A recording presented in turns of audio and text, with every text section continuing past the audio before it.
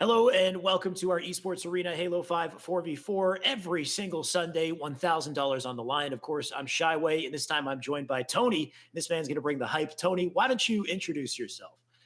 Yo, what's up, guys? This is Why Not Be Reckless, aka Why Not Be Casting, aka I'm kind of a freaking big deal. If you don't know, now you know. And this right here is your esports arena $1,000 tournament, and man, am I excited to be here. Tony, I'm excited to have you, man. It's good to have a hype man jump in here and really break down these plays. And I know that not only that, you're very engaged in the Halo 5 community. You're watching these players play all the time. You know these guys on, I'd say, a personal level. So we're going to get a lot of insight from you today, I'm sure. Yeah, absolutely. I love Halo 5. I'm very involved in the community. I do a lot of grassroots stuff as far as the ground level. Nothing to the level what you've been doing recently, man. But I'm on the grassroots, and if you're a low tier arena player, you'll probably see me in matchmaking. Well, I've seen you in arena matchmaking, so I guess that makes me a low tier as well, unfortunately. But thankfully, today we got a lot of high tiers to watch. Let's take a look at our format. I believe we have that ready to go. We can throw it up on screen.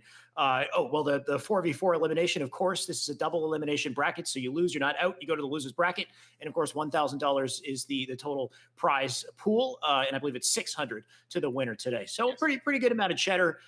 So if you're still grinding Halo 5, this is some good incentive to continue to compete. You're going to be going up against the best players still playing this game, by the way. We got some incredible teams in this tournament, and some of which I think are new. I think we got Sayin this time around jumping in, and he might be teaming with a bit of a god squad. Tony, do you happen to know that roster?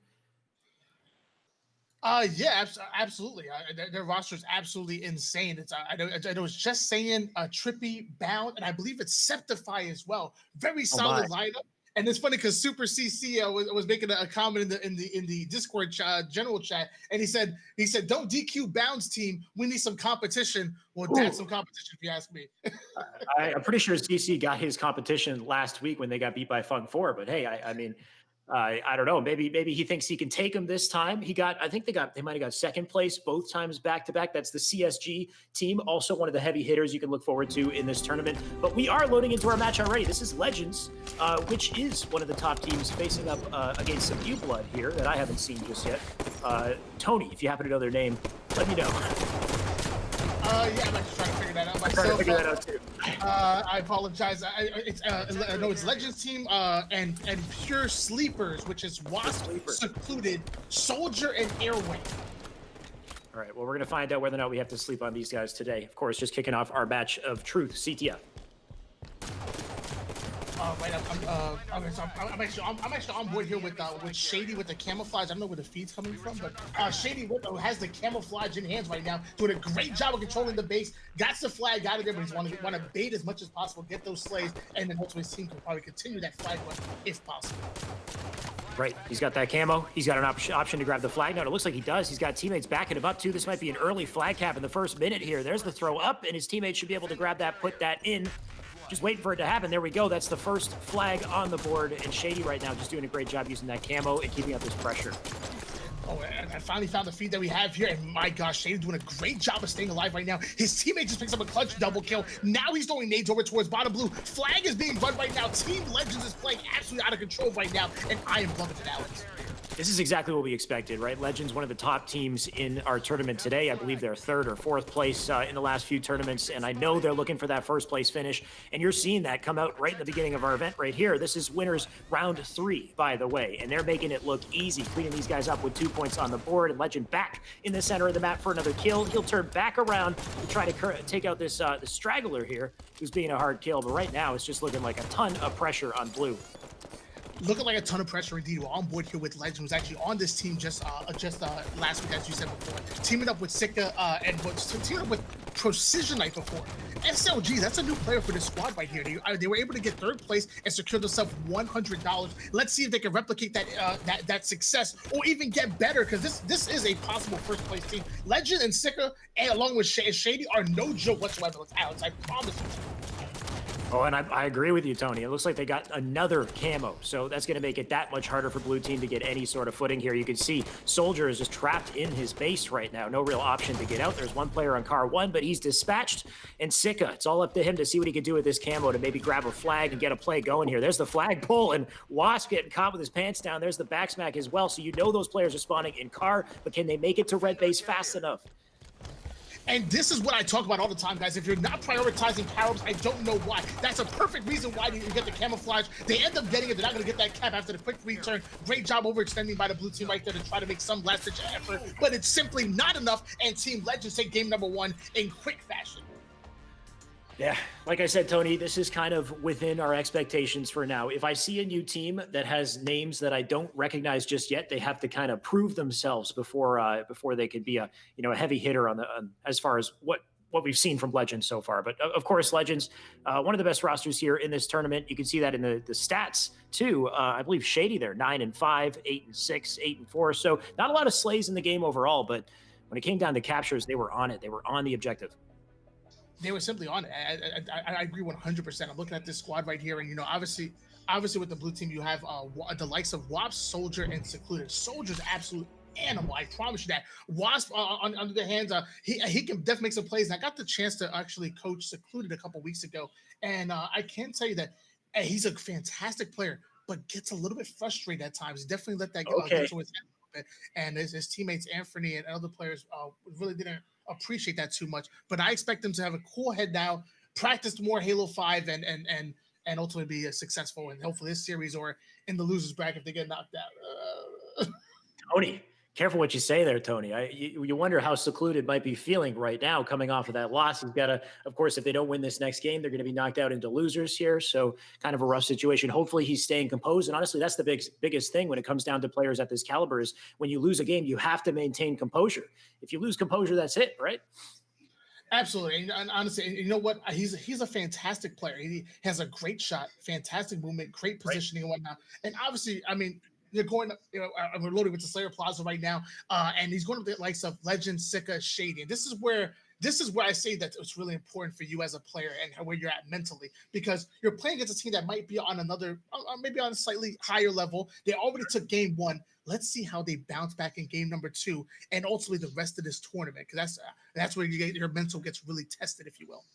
Yeah, Slayer Plaza, though, is a map that all teams should be very accustomed to. Of course, you're going to have your OS in the center of the map. You got your sniper as well, which is going to be a massive determining factor in basically swing these games. So we'll see who can control both the OS, the sniper, and maybe the combo as well as we start this thing off. Absolutely. Looks like we're actually on board here with Airway as he makes his way over towards top dip, putting some great shots towards top mid. 11 minutes and 48 seconds worth of gameplay left in this game, and there's already so much carnage all over the place, Alex. Yeah, just 3 kills so far, but Wasp might be the next if he doesn't stay alive here. He does have the snipe. He's already shot 4 shots out. It looks like he's going to drop that down on S4, and we'll see if anybody goes to go grab it. But these are some good kills from Red kicking this off here. And like I said, expected. He tries to get the snipe, though, and that's still down on S4. So maybe there's a shot here if Wasp or his teammate can go collect that. Might be able to bring some sort of a comeback. Absolutely, still on board here with Wasp, aka Noah right now. But trying to take out that player top goal just doesn't exactly get the kill, and ends up getting sniped in the process. SLG with sniper rifle in hands, and now has a great alleyway over towards top flowers. And this is a rough situation. You can see he has the angle with snipe, but his teammates are pushing in through yard. He's got no way to help them from nest, so now he does have to reposition, but he's only got his one teammate with him, so they have to be so careful on this challenge. You're going to try to live in loop, dives forward. He gets 2 players down to 1 shot, and that is an unfortunate situation because nobody's there to clean it up. These guys will survive and keep up that pressure. Absolutely. Now on board here with Airway, doing a great job making his way over toward being as efficient as possible, getting towards the middle of the map. Now putting some good shots, but gets taken out by SLG due to a perfect kill. Now going to switch gears to Shady, making his way towards top mid, and now has a great shot on Split. This is tough for the blue team. It seems like the red team's almost all over the place. They're playing really well. Team shots on point. What are you thinking that this blue team has to do, Shadway? They need to be able to trade out some of these kills, win their 1v1s, make sure they're controlling high ground on the map, and so many different elements. And right now it looks like they've got the positioning, but can they get these kills, right? If Shady's winning those 1v1s, it's not going to matter if you got the great spots on the map here. SLG looking to do the same here. Nice shots from him. That's a big kill for the double. 16-11 right now. They're just keeping up that pressure. SLG, by the way, is a new name on this squad. I believe we're used to seeing someone else here. I'm trying to remember who that is. Precisionite, right? So they got a bit of a switch this time around. I wonder how that's going to fare for them later on in the tournament. Absolutely, and you know what? I didn't get to see. I believe there should have been a power up that might have been pulled recently. Like, oh, for sure. 1 second, and actually, it just got pulled right now. Actually, just got pulled, and of course it's Shady. Shady with the bullshot now, getting in the face of his opponent, avoiding that, and then just saying, "Not today, Junior." Shady putting in work right now for sure. He's got the OS, they got all the pressure. It looks like he's just kind of has a lot of freedom to do whatever he wants in the map right now. You can see it in the scoreboard, practically doubling their score at 24-13. I love how he just repositioned back into Cafe and then came back around knowing that he opened up that spawn point, and they just made this unfortunate split spawn for that player down on bottom lift here. But it's just looking rough. You can see them split spawning around the map and collapsing and conquering here now 27-14. And and it's just a little bit of a difference as far as skill level in my personal opinion. You have a Legends team who obviously is placed in 3rd place just last week. Now, mind you, I think Secluded, Wasp, and Soldier, I think they have the ability to be a top 8 team. But again, it's if they get that top 8, I'm thinking, wow, great tournament, successful, fantastic comeback next week and whatnot. But obviously, you've seen the difference in skill. This is a top 3 team. Oh no! Oh my God!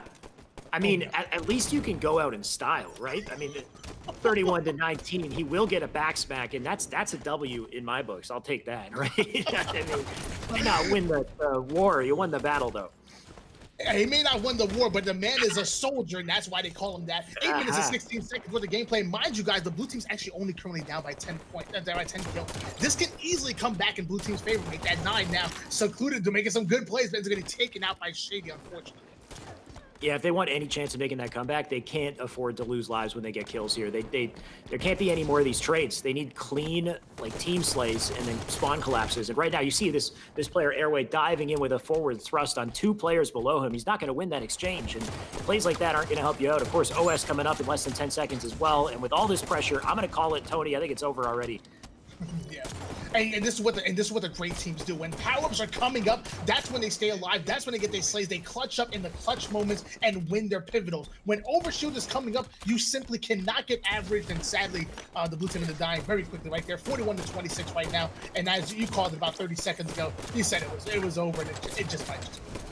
Yeah, I don't think there's any way they can come back here. You can see the onslaught coming in from both sides on Soldier right there in Market. And I mean, 5 more kills left to go here. They could pretty much just sprint around the map and hit some melees and get some trades, and that'll do the trick here. But let's see what they do. Maybe something stylish. Sicko right now knows where the spawns are. Just needs to get that opportunity here to collapse. And he's doing a great job right now, actually sneaking over towards Yard. These players all caught by him, lonesome, and ends up. Wow, a little bit of blank down. I'm not sure exactly what happened, but either way, Sicko ends up getting the kill. Now capitalize that with a double kill, killing spree in hand, and almost finish it off in style with the triple, but they only need 1 more kill. Yeah, you wanted him to get that 5 perfect kill for the triple for the victory, but we'll take the 50-29 overall score there. Legends, of course, dominant performance. And what we expect from this roster, of course, placing 3rd place in the last tournament, and they did place very high in the first tournament as well. So one of our top performers here, and definitely a roster to look out for. Not the only one, though. We got a lot of great rosters in this tournament. So exciting games coming up here, Tony. Absolutely. And let me tell you, I was already a fan of this roster before when you had Shady, Sicko, Legend, and Precision Knife. And granted, I think Precision Knife is a fantastic player. I love watching him, and I want to see him be successful. But SLG playing extremely well. 11-6 right there in a Slayer game. Really keep it up with these guys. The Slays are almost completely even on this red team squad. I'm excited to see if this team's going to be able to continue that success from last week, get themselves a 3rd place and a little bit of cheddar, or if they could even extend or maybe take a step backward. It's going to be really exciting. So you guys looking for a dark horse team to watch, make sure you're watching Team Legends with a Z. Yeah, I definitely say that they'd be a dark horse team. I really think SLG is going to kind of be the X factor for that roster, though. I wonder if in a situation where they're playing a higher caliber team, what's going to happen there, right? Like, it's okay. They got even slays against a lower caliber team. That's fine. It doesn't mean too much yet. But when we're playing against Renegade's team. We're playing against Saiyans' team. What's going to happen? Will SLG carry his weight? Will he perform? He's kind of a wild card here. So that's exciting, and hopefully that is a good thing for the roster overall. Hopefully that means we got some great performances coming up. But of course, we have plenty more matches coming up in this event, guys. Stay tuned. We'll be right back after this break with more Esports Arena.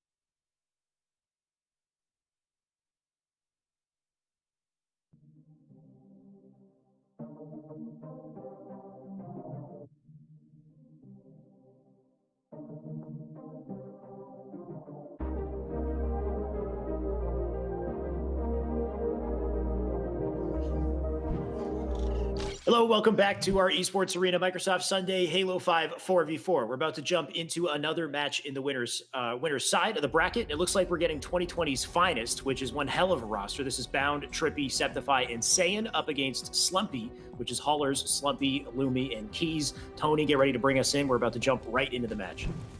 Yeah, absolutely. We're jumping right into the game right here, right now, and I'm actually looking. Oh my gosh, Septify on board right now, going straight towards PMR. Now gonna put some good shots across map on Slumpee, and it's gonna be interesting. It's gonna be interesting for this blue team squad. You know, this blue team squad is a nice little mix of high diamond, mid onyx, and low champion players, and they're featured on the main stage, going against some of the best we have to offer in Bound, Saiyan, Septify, and Trippy. Yeah, so last week I said, where's Saiyan? Where's Bound? Where's Septify? Where are all these top players, these incredible talents that weren't appearing at these Esports Arena events? And finally, here they are, and they're all together on one roster. So if you're competing here, this is kind of some scary competition to go up against. But Tony, for me and you as casters, this is just exciting. It's all good fun, right? Bound with the snipe in hand, he's got an opportunity here for sure. I always say while I'm casting, I have the best seat in the house, and that's what I have right now. Exactly. No pressure. I'm actually on board here with Bound with the sniper rifle, getting a beautiful no scope on that player, double back and getting the double kill. Now cap off the kill. And as you said before, Alex, this is the players you want to see, and they are on the same team. So you're gonna get used to this. There's so much firepower stacked on one team. You almost wonder, like, should Bound be the one sniping? Because Sand can hit incredible snipes, too. Like, everybody is just a god with this rifle. There's the killing spree for Bound right there. He's looking for another here. Maybe he'll land that last shot before he goes down. It looks like that snipe might have one more bullet in it, but these players just kind of narrowly staying alive for now. Of course, one flag already on the board, and the pressure's still on here. Dude, Slumpee just got the nastiest double kill. Oh my gosh, absolutely insane. Carbine in hands, watching his teammate run the flag. And you know what? This is what I love watching the early rounds of top teams in tournament. You know, I don't know if they're using the exact same strats they normally would against the top team. You're just watching them push up, have fun, get these slays. They may not be perfect Halo, but you know what? It's quite fun to watch, Alex.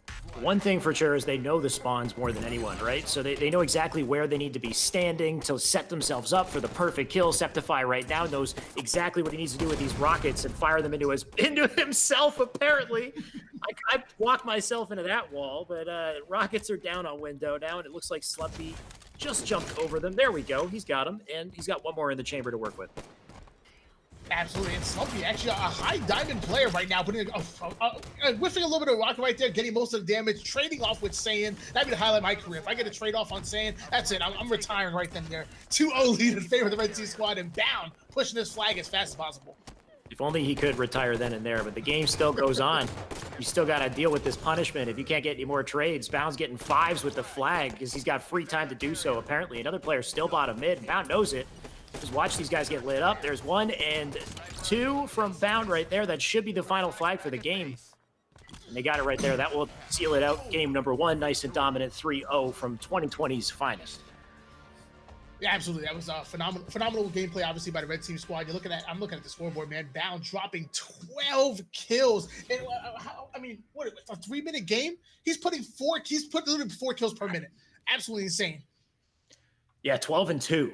12 kills, 2 deaths, only 2 assists. So he's really just a solo man on the map, just killing everything he can. But mostly sniper kills, I believe. Let's jump into it. He got that triple. He got the killing spree, a couple perfects as well. So Bound looking pretty good. Septify we had on screen for a second with the rockets, and that went a little unfortunate. But I know all these players are so damn talented. So it's just a matter of time before they get their spot in the spotlight. But on the side of blue, there's some pretty good players on here as well. I believe I recognize the tag Haulers. If it's the haulers that I think it is, there might be more than one hauler, but there's some pretty good potential on this blue roster. It's unfortunate when you go up against just the caliber of this red team. Yeah, absolutely. Haulers is actually he's a low Onyx player. Usually hovers between a high diamond and mid Onyx. You know the stat. So Haulers is low Onyx. What about Lumpee? Do you know Lumpee? Lumpee's actually champ 32 in team arena and champ champ 27 in solo duo. Are you checking service record right now? Or are you? No, I did a little bit of research before event. I'm a nerd, man. I love this stuff. Okay, I'm just checking service record. Lumpie's in 2v2. He's champ 19 and champ 27 in solo duo arena. So he's definitely up there. I'm going to change to observer. We're going to find out whether or not these champ stats translate into stats in game, though, because that's what matters most. Of course, we're about to jump into a truth CTF. Absolutely. You know what? I'm sure these players are excited. You're going against Trippy and Sane, who obviously are proven veterans in the game. Sure. Just champion caliber players. Bound, who has not made his appearance on land, but obviously he has the shot to be top level player. And Septify's been playing high level money 2s, money 8s, literally since the start of the game. He's a fantastic player. Honestly, if I was in this game, I would use this as experience to just get better, simply get better. For sure. Yeah. I mean, players of this caliber is always going to be good experience to go up against and kind of test where you're at as well. See if you can take on some of these Titans. But for us, for the casters, we get to watch the Titans in action, which is always a fun time. Septify is going to kick things off on Carr's side. We'll see what he can make of this play. Absolutely. Hopping on board here with Septify, making the way over towards top. Car gets taken out by a hot 5 by Luma. And there we go. That's 3 down for the red team squad. And blue team is moving quickly towards this base. Looks like they put on CTF Truth for a reason. Yeah, Slumpee on top of that has the camo as well, so they got base pressure coming in. If they can make this play work, they might be able to get an early flag here, but they can't go down like they are. You see he lost his teammate, Slumpee Knight, right now with the camo, but he's kind of alone here. If he doesn't get these kills quickly, and he's going to have to back off for now, he can only just get Trippy, at least take him down with him, but it looks like he hasn't yet, and he gets taken out. That's a rough play for Slumpee right there, and that's camo down, but looks like they're still going to try to grab this flag. Yeah, it might have been a little bit of a stretch right there to try to grab the flag, but you know what? I'm liking the fact that the blue team was playing super aggressive, got in the face of Bound, Trippy, and friends, and they actually slayed them out. That was 3 down, got into the base. It felt like once they got there, they kind of didn't know what to do when the red team was spawning there, kind of threw it a little bit. But either way, fantastic job by blue team. Look at that. They have control of the map right now still. Oh, something you'll notice with these high caliber players versus like the lower level players is Haller's right there, for example. He has high ground. He's got the positioning. They're in a 1v1 fight, but he still is unable to clutch up the kill. And it seems like the first 4 shots in the exchange, usually these players can keep up, but it's that final shot. It's that 5 shot that they can't seem to, kind of match with the Titans. Like you're seeing Saiyan do it right now, get that nasty double right before he goes down. It's just the amount of damage these guys put in and the amount that they clutch up in their 1v1 gunfights. It's hard to keep up with. Absolutely a beautiful double kill coming out of Bound right there to take out Kyle's actually going to hop on board here with Slumpee JMK. 10 minutes, 12 seconds with the gameplay, going to try to clear out the bottom half of his base. Holler's getting a 5 off a stream on Saiyan. That's tough. Saiyan has one of the best shots in the game, and you're 5 in him. Oh, yeah. I mean, he's going to need to do a lot more 5s if they want to get themselves out of this base, though. They need to keep up this pressure. He's sprinting right now with no shields. Hopefully he gets those back because Camo's coming up. Slumpy's in a great spot right now to take advantage of it. It looks like he's jumping down right on time here. He knows the timing, but it looks like he's too early. The Camo's going to pop up on its own, and somebody's going to have to grab it if they want any chance of making a comeback here. You can see Red's already putting on the pressure, completely ignoring that Camo, going for the flag. And this what confuses me about competitive Halo, even online. I promise you, if you're going to an event and you don't have a coach on deck, I feel like you're doing yourself a huge disservice. It makes no sense. You can have a coach online Halo 5. I'm not going to baby y'all, though. Y'all got to figure it out. But you can have a coach in Halo 5 online, and it is so important as you see Bound swiping up that camouflage. If you're going to beat a team like Bound, you're going to get a couple flags on the board, you're going to need that power up to help out. Absolutely. But I wonder with Red Team in that situation, they probably knew Camo was up, but avoided it almost on purpose because they were already so far pushed up into the base, decided Bound could take advantage of it the moment he got off spawn. It looks like Bound is taking complete advantage of it so far. He's going for a second kill right here. Getting double teamed, though. Going to have to back off, and he does get killed, which will stop them on the defense for a second, but they're still winning 2-0. Pressure's still on. Absolutely, the pressure is still on, and mind you guys, you're watching high octane Halo 5 at its best right here, right now. Some of the best players in the game. If you guys want to become a part of it, and you say you don't have Halo 5 right now, do yourself a favor. Type in ! giveaway. You can actually win a Game Pass Ultimate Edition, which includes Halo 5 on it. You can almost get Halo 5 for free with that trial of the Game Pass. So do yourself a favor, ! giveaway, and be a part of something great. Halo 5 and MCC. You get the entire package in one Game Pass right there, guys. ! giveaway. Thank you, Tony, for shouting that out. Just in time for them to maybe complete this game here. Let's see. Septify right now in the bottom of the base. There's 1 kill from him. Still looking for that opening that he needs to grab the flag and take it out. Right now, he's being such a nuisance. They know he's here, but they don't know where the heck the guy is. You can see that one player on toilet jumping up and down, finally finds him. We'll have to back down, and there you go. They took out Septify. Another player trades out in the window, though. It looks like they're still looking for control of blue base, and Camo, of course, will be a threat soon. But I believe the time on that is got to be like 20, something, like at least 30 seconds from now. Is it really that late? My gosh. It's late Camo. On board here with Slumpee doing a great job of putting some good shots. He tried to stay alive, but it's getting picked apart. And again, that's what these good teams do. Once they make that one call out, they collapse. I promise you. You have to put shots and keep moving against these top teams, because the moment you get stationary, you will get collapsed on almost immediately. Yeah, Bound doesn't mind that, though. He never stands still. He's always moving fast. Look at this guy, thrusting and sliding and sprinting. He finally gets taken down there, losing that exchange, and Haller's right now getting those shields back and try to get out of his base, or he's in the red base, I believe. He got backspacked by a spawner. That's unfortunate. It seems like they can't seem to coordinate any sort of a play into a base push. They got one guy who gets there by himself, but that's it. He's by himself once he gets to the base. There's nobody there in position to help with the run. I don't mean to call out. I don't mean to call anybody out here, but you know what? I don't know if this is saying more about the blue team right now. They're able to step up and ultimately stop the pushes coming from the red team and get these slays out, or if it's saying more about the red team. I'm surprised the red team hasn't closed this out yet. Finally, after the flag being pulled in by just saying 6 minutes 35 seconds left. But you know, some might say that they should have ended this maybe 2 or 3 minutes ago. Maybe it looks like they might end it now. Saiyans, of course, got the flag here. There's one player looking to fly and get the touch, and he does get it. He'll drop it into toilet, so that keeps it in play for a little bit longer here. But Saiyan knows he's just going to be ready to pop it right in the moment it reads. There you go. There's a nice win, 3-0 once again from 2020's finest. I wouldn't expect anything different. If anything, though, maybe it took a little longer. Tony, you're saying you expected it to be first 2-3 minutes, right? Yes. To be honest with you, I mean the blue team really came out guns blazing. They actually got 2020's finest 3 down almost immediately and ended up pushing into the base again. Like I said, they didn't really know how to. I guess they tried to go for a pull too early, then ended up too late on it. They needed to get another round of slays, but they really impressed me right there. Either way, fantastic job by this red team squad. And is that a Killtrocity coming out of Trippy? A Killtrocity coming out of Trippy in a tournament. We missed a Killtrocity. Well, the stream was that is so unfortunate. I wish we could go back and get a replay on that. Killtrocity is literally that's 6 kills that this guy got back to back with, I assume, the Magnum. But damn, man, I would have loved to see that happen. Of course, we expect these players to do well. I think Trippy overall had an insane amount of kills, 21 and 11. So he's just statting that entire game. And like you said, it was a good play from Blue to open it up. They had a lot of options there. They had the camo, they had pressure on the base, and it makes me wonder when it got to that point where it was just the camo player left alive. I wonder if he should have done something differently there. It looked like he was really challenging fights on the top of base, and instead maybe if he was milking under the base and doing things to kind of be a nuisance and stay alive and let his teammates catch up to him, maybe that would have worked out a little better. But either way, what can you expect against a roster of this caliber? They will be sent down to losers, so they're not done just yet. And of course, 2020 finest will move forward. And obviously, big ups to this blue team squad. And I hope you guys go into lose bracket and you wreak havoc. Obviously you're playing against, and I say this round when you're playing against a team that happens to be maybe a couple of leagues above you, but hopefully you can learn from this. It's been said before that the only impossible journey is the one not started. Oh my God, the quote's coming out from Tony. I'm expecting. Do you have them?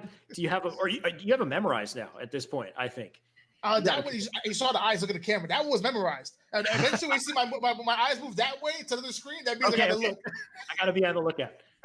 Thank you for that, Tony. Of course, that'll close our match for now. We got plenty more matches coming up, guys. So stay tuned. Don't go anywhere. We got more Esports Arena coming right up.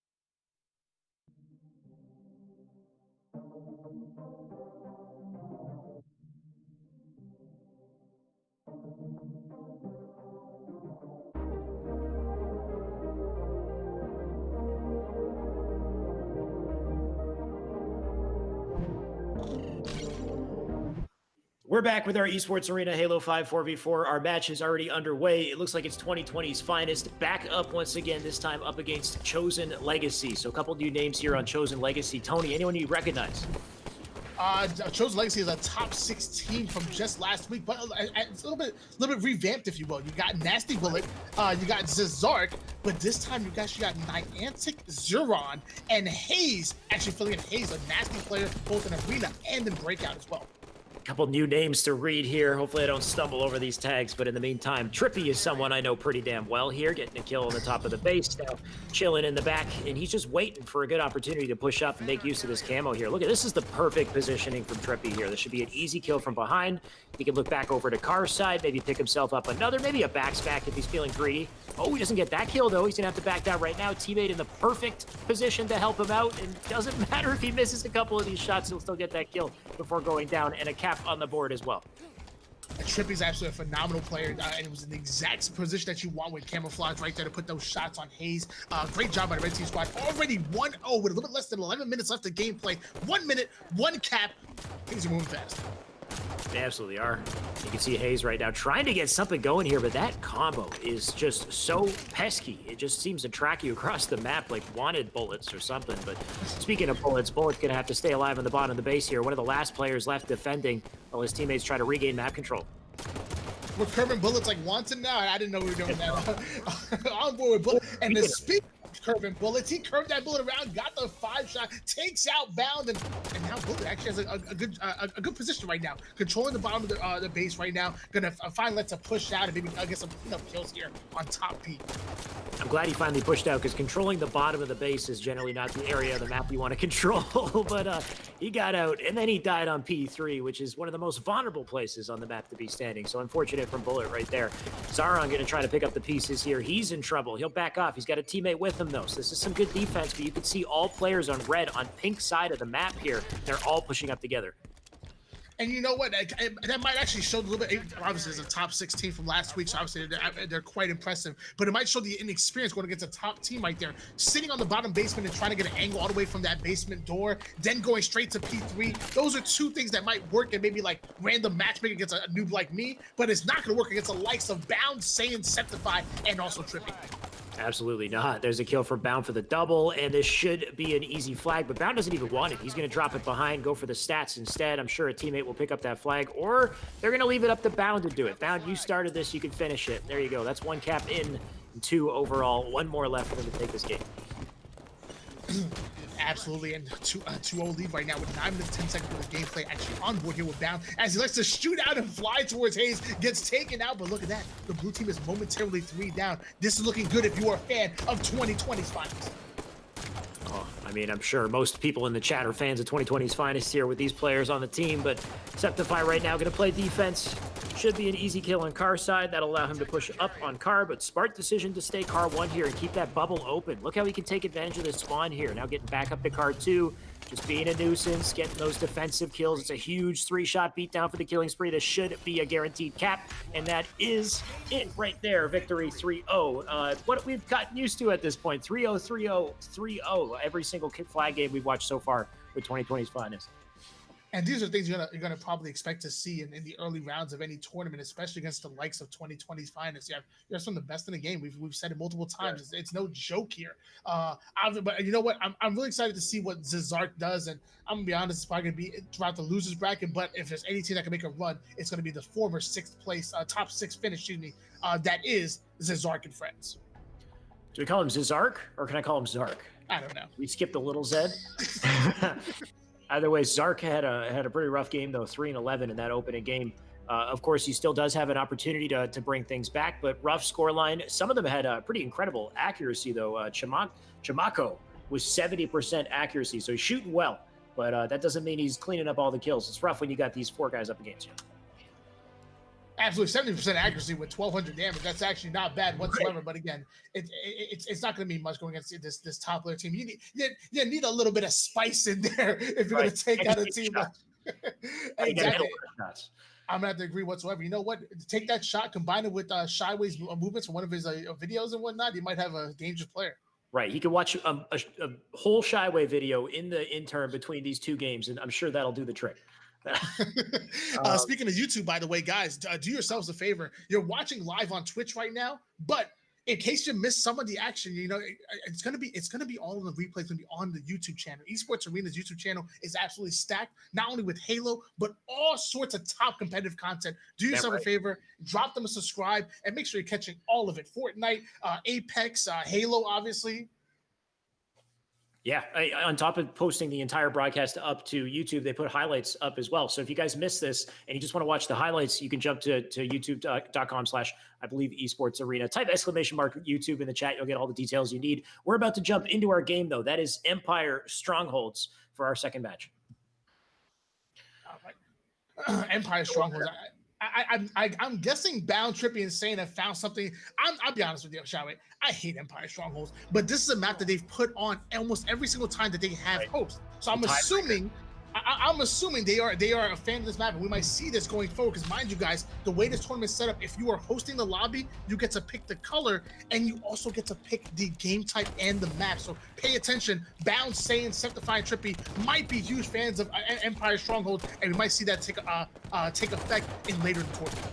Well, one thing about Empire is I feel like it's the map that you most frequently see 100 O's on. It's not that it's easy to dominate on, but once you get a string going, you got a lot of momentum, you can really push that and just keep the pressure up, hold on to a trip cap, and just isolate players on spawn. So maybe that's what they're thinking. Maybe they think they can slay their opponents so hard that they literally won't have a chance to fight back here. But it looks like they are the first ones to get points. So blue team kicking it off with 2 on the board. Absolutely, and I'm loving the way this blue team is opening out on Venti. And you know what's funny? This is not the first time we've seen this. Just last round, we actually saw the blue team as well get a huge momentum push over towards this red team squad. So we might see that. Maybe Bound, Sane, Septify, and Trippy might not be that good in the opening breaks, so they haven't teamed that well together. And that might be someplace maybe to get some momentum on them. I don't know. Tony, I was waiting for you to end your sentence at maybe Bound, Trippy, Sane might not be that good. And just no. right there. I'd be like, Tony, oh, what? they had a good opening start, and that's it. You got no more faith in that. No, but I'm saying maybe you need to get a nice kickoff, a nice fresh start on them, get them 3 down right away, and then carry that momentum. I always say, the good teams start off games well. The great teams will end games well, but those best teams win in the third quarter. Like back in the day, like the Golden State Warriors back in the day. Oh, I was going to say the best teams start and end well. They're the best teams. They start with a bang, they close with a bang. But I think in the end, what's going to matter most here is who can clutch up. He almost stuck his teammate there across the map, by the way. Trippy with the dangerous cross-map nade. I'm sure he would have laughed if he got it, though. That's there we go. They've got 16 points down there. They've lapsed their score, and they got control as well. Absolutely, Trippy doing a great job actually sneaking and getting that beautiful melee kill right there. Blue team is now 2 down. Trippy going straight to top mid. Now has a view of the entire map. Going to push shots on anybody that spawns. And we have a trip cap now in favor of 2020's finals. Yeah, Trippy just has to win this fight. And the barrels spawn the moment he starts that gunfight, which is always so damn annoying when that happens. But I believe that might have given blue camo. I'm not sure. We'll find out. OS, of course, is still up. Melee's back and forth here, and it looks like blue gets OS maybe as well. They definitely got the OS. I wonder who got the camo here, but this is some good control from blue. Maybe a chance to make a comeback. Absolutely fantastic double melee we just saw right there. Now we have Trippy getting a beautiful nade on Zard. Now he's camouflage in hand, gonna play a little bit sneaky. Let's see if we can stop this red base push right on the barrel. No, you don't sit on the barrel. But he didn't die. He shot the barrel. It looked like it didn't even do damage. That guy thrust it away and took. I've never seen that. He was literally sitting on the barrel. So fair enough. Trippy will still stay alive. He'll get the backsmack instead. That's always more fun. And he's got the capture on red. They'll try to push pit, but good luck pushing pit with Trippy getting double kills here. Gonna look for this player bottom tower as well, and look at the spawn at the same time. He's locking it all down. That was absolutely insane. I actually looked away momentarily because I assumed he actually got the kill with the barrel. Right. So perfect. Trippy using the battle rifle, taking a play out of Saiyans playbook right here. Saiyans one of the only top players I've seen utilize the battle rifle on stream. Well, he just puts it up for show, though. If you notice, he just switches back to the Magnum when he actually wants to shoot the gun. The BR just has a nice presentation to it, So you pull it out during movement, and then you swap back to Magnum because the Magnum actually does the job. Yeah, he's probably practicing for Infinite, We're getting those BR shots in, using the grappling hook. We're ready. We are ready. Yeah, so you're going to be saying that for another year, Tony. So I hope you like Halo 5. All right, because you're going to get a lot more of it. I am a fan of Halo 5, especially when you're watching a top team like this 2020 finest team getting the slays out 57-22 right now, and there's no signs of slowing down whatsoever. They're playing absolutely incredible. I'm loving what I'm seeing here in the second half of the game. Yeah, you said second half, and we know that the OS and Camo are coming back up. So if there's any opportunity for Blue Team to make some sort of a comeback here, it's on this OS and Camo grab. They got OS last time. They should have the time. But will they get Camo? Will they get control here? You can see the pressure coming in from Red. Everybody's dead, apparently, and Bound's going to fly over to OS. Absolutely on board here with Bound as he makes way towards the outside spot. So we should coming up pretty soon. Putting some good shots to play right there, but he ends up clicking it in right there. Bound gets sick. How did he get a backpack? Alice, I need you to break that down. Give me a shot and break that right now. The guy he freaked out. He had an easy kill, and then he must have freaked out and looked the wrong way, and Bound he punched him in the butt. I don't know. That's unfortunate. Halo 5 right now, ladies and gentlemen. That was the most Halo 5 thing I've ever seen. 39-61 in favor of the red team squad. But we're actually seeing blue team all the way back in it. They have 2 caps on the board. Bullets double smacking Trippy with the camouflage. We are starting to see a play being made by this blue team squad, and I'm loving it. They're showing some life. I gotta say, I do love that about controller games with advanced mobility, is when you're playing a game that moves really fast and you're playing on controller and you get too close to your opponent, there's always that chance that somebody's gonna choke and you get this funny back scenario, or you're spinning around trying to find each other. But gotta love it when that happens sometimes. At least in the meantime here, Shenko's gonna try to get this melee kill, and he does successfully get it. He's got the combo as well. He can try to stay alive here on Turbine, but that nade does the trick at getting him down to 1 shot. He's going to have to back off for now, and they still have a shot in this game, but it's looking like it's going out of control at this point. Absolutely is. Yeah, you're seeing 3 down for the blue team squad right here. 2020's finest is obviously has complete map control. Collapse on that bottom mid player right there. 74-45 lead in favor of 2020's finest. And here we go, Trippy going in for the stop for Blue Base. Can he get it? Oh, he will. Just give him a second. He got 1 kill. Looking for the second here. He's got his teammates to pick that up. They will get the clean cap, and Trippy knows he doesn't need to wait there. He can push up and get some positioning on the map in advance here. Make these players, run for their money, or whatever these guys say these days. Either way, he's going to try to get his pick, and it looks like he did get it. He'll take that down as he goes down. New OS and Camo coming up as well, so last opportunity to make something happen here. Saiyan's looking to grab it. And not only did he get that stick, but that player actually ran in and made his teammate 1 shot right there. Beautiful sticky grenade coming out of that player right there. 5 minutes 30 seconds worth of gameplay. 84-49 lead, and I'm gonna say it's all but over. Bound, Saiyan, and Septify and Trippy are gonna win this game and ultimately probably move on. Yeah, if you're tuning in now and you're wondering why these games seem lopsided, this is just generally how it is early on in the tournament. You've got teams of this caliber, 2020 finest, arguably the best roster here. They have yet to prove it with a W, but they've definitely got on paper the best players I think we've seen yet, apart from Renegade's team. So we're expecting big things from them early on, some easy 3-0s, but just wait until they go up against those higher caliber teams. I can't wait to see what happens with Renegade's team when they go up against them as well. Absolutely, and if you're loving this gameplay, you're loving this squad, this 2020's finest squad, and what you're gonna love as well is there's just been a random chat giveaway in the chat right there. Click on that link, Microsoft.com/redeem, copy and paste that code in there, and get yourself a giveaway. This is what Esports Arena brings to the table. Not only a top-level professional production, but they also give you a little surprise, little snacks, if you will. Right, you could download the game now, and then you could compete next Sunday for $1 grand, and have to go up against Just Saiyan and his team, and might not be pretty for you, but it's good practice maybe. Either way, we can see on the scoreboard here, of course, a pretty dominant performance. They definitely showed more signs of life in this game. They did in the last one. 100-49 is the total score. So almost getting past that halfway mark, but ultimately, Saiyan's team coming out strong here. We got 15-10 from Saiyan, 16 kills from Bound, 15 Trippy, and 11 for Septify. And I assure you, this is not gonna eat away at Nasty Bullet and Zark's ego right there.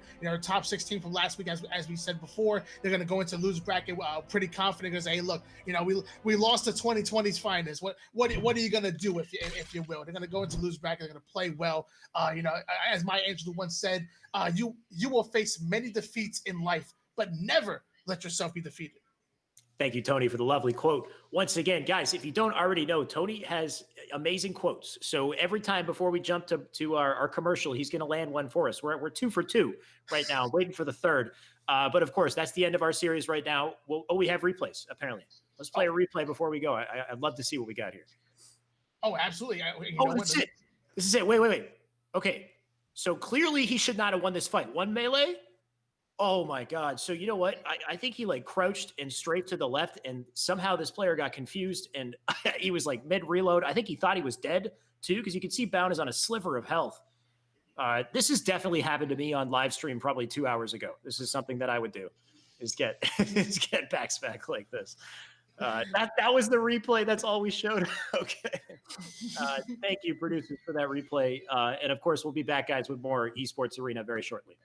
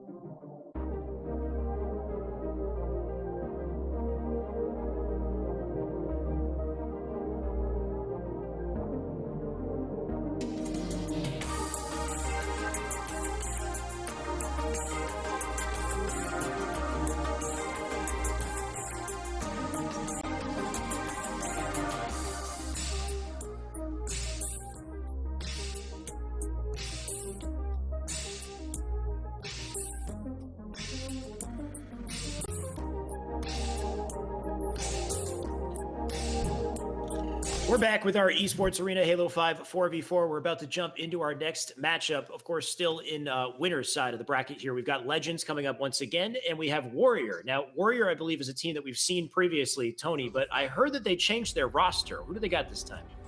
Yeah, absolutely. We see running JM and Johan, who currently was teaming with Zark and Nasty Blood that we saw last round, getting top 6. Now teaming with Tapping Buttons.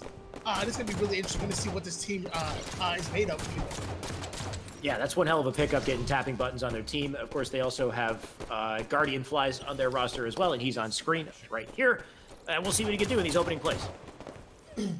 Absolutely. I'm actually on board here with Guardian Flies doing a great job of controlling his P side, but does he know that that player's on P3? If he sprints too early, I promise that red team player's going to drop down, and here we go, Sicker already putting shots on Guardian Flies, take him out right there, and it looks like the EU team is starting to build. We're seeing Team EU going up against Team Latin AM. Right now, Team EU seems to have that map control, though. They're flying up through pink side. Legend will clean up Tapping Buttons as he tried to stay alive here, and they did grab their flag as well.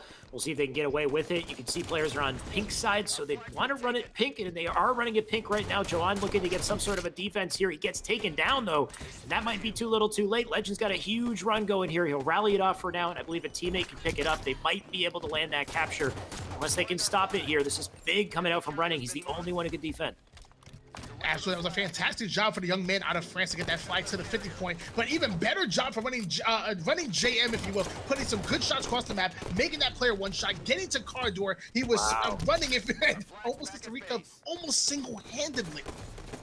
Oh, he gets it, though, and that's what matters most. They got the re, and they're winning their fights on the top of the base as well, but gets taken down, so we have the defense coming back in, resetting things, if only momentarily. You can see Running's got a teammate up on top mid.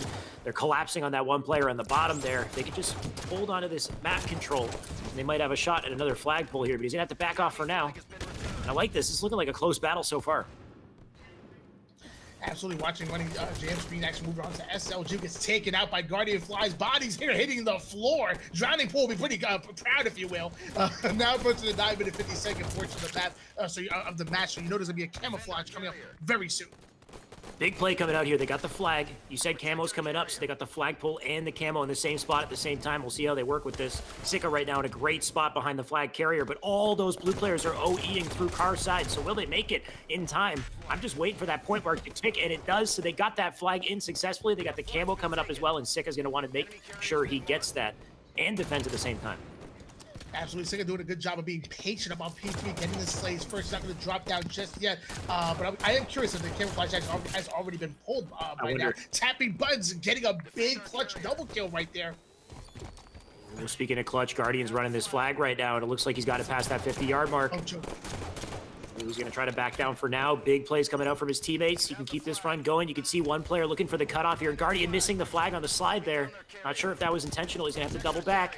He's getting lit up from top mid. They did manage to get the flag in the base, but they got a dilemma here. Actually, Johan is the camouflage player and actually has the flag pulled. Actually gets the flag off. Oh my gosh, Johan making some insane plays with camouflage, but finally gets taken out as part of a big double kill from SLG. Definitely a big kill. Legend managing to pick up the flag, though, and keep it in play. Still looking to grab it here. If they can get that re, they can make this work, but I think, did they read the other side flag, though, right? So it's just a matter of the one out front here. The Running's trying to defend right now. Absolutely. Now we actually switched on board here with SLG, making his way over towards the base and try to clear out that flag. Oh, can he get the touch? Is he get the touch? Alex, he got the touch. Oh my gosh.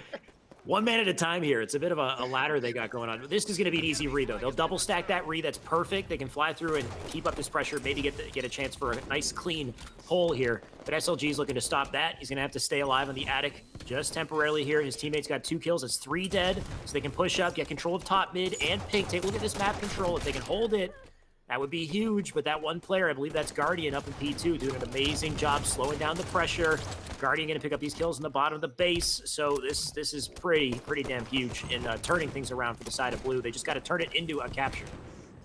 And down goes Legends momentarily. 3 down was Team Legends right there. On board that. Here we still Guardian Flies doing a great job controlling P1. You probably know this. Probably a camouflage coming real soon. So Guardian Flies doing a good job of putting shots, backing down players, but not giving up this P1 position. He wants that camouflage. He doesn't know the exact size. He keeps checking, but he knows it's coming up soon.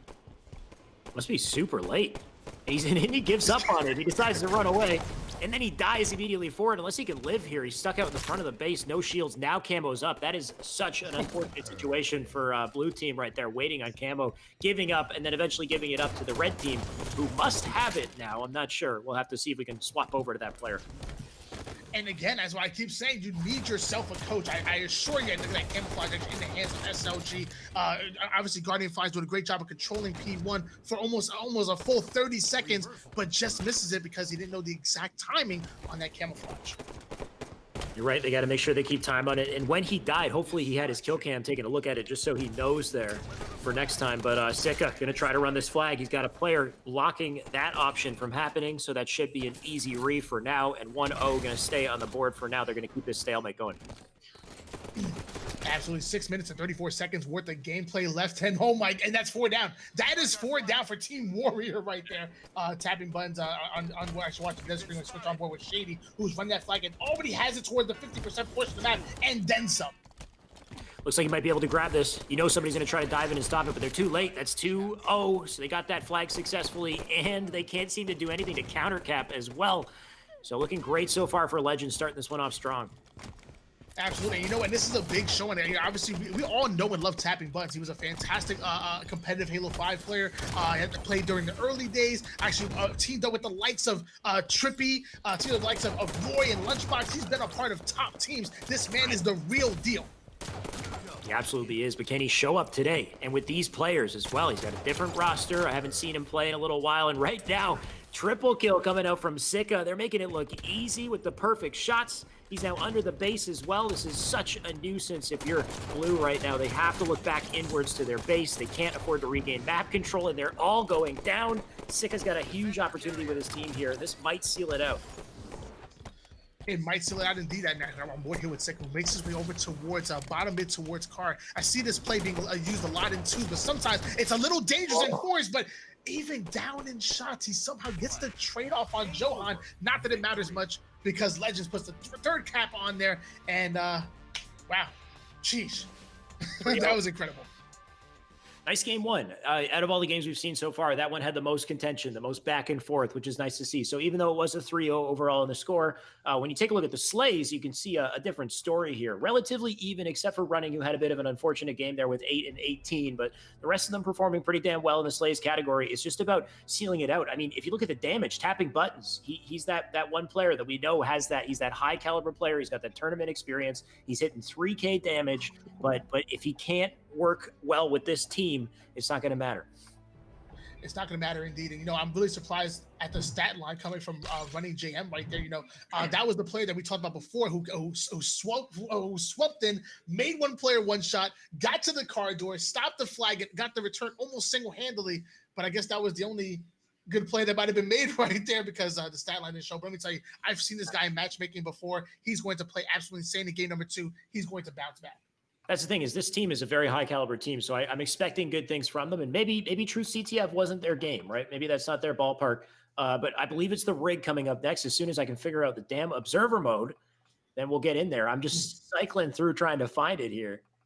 We're going to get it soon though. Actually, it might be Plaza instead. We're switching to Plaza Strongholds here for our second game. So different play field here. Maybe they got a shot at coming back. There we go. Maybe I shot it coming back indeed. And mind you guys, if you're loving the gameplay you're seeing right now, you can obviously sign up for next week. This is week after week that they have these tournaments on Sunday. $1,000 on the line, Esports Arena. Make sure you sign up. I believe it's exclamation point sign up in the chat. You can sign up for this one or any of the other games. Apex, Fortnite, they have it all. Esports Arena is the best.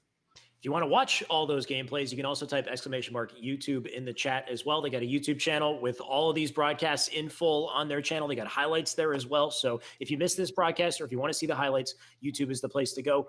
It looks like we are jumping into this game, though, just about to load up Strongholds on Plaza.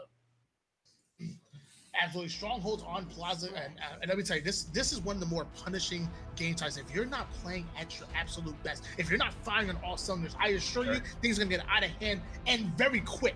Have we seen a Slayer this round? I feel like we haven't seen a Slayer in quite some time, but let me tell you, a lot of objectives. I'm not fast enough as a player to keep up with these top players in Stronghold, man. I'm just not. It's definitely difficult. This map especially moves at a very fast pace, and there's so many different jumps and routes that you can take. It can be very, hard to kind of, keep up at a very high level. But both teams here, thankfully, are very high level. So I'm expecting a lot of contention back and forth here, but we'll see what SLG can do. He's got a lot of pressure on that nest that he's got to work with. Absolutely. We're actually on board here with SLG, who just ends up getting taken out. One cap apiece for both of these players, now approaching the 11-minute and 20-second point of the snap. Tapping Bud's doing a great job of dropping down, taking out Shady. Now he's going to try to challenge Nest right here. Can he finish off Legend? Well, absolutely not. Would have been a hell of a kill if he did, but he was already one shot flying into that one, so he will get taken down. Shady right now looking to quickly capture bottom mid, and he's ready to jump up as well. Check this out. There you go. He sets himself up with the cap and the spring jump at the same time. Hopefully he doesn't die for it, though. He's back down to bottom mid, and this is the beauty of Plaza. His bottom to top mid is a bit of a jungle gym, so you can go up and down very quickly if you need to stay alive, but you also got to pick the right time to do it. Shady just looking like he's just having a fun time here. Absolutely, and a super sneaky spot right here. I'm sure you've probably broken. I'm sure you probably included as one of these analysts that you've done in Plaza. It's just a super sneaky spot. Now going up and taking out running JM, but I'm loving the confidence coming out of this red tier squad. They're just, they're out there having fun. And that's what it's all about. When you're having fun and not even worried about the pressures of a tournament, that's when you're probably playing at your absolute best. I imagine that must be what it is, though, because for Shady to go for that jump in loop, I feel like he must just be having a good time here. I mean, the scoreboard shows that the man's getting a triple kill as well, so he's just going off. Doesn't seem to matter where he jumps or what he does, he's going to find success. Absolutely, and we're on board here now with Shady approaching the 10-minute mark of this game. Half shield trying to stay alive. There's 3 players in front of him. We're gonna see if he can make some damage. Ends up getting taken outside. He's a part of a big double kill. Come out of Guardian Flies. That's 2 down from Team Legends. Yep, Joanne right here in top mid. Perfect timing from Joanne. So great play from him to grab the camo and get that kill at the same time. He could maybe get an opportunity to cap bottom mid, but he's alone here and he's lost 2 of his teammates. He's gonna have to leave it, and he does. So he's now sitting in U-turn here with the camo. You know he wants to stay alive, but how's he going to play this? Such a rough situation to be in. I like this from Joanne, though. So patient, and it might work out for him. Absolutely. Most players would have got frustrated right there when they couldn't make a play, but not Johan. Johan having the pace of a saint, if you will, but he's currently the only player alive for his team. His team was just momentarily 3 down. He's going to try to do his best to influence the spawns and get Nest. Shady's flying at him. He's going to have backup with him. We're going to see what he can do. Oh, this is so good from Joanne. He doesn't need to fire a shot. He just needs to stay in the cap, and that's exactly what he does. He gets the capture. Finally, they got something on the board here, but it's only to stop the bleeding. They need to turn this into 2, and they need slays if they're going to turn this into 2 caps. As a player up on S4, and he can't seem to contribute to that just yet. But can he do anything to stop this? If you're sitting in bottom mid alone, you're not going to get this capture. So I'm not sure how I feel about some of these early bottom mid pushes that we're seeing. Now this looks like it might be a safer time, but at this point, we've got trades across the board here running all alone, trying to win this fight for bottom mid. Yeah, man, I love the enthusiasm, if you will. He did a great job of starting it off, but I don't know, maybe he's counting on his teammates to drop along with him or something. I'm not exactly sure what the mindset was, but either way, running JM, dropping a big double kill, now putting pressure on Dryway, and this is a good push from bottom mid right there. That's a whole lot better than, I'm sure you would agree, a whole lot better than last time. Much better. That's exactly what we want to see. And a triple, is that a triple as well? That is a triple for running. So, man, looking real strong right now. As long as he can control top mid, set himself up for that camo, and maintain these captures, they can make that comeback. Absolutely, I'm excited to see this. We have a 75-11 lead now in favor of the red team squad. We're now approaching the point where there's a power coming up probably within the next 20 seconds or so. But now it's up to this blue team to stay alive, put shots, not get average, and get the power while defending these bases. It's very hard to do, but we're going to see if they can.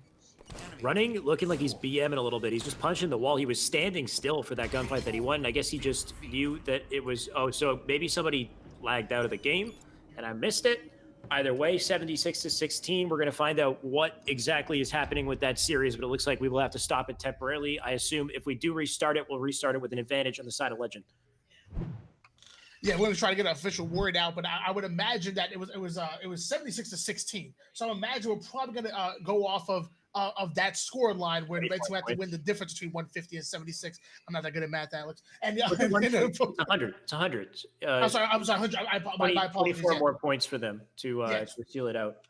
That's what I'm going to assume it's going to be. But I'm waiting for official word on that one. But wow, we're looking at the scoreboard. I'm looking at the scoreboard right now. When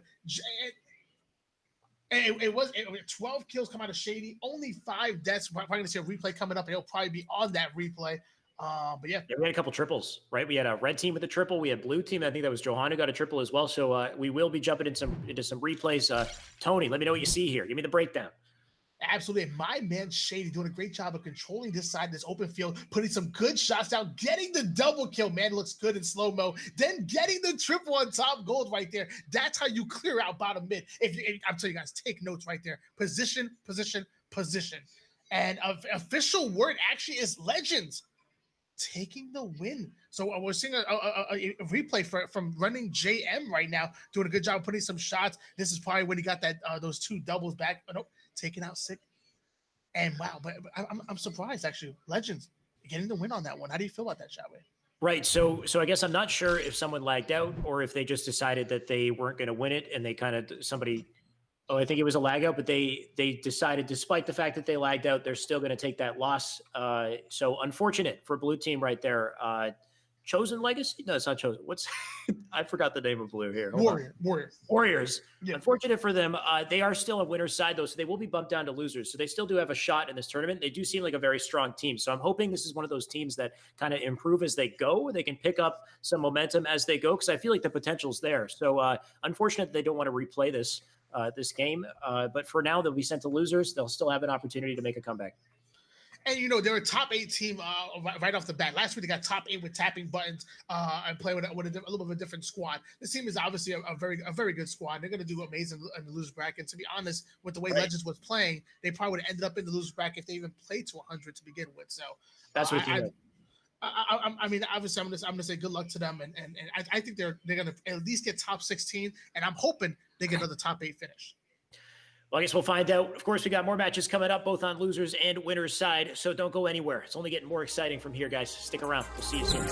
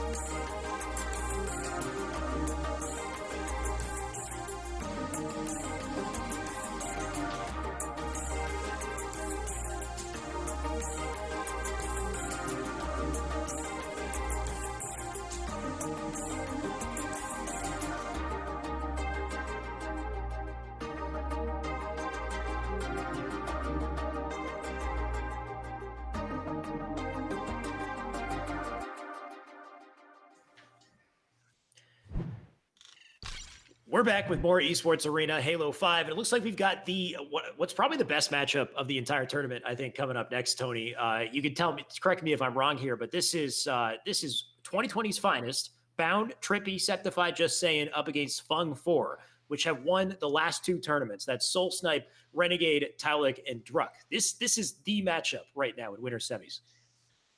Yeah, we actually might even be seeing what might even be the grand final some way, somehow, because no matter what, whoever loses this matchup is going to knock the elimination bracket and probably wreak absolute havoc. I would not want to go against either one of these teams who just lost against the other one in the losers bracket. They will be out for absolute revenge.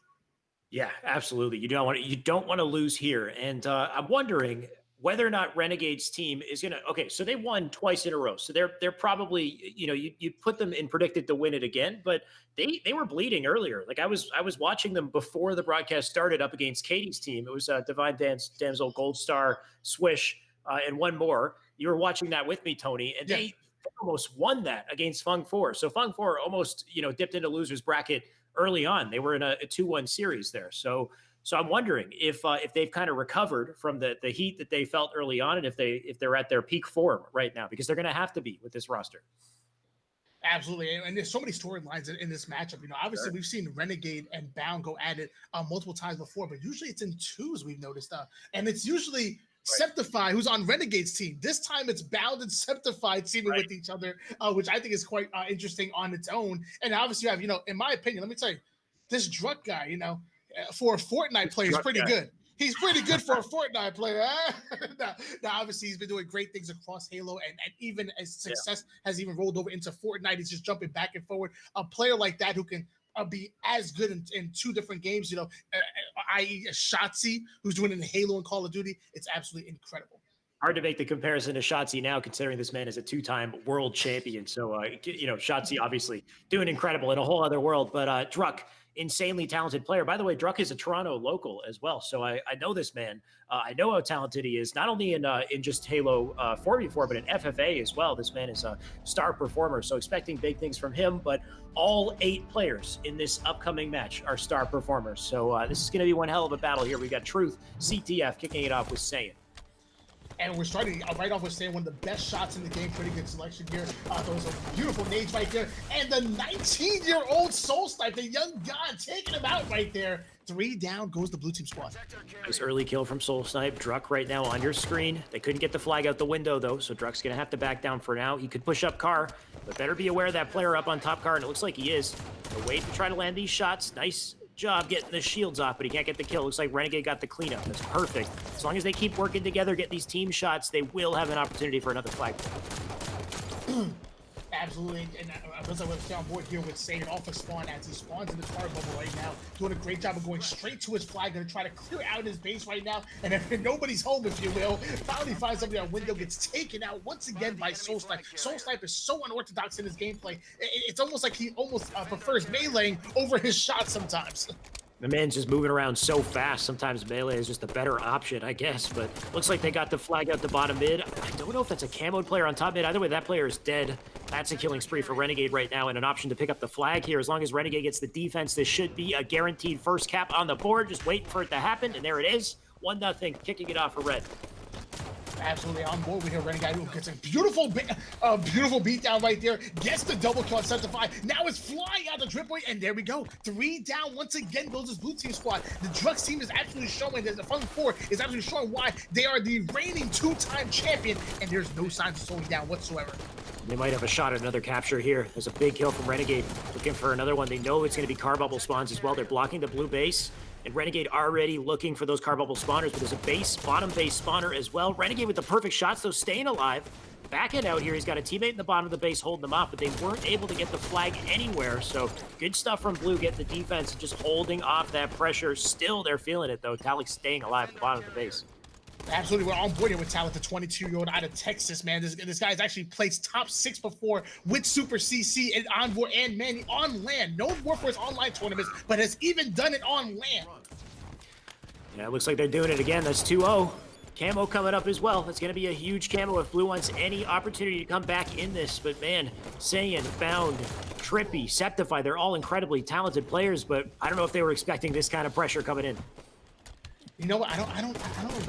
I'm looking at this squad. I'm looking at this squad. I'm like, this is a god squad. This blue team is going to be able to make it to the winners bracket finals and the grand finals to the winners bracket easily, but not so far. It's Fun 4 has been playing together for the last 2 weeks. They've been playing. They have that chemistry, if you will, and I think it's showing right here, right now. They have 2-0. They've been building up that chemistry. They're looking for that three-peat esports arena three-peat. They might just get it today if they keep this up. Of course, game's not over yet. Saiyan backing down here, just trying to stay alive. Needs an opportunity to move up with his teammates so they can get something going here. It looks like he's got his teammate in front of him. I believe that's Bound getting the opening kill. That's huge. He'll back off. Saiyan can trade out if they can make this work here. But Saiyan taking a ton of damage in the bottom of the base. Going to have to stay alive a little longer, and he can't just yet. Absolutely going to actually switch on board here with Trippy now. We're making the way towards Car side now, closing in on the base. Gonna have at least 2 players in front of him. Soul Snipe coming in, taking him out, but he gets the trade-off right there. Great damage by both players. We have 2 momentarily down for 2020's finals. Bound just spawning up, flying forward, getting a kill instantly off of his spawn. That's just some classic Bound right there as he flies to top mid. Nice kill onto P2. Gets some shots into that player Pink, but he'll leave him behind and push up for the flags. This is great. Bound's got a good timing advantage on this flag here. He knows his car bubble spawn as well, and he's looking to lock down Car. Shots into Renegade. Gets him down to 1. Septify with the cleanups. This is great teamwork, and this might be their first flag on the board. Only 1 more player left to defend it. If they can just kill him, and that's Druck. You can see it on the kill feed. Druck stopped the flag, and he's staying alive in the bottom of the base. I believe he died, but that flag is down for the count, and they got to keep it in play. They got to keep it in play indeed, but Bound putting some good damage down. The player gets taken out for top mid, and now you're going to see the blue team start to collapse. They need to take that player out top mid, and they did so. Flags moving in. Bound X trying to get a little bit of head start on these spawns, out putting shots across the map. This flag might be in for blue team, and they already have positioning on the opposite side of the map. Great plays by 2020's finest. Blue team starting to warm up here. Finally starting to make that comeback, and I love what I see. But Renegade's been sneaking into blue base. Nice shots from him to back that player down. He gets the kill as well. He's alive in the bottom of the base, so this is huge. This blocks the spawn point, and it gives his team an option to push up here and continue to apply pressure. So Renegade doing a lot of work for his team. You can see those car bubble spawns now, kind of limiting their options as they come up off spawn. Absolutely. Renegade, the former teammate of the now first-time Halo and Call of Duty two-time champion Shotzi. We were talking about it earlier. And beautiful plays by Renegade, now dropping the double kill. There's a reason why he's a champion. I think he's got a killing frenzy. Is that a frenzy? Oh, he's wiping out the entire base, whatever it is. He's literally killing everything. That's another double from Renegade right now. Still staying alive in the bottom of the base. His team up on top mid. They're now moving in for the flagpole. This could seal it out if he keeps this pressure up. And Renegade's not stopping. There's another kill from him. Looking to the car door. He almost gets that kill. That would have been a massive outplay if he did it. But finally, he gets taken down. And no ability to grab the flag there. So great from Blue to fend off that pressure. Absolutely, that man Renegade already has 20 kills on the board. Wow. Board here with Septify, currently controlling top mid, putting some good shots on Taulik, taking all the damage in the world. Finally gets taken out by, once again, Renegade. But here we go, flag being run in by Just Saying. He's one of the fastest flag runners in the game. I'm just saying. Looks like he put it down for now. We'll get the melee instead. Doesn't get the kill. That player's going to stay up and try to defend the flag. We'll see if he can get that return. You got Septify there with the good defense, but a second player diving in for the re. So that's great from Red. And there was a player waiting with the flag on the pedestal. Tony, I didn't even know. That's a victory for Red team. Absolutely. Fung 4 just sneaks up on you right there. They just snuck in that third flag cap. 3-1 in favor of Fung 4 right there, and largely behind the onslaught coming out of Renegade. Renegade dropping 23 kills and 12 assists. Absolutely impressive. His gameplay in blue base is one fat replay in itself. That entire blue base play, he was up for what? It must have been like 3 minutes just getting slays on what might have been a killing frenzy. Either way, 64 accuracy, almost 3,000 damage. Like you said, 23 and 10. So massive stats from Renegade. I guess in the end of the game there, they managed to grab flag, pull it out, bring it back to the pedestal, and create a standoff and still get the re and cap it. Didn't even get a chance to watch that pull happen. But of course, it's Fung 4, man. They're moving at the speed of light here, and it's good to see them firing hot right now. Let's see how it continues. Absolutely, I'm a big fan of this Fung 4 fan, and this Fung 4 squad, if you will. They're absolutely impressive. It's Druk, Soul Snipe, Renegade, Talent. These guys have been there, done that. Druk, winning a large amount of money in multiple games. Soul Snipe and Talent doing it on land and also online as well. They've been wreaking havoc across the online esports scene. And obviously Renegade is a reason why he's a national champion. I'm a big fan of the squad here, but it's anybody that can take him out. It might just be Bound, Saiyan, Septify. And look at this. They're starting up Slayer on the exact same map. They're playing on Truth again. It's a weird situation to go from Truth CTF to Truth Slayer, and I think this is one of the ways that this tournament differs from others is we get same map Slayer and Objective, or we go from Objective to Objective. It seems like whatever these guys want to play, they get to play here, but Bound gonna fly forward to top mid to kick things off. And you know, I don't know if it's the best way to set things up. Let me tell you, it's darn interesting, and I like it. It gives me like more of like a Money 8s kind of vibe to it. Like, okay, look, you won that game, pass the host. Now we're gonna pick our best game type, and I think it should create more game 3s, because ultimately, when you get that host past you, you should be putting on your best game type. I mean, I'm hoping for a game 3, Tony. I assume you are as well. So let's see what they can do here. Talik right now putting on the pressure, though. As long as they keep collapsing on these bases, it's going to be hard for Blue to grab their footing. You can see that one player on car bubbles completely alone there. Going to have to back off for a bit, but Talik getting greedy, and he gets the trade. Right now, just a close game, though. Red team pulling away a little bit here. Let's say and can do something about it. Absolutely, we're actually on board here with Tommy right now, putting some good shots. Whiffing a couple of shots on Renegade, able to get away with that one. Ends up getting a good team shot on Druk, taking him out. 8-5 lead now in favor of the Red Sea squad, but all the momentum now in favor of 2020's finals. Yep, Saiyan still looking to stop that momentum from happening here. Shots into the top player of P3. He does get that kill, but he's caught at the front of blue base. He'll get a trade. He's down for now. Septify just living on car here. He'll try to finish off that player in the bubble, and he does. Just keeping things close for now. It looks like they're doing a good job trading out their kills, but they're going to have to pull. If they want to pull away, they got to maintain control and actually get around the slays here. But it looks like Red's doing that first. Absolutely. Now we're actually on board here with the 19-year-old out of Wisconsin, Mr. Soulsnipe, one of the most unorthodox players that I've ever seen. Always brings the hype, always brings the passion. And let me tell you, the man's absolutely incredible because he just took out Trippy from across the map. The balls on this man and he gets a double too, but to go for that gunfight in the front of the base with no cover whatsoever, he just ego chows his way to victory there, and it works. So 14-11, Soulsnipe, you know he's feeling himself. He's flying out the P1. Teammate gets the kill. He'll get the killing spree across the map here, staying alive on P1. No idea how this man's alive here, but Camo's coming up. They're going to have to pay attention to it, so Soulsnipe's in a good position if he can stay up.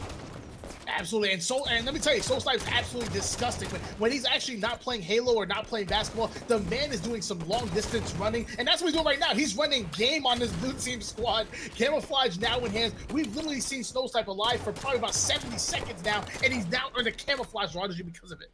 Taking full advantage of the infinite sprint mechanic in Halo 5, I guess. 21-13 right now. You can see they're pulling away. Soulsnipe with the camo in hand. You know he's looking to make a dirty play. The combo is going to make that even easier for him as long as he can catch this guy. He's going to dive down to car 1. Get away for now. Soulsnipe looking to find him. He gets him. These are big kills here. They're pulling away. That's a 10-kill lead. And there's no signs of coming back on the side of blue. They got to do something drastic if they want to make this work. Absolutely 25-16 in favor of Fung 4 right now. You know, and that's what I'm telling you. That's the thing I love about Halo. You can't predict. You can sit there and say, oh, well, you know, Abound saying Septify and Trippy, they're probably going to take this game right off the rip just for look at the names. But it's not just the names. It's any given Sunday, if you will. And let me tell you, this Fung 4 squad is showing why they are already a 2-time champion and they're trying to put a third one on the board.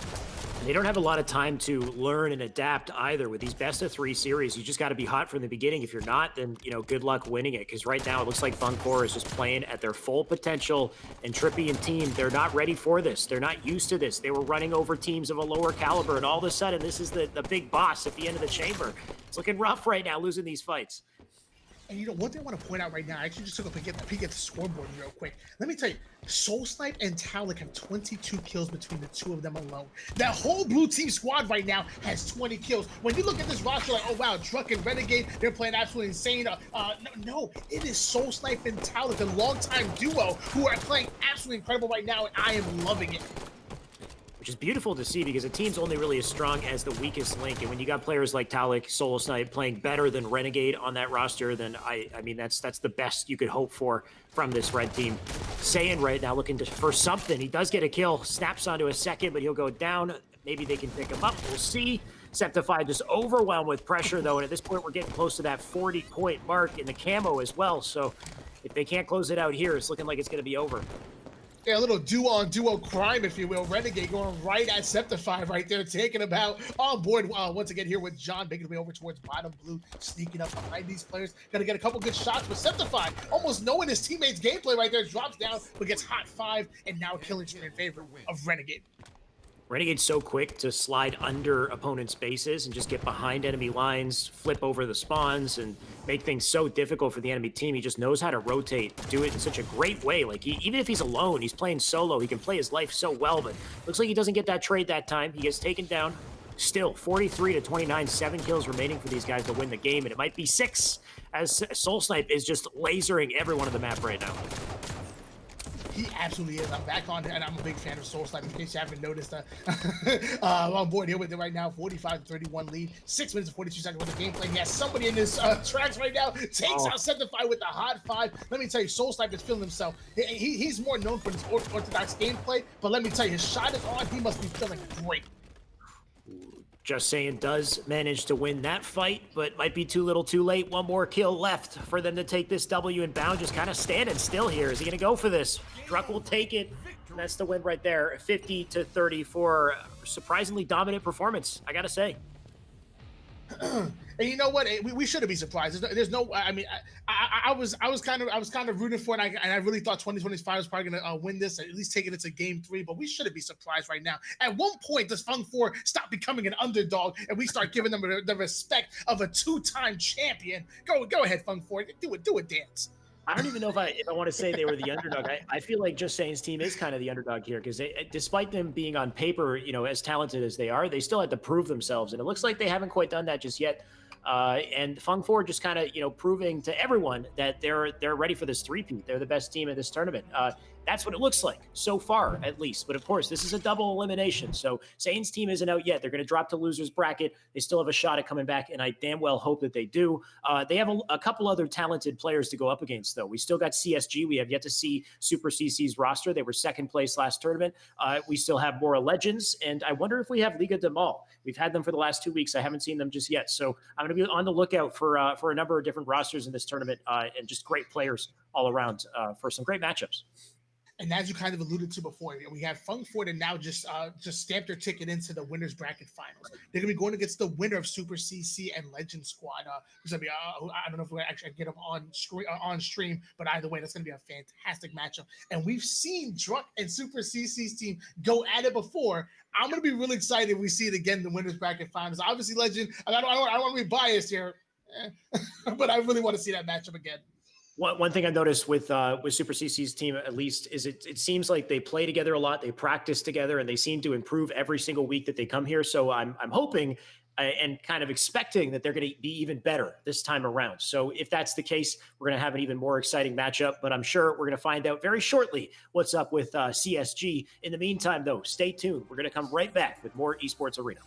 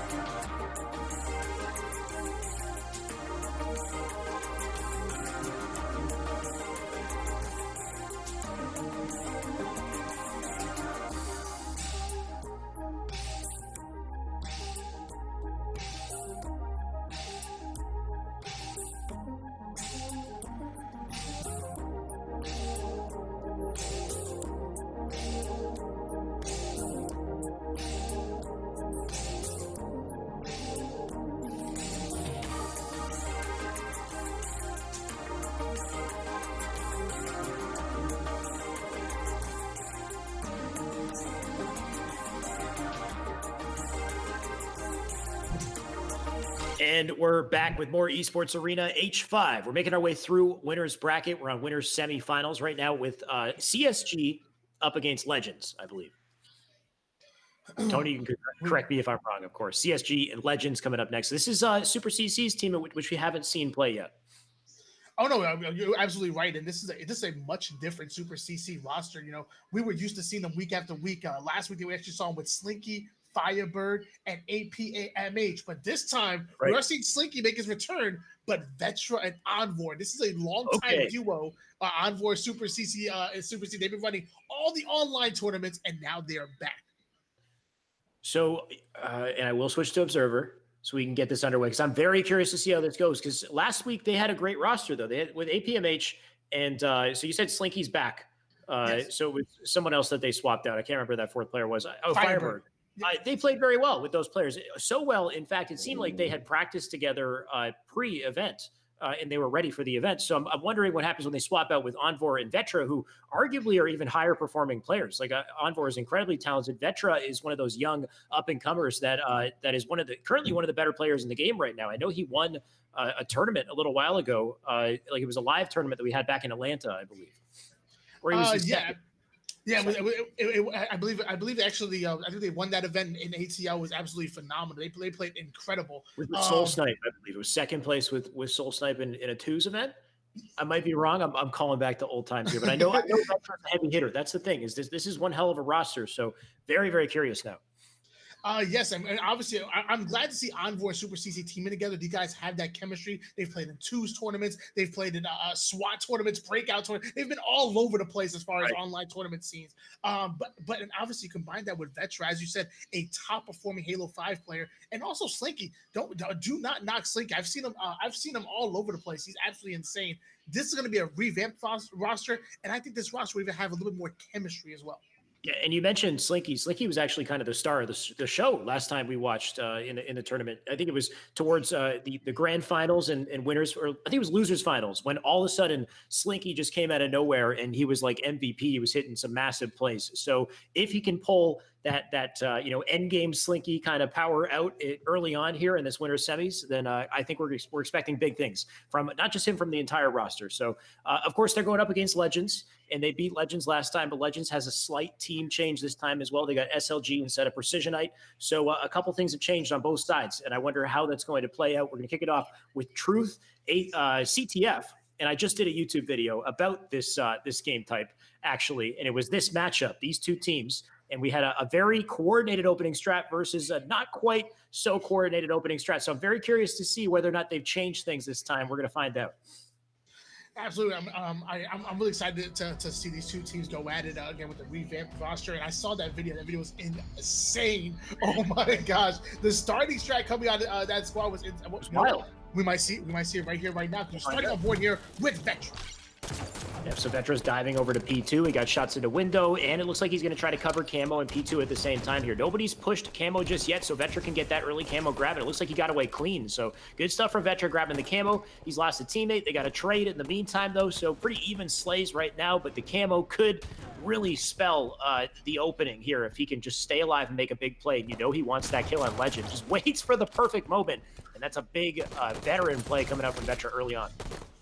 Absolutely. Vetra, one of the two players on this roster that come out of the tri-state area, doing a great job putting slays on bottom key right now, taking out Shady. Beautifully done, by the way. But Legend and SLG double team with Camouflage, so they know where he's at. Takes him out. 11 minutes, 13 seconds of the gameplay, and it's pretty darn fast. Yeah, we're on board with Slinky up on P2, flying through P2. He's got a teammate already in the bottom of the base there, and he can use that player as a distraction as he pushes up here. Just got to wait for the right timing. That one player still under the base, just being a nuisance. This could be a big play if they can time things correctly, but you know he doesn't want to move forward early. Oh, and I love this potential pinch that we can have here. If Slinky stays alive and lives up in P2, this could be a huge play for them. But one player, I believe that might have been Sika, who just flew across the map to get under the base. So maybe a flag standoff in a second here. We got battles on both sides.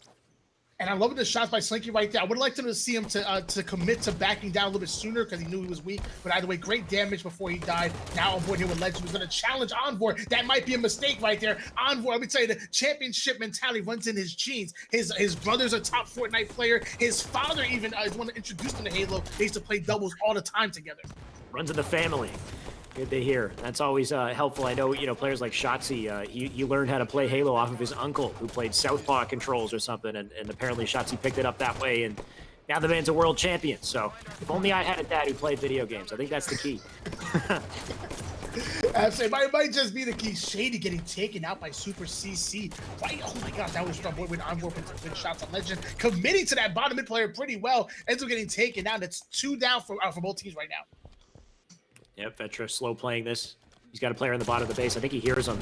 Nice shots to keep that player back, but he took a nade. He's down to 1 shot. He gets taken out. Big plays coming in for blue. Now they got the pressure on red. If they can keep that up, they might be able to get a flagpole. But Slinky, in the meantime, is on the opposite base as well. So a little bit of a tussle going on both sides here. They do get the defense. They managed to take him out for now and move up. And it looks like blue is looking for a push through the pink side here. And that's some of the plays that I like from a player like Slinky right there. Getting to the opposing team base right there and just being a nuisance. He almost single-handedly slowed down that blue team squad because they had to almost stop what they were doing, look back at him, take him out, and then push forward. So you guys bought his team a little bit of time right there. Yeah, it looks like they keep denying each other flagpoles right at the last second. Legend almost had that pole, and he just could not escape with it. But what they did seem to develop enough of a distraction for Sika to have this camo here and maybe get himself a couple backsmacks. So get 2 melees for the first kill. Should be able to clean up this second guy if he doesn't avoid him on the lift here. Such a hard kill. Finally, he gets him. That's the flag pull out pink. Pressure coming out pink side as well. This is a big opportunity for flag. They just got to kill this player, and they do. Vetra goes down. A couple players coming in to chase on top red, and Sika looking to take him out as well. Sika making some massive plays for his team that might secure the capture. Yes, great job by Team Legends right there. They were running the flag. They got it real early right there, but they didn't just commit to it right then and there. They got the slays first. The flag guy slowed down, put the shots in, and ultimately helped that camouflage Sika right there. Great job by Team Legends, and now they're up 1-0. So important to make sure you get that round of slays and isolate them on one spawn before you go for that flag pull. You get a nice clean pull and run out if you can do that. But it looks like Envor is trying to create that on his side of the map. You got a player under and bottom blue base. All 4 blue players coming up from car side spawn right now. You can see it on that observer. And Envor with the defense, putting some nice shots in to keep him back. He's staying alive too. This is huge. He's got Super CC up on the top of the base, getting the flag. So I love this exchange. I think they pulled it out as well. If they could just make this run happen. Envor with the huge plays from the base too. Trying to stay alive here. He will go down. A couple trades as well, but looks like they're keeping that flag in play. I'm very surprised that wasn't a backsmack. It didn't count as a 1-hit kill right there. Happens to me all the time in online gameplay. Super CC throwing a great nade right there, but ends up getting taken out. And that's a momentary 3 down for APMH Esports. Yeah, it is. SLG right now. We'll see what he can do. I haven't seen him yet on the kill feed or on the observer here. He's got his teammate pulling the flag. It looks like they got a good run coming out though, but red managed to get to blue base in advance and pull a counter. And they're just staying alive with the defense. He dropped the flag in probably the worst spot as well. That's going to be an easy read from both of those players. SLG going down there. And those players on blue staying alive. They might be able to stop this read. They're going to dive in and try to grab it. And that camo player will successfully do it. That's Legend managing to bring things back to even. And another top play from a top player like Legend right there. His team just went 3 down, but he was able to utilize that camouflage to get that return, because that would have been an automatic cap if any other player was there. But you know what? Legend, he's a veteran. He knows what he's doing. And he's so young coming out of France. The man is so young. He's not the only one, though. So many players here. Vetra as well, who's got to be, 16 or 17 years old. I believe Shady's a younger player, too. So a lot of young talent. That's the beauty of these esports arena tournaments is you get so many up-and-coming players making a name for themselves in these events. And now they're finally getting to play against the likes of somebody like Renegade or Saiyan or Bound and, Trippy. So to have that kind of experience under your belt coming into Infinite is so massive. But in the meantime, we'll see who takes this. Of course, CC is doing everything he can to stay alive. You'll lose that flag, and it looks like they might be able to get that read. And it looks like the read was gotten indeed, and now we're on board with Slinky, your MVP. You said from last week he was playing absolutely incredible, and looks like doing so now, getting the double kill, now getting the return, and then goes straight to top P side with his teammates. That was fantastic awareness and gameplay coming out of Slinky to get that double kill, the slays, get the return, and not lose map positioning whatsoever. Now, I'm not sure who grabbed Camo. I had to look away for a second, but Camo's obviously going to be an important part of this. In the meantime, though, Sika looking to play defense here. He drops down to the bottom of the base. He should be able to get this kill. Finally, he does, and he will get taken out. In the meantime, big pressure coming in from P2, and they've got all that control. Envor's going to start the push here. I believe he has a teammate behind him, so this is a big opportunity for a flag if he can stay up. Absolutely big plays being made from the young man coming out of Mississippi, doing a fantastic job of putting shots, staying alive, but down goes his teammate Vetra, so he has to be on his lonesome. Want to see what he's able to do right here, right now. Oh my God, Envor. Envor! Oh, he almost got some sort of a backsmack there, but he does get taken out. In the meantime, Super CC did get camo, so there's a big opportunity here for Red Team if they can just time this properly. Camo on top may could be a little risky. He's got to be careful here, but it looks like he's playing this well so far. He's going to jump up to the window. Oh, he gets the stick. I love that from CC. Go back out for now. Oh, he got a little confused by the dead body or something, though. Looks like he's still alive. He does get the flag. This should be a carbine spawn, but he's taken out, and Blue Team has been so good at just stopping this flag in its tracks before they get anything off of it. That's a shame. It's a shame indeed, but you know what? I'm happy we got to see Super CC's stream, his point of view for a little bit. Hope we hop on board with him soon throughout the tournament, because the man's an impressive player. He gets the slays, he's always in the right positioning, and he's always just somehow staying alive. 4 minutes, 22 seconds with the gameplay left, and we're on board with the young man out of France. You said it. Legend knows how to get kills. He knows how to stay up. He is such a nuisance on the map, and I'm sure we're going to see that in his gameplay right here, just staying up. He does get killed, though. Vetra with the nice shots. If anybody's going to take him down, it's someone like Vetra. Sika going down as well, so a couple of blue players dropping left and right. You can see all those red players converging on the base here. They got an option for another flagpole. Carbine spawns as well. This should be almost guaranteed if they can time this properly. He got it out. This is huge. You can see those players on car OEing. They're going to try to stop this flag run from happening. I'm not sure if they have timing to do so. You can see him getting taken down across the map here. Big opportunity for Red to cap this. Absolutely, and there we go. Vetra actually puts the cap in, and we have a tied-up game right now. And not only that, but Team Legends is 3 down. So it's ample opportunity for the Red Team to clear out their base and get to the opposing side of the map immediately. This is so massive from Super CC. He knew his teammates were running flag, but he never left blue base. He just stayed here and kept that pressure up. He wanted to make sure he was setting himself up for another flag cap. And it looks like they do have it out, but it's going to get returned, so it didn't quite work out. But I love the intention from Super CC. He's going to try to get as much as he can off of an advantage. And look at the gameplay. Look, I love the gameplay coming out of these top players right there. Notice how there was 4 players on P side when Camo was coming up. That is textbook play for truth. I've seen so many times in this tournament and other tournaments where you send 2 to commit to it, or 1, and nobody knows the time. They had 4 players on P side already. They were camouflaged because of it, and now we're going to see what Vetra can do. Yeah, this is one thing I've seen time and time again from CSG is they have camo control. They seem to just manage to have the timing for it. They've got the coordination to grab it, but they will get backsmacked, and that's it for Vetra and his camo, and it looks like that's not going to be successful. Despite that, though, I've seen relentless pressure on blue base for the last, what must be 5 minutes. Like, regardless of whether or not it's a tie game, Legends is on the back foot here, and they can't seem to get out of their base. Right now, they got another flagpole coming out. This might be a capture because these huge slays are coming out from Slinky. And your boy Slinky dropping a big double kill. He's put up huge slays right now with 21 kills on his side. But you know what? It's the young man out of Mississippi Envor with 30 kills so far in the game. And we still have 2 minutes worth of gameplay, and he has 30 kills on the board right now. My God, Envor must be doing something else. We're going to find out here, of course, on his POV. You can see Legends team finally pushing out of their base, getting up through pink side. They need to take advantage of this pressure because timing is becoming a factor here. We got less than 2 minutes left on the board. Combo in the hands of Envor looking to land it. And he doesn't. He'll go down. CC with a double in the kill feed, but CC goes down as well. This is some good pressure coming out from blue. They got a chance here if they can stay up. Big trades in red base, but Envor flying off of his spawn here. He's probably going to stop this. Oh my gosh, great damage by Envor. Vetra getting the nasty double kill. Gotta work a little 1-2 combo, pushing up on top P side of things. Their teammates have just gone 2 down now, so now Envor has to slow down and clear out his base.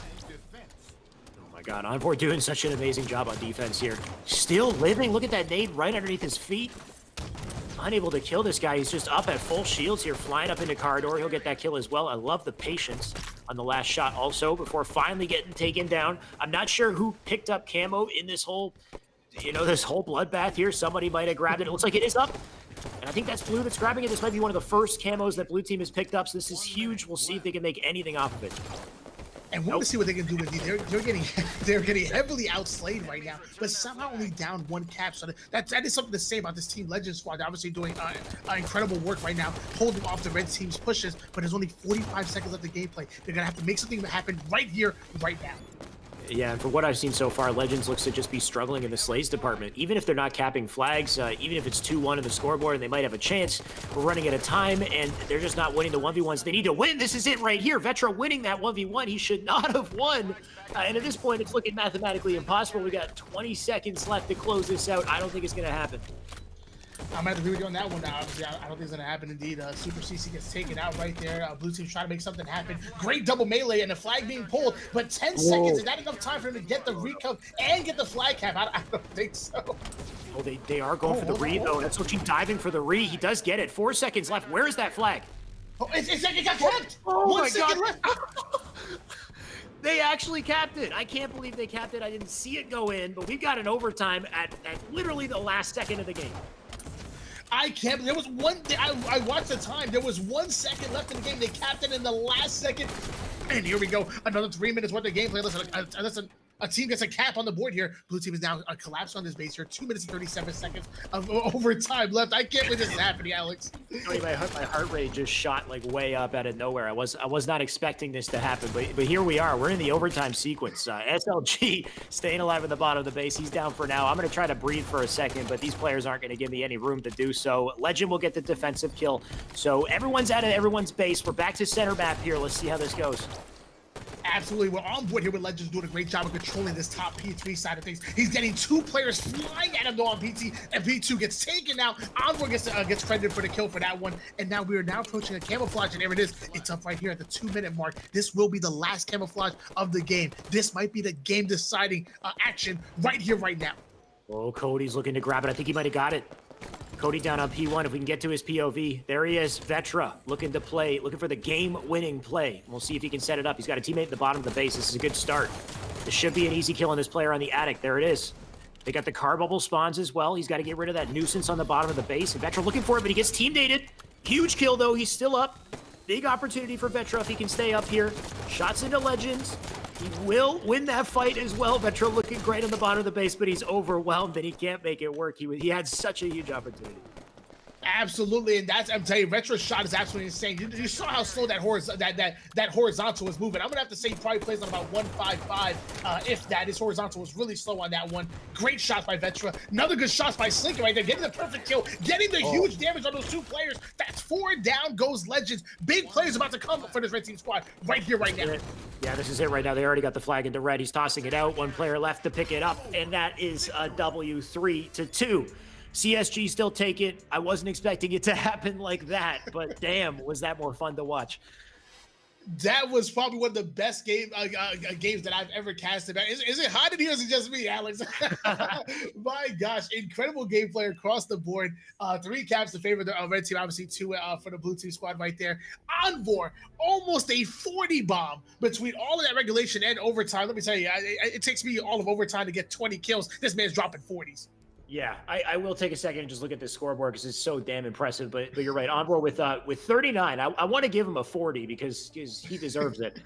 We'll say 40 kills, 26 assists, 20 deaths, 5,623 damage. So Envoy really lighting up everybody he can. But that doesn't mean that everybody else on his team was slacking because we got 28 kills, 25, 32, and then you got SLG on the other team with 27, 21, 24, 23. So everybody's slaying. It's just Envoy. Just he's another beast right now. He's on another level. Slinky doing a really good job as well. But what I'd love to see, if possible, when we get those replays, I want to see that flag return and capture. I don't think we'll be able to jump over to the guy who actually capped it, but what a display there. Yeah, I would love to look at the time on that because when I saw it, it literally said 1 second left. Cap goes in, but that's another thing about this blue team squad, this legend squad. They've been playing absolutely incredible. They got outslayed. That red team squad almost dropped 140 kills between all 4 players right there. It was absolutely insane. But somehow they only lost by 1 and capped the flag within that 1 second mark. Absolutely insane. Unbelievable. And that's actually, I think that's only our first game. I think we still got another game to play. So my heart can't take it. That was like a full 15 minutes because that felt like a full series in itself. But that was just one game. So we are still getting started with the series. We got a chance for Legends team to make a comeback or a chance for CSG to seal it out and make their way over to winners finals. Of course, we're going to find out shortly. But yeah, as far as that return though, you said it was down on 1 second. I think this is a Halo 5 thing, but I think it counts the 0 as a second as well. I don't know if that's right. Like it goes 1 and then it goes 0 and it holds at 0 for I don't know. I would love to see how that played out though, because it felt like they had no time whatsoever, but they dove on the re and they still made it work. And mind you, I want to see that played out as well. I'm sure you guys at home do too. Do yourself a favor, type an exclamation point YouTube in the chat, and make sure you subscribe because it's gonna. Oh, and here we go. The last 7 seconds of the game here. SLG flying out towards getting the recov. Three, 2, 1. Oh, they get in one. They get in one. Okay, you're right. Damn. They got a 0. Like I actually saw the 0 right there. I saw the triple 0 on the board.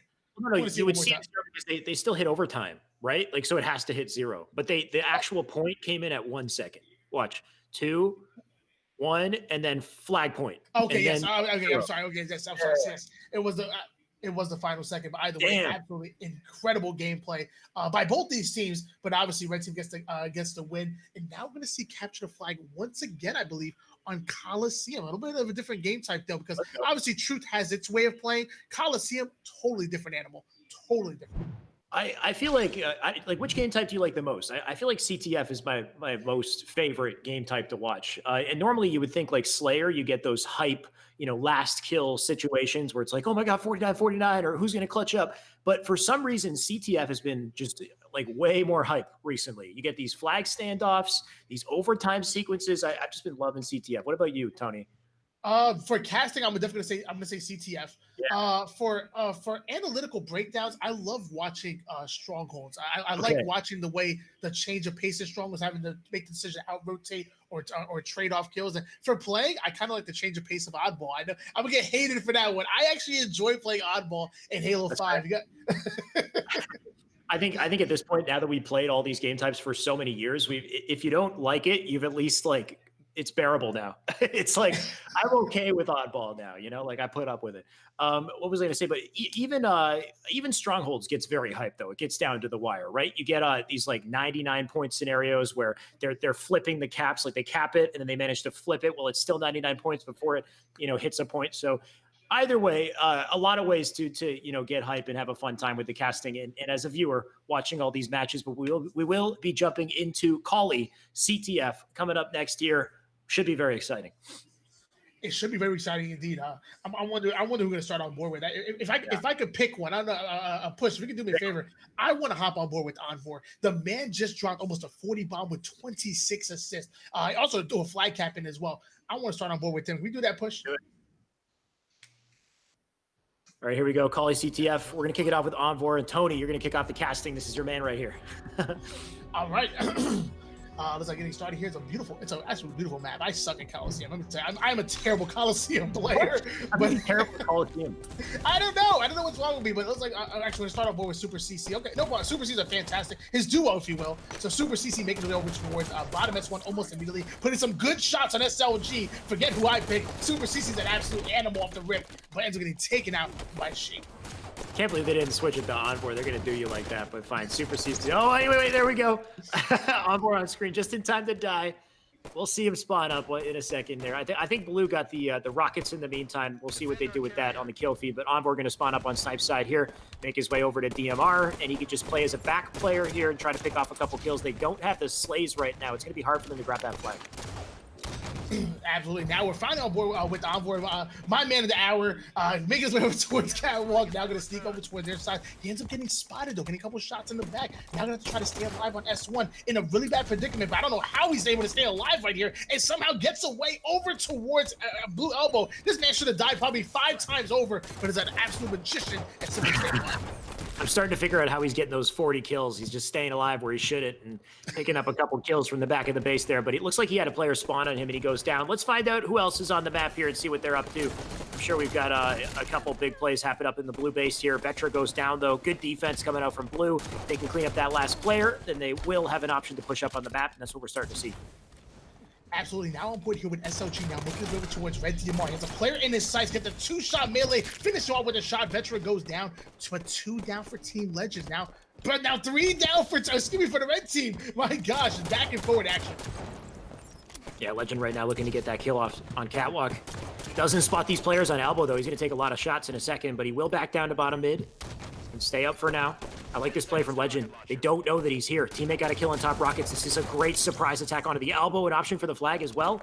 One more player left up on DMR. He can run this out elbow sides. This is great from Legend. He's got some good progress on this so far. He's got a defense up on top rockets as well. But it looks like he's going to go down for now. He's going to leave that flag in the trench. Leaving in the trenches, and look like Shady with the one rocket launcher left. Kind of whiffing it a little bit right there. Ends up getting taken out by Envoy sniper rifle from across the map here. Envoy getting the double kill now. Oh my, we're gonna hop on board with him as he controls top catwalk. Now putting some good shots on Pyramid, and once again putting shots and staying alive. That's why I like the commitment to just staying alive and being a nuisance on the map. You don't need to give up your life and get averaged every now and then. This is very refreshing for me to watch in Halo 5. Yeah, but it looks like they will get that re, though. Big plays came out from Blue to stop that flag in his tracks. And I think they have it. They do. Now pressure's on from Blue and Red base here. Nice kill from Envoy, though, off his spawn. That'll get him off your base and allow that defense to be successful. They can push back up and reset things.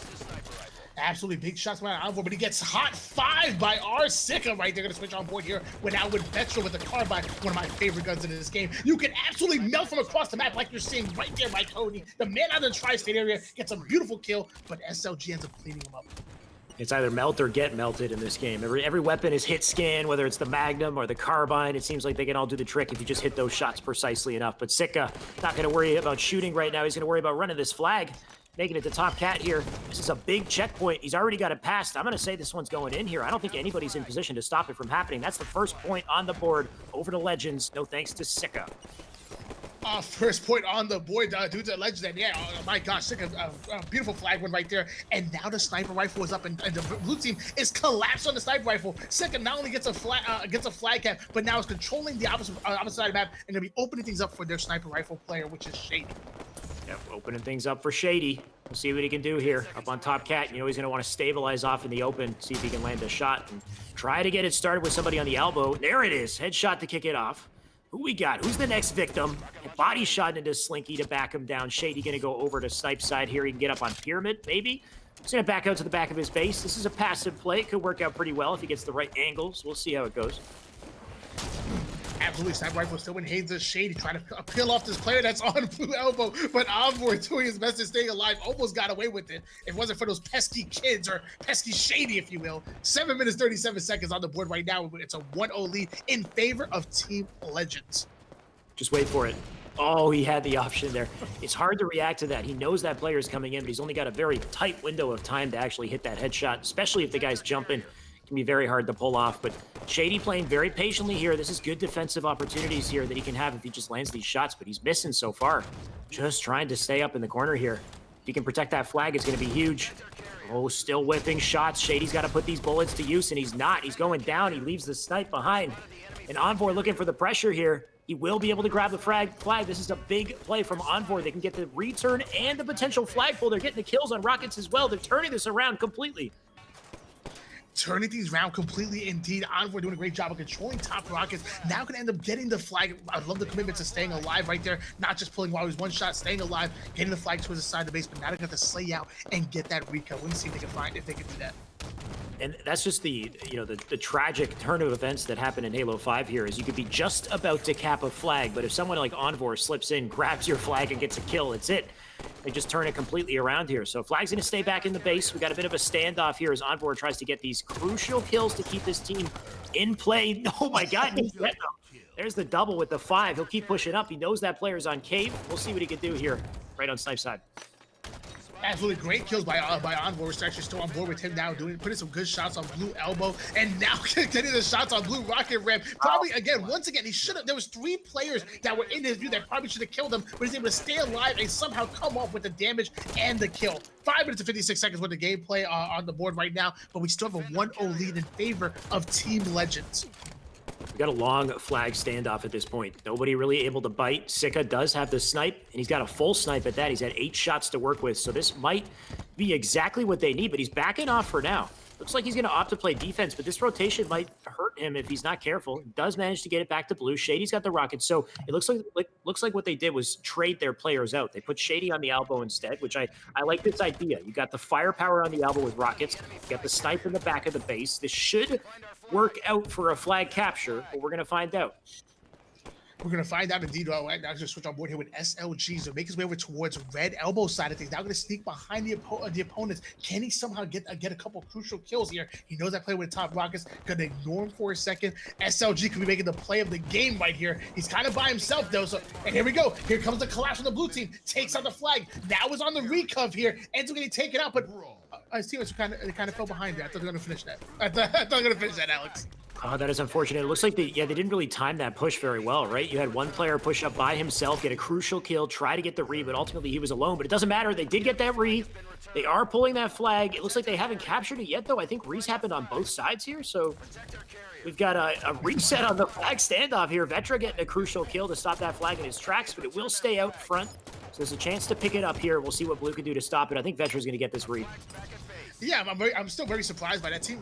We had SLG sneak over to the opposing base. He gave him a lot of time. His team was already on the 50% portion of the map on Snipe's side, so when he got that kill, that should have been an easy recon. But I guess they just weren't flying enough. They weren't flying fast enough. Now back on board with SLG, who's on another flank right now. This one unsuccessful, is going to get taken out by Vetra. Yeah, SLG had the right intention there, but I think ultimately he was alone. Didn't really check both ways before he crossed the street. Got taken out. Super CC right now in Cave. He will get taken out as well, but he'll take one down with him, and that should hopefully give Red a bit more of an option here to keep up the pressure. But looks like Slinky is more focused on that Rockets player on elbow. Absolutely. I'm actually on board here with Slinky. One of the best shots in the game. Let me tell you, this man simply does not miss. Legend doing a great job of getting on the opposing elbow right there. Gets taken out almost immediately. When you sneak up on elbow, you kind of got to do your best to stay alive and utilize that block and just be a nuisance, if you will. Either way, flag being pulled by Slinky. Already got it past the 50% portion of the map. Now on his side, can his team get the recov here? And the blue team is 2 down. This is going to be a flag cap. We're going to have a tied-up game here, Alex. That was actually a beautiful run from Slinky right there. He had an option to go elbow with the flag, but he was aware of the fact that the elbow spawn was open, that his teammates were getting kills on Snipe's side right there. He perfectly timed the Snipe side flagpole with the slays that his teammates picked up, and he had a free run over through Snipe's side. So I love that heads-up play from Slinky right there. That will give him a cap and tie up the game. Let me tell you, the word that comes to mind when I think of APMH esports is resilience. They're so good at bouncing back. They've seen adversity multiple times throughout this series, throughout this tournament, but they're able to bounce back. But they got to prove that once again because blue team just put another cap on the board. Put another cap on the board, but red has a pull as well. They're trying to return the favor here. Super CC moving at the speed of light. He'll drop the flag for a second. Somebody flying in to try to get the return, but he's got a teammate with him. This is a big opportunity. Oh, but he's getting hit by absolutely everything. He goes down. It's a flag return and a pull from blue. They drop it out front. Looks like they can't grab it just yet. So I don't think we're going to get a counter cap. Oh, we might. They're running across silver. This is a huge opportunity for blue to close it out.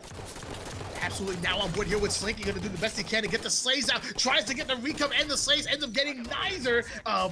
Did he get the recov? Another player goes on that recov, ends up not getting it. This is crazy. This is a bloodbath. It absolutely is. I think the flag did get returned though, as far as I can tell. Enough people sat on it for long enough, and we got that return. And Super CC managed to get a sniper for his efforts as well. Looks like he's out of ammo in it though. He'll go down. And just slays back and forth across the board here. Slinky somehow, despite all the action around him, managed to grab a rocket launcher and get on elbow at the same time. So this is a big opportunity for Slinky. He'll get one kill. Dive forward for the flag here. He's got it through window. He's got a teammate backing him up as well. So this is a big opportunity for a counter capture. Slinky can get these kills.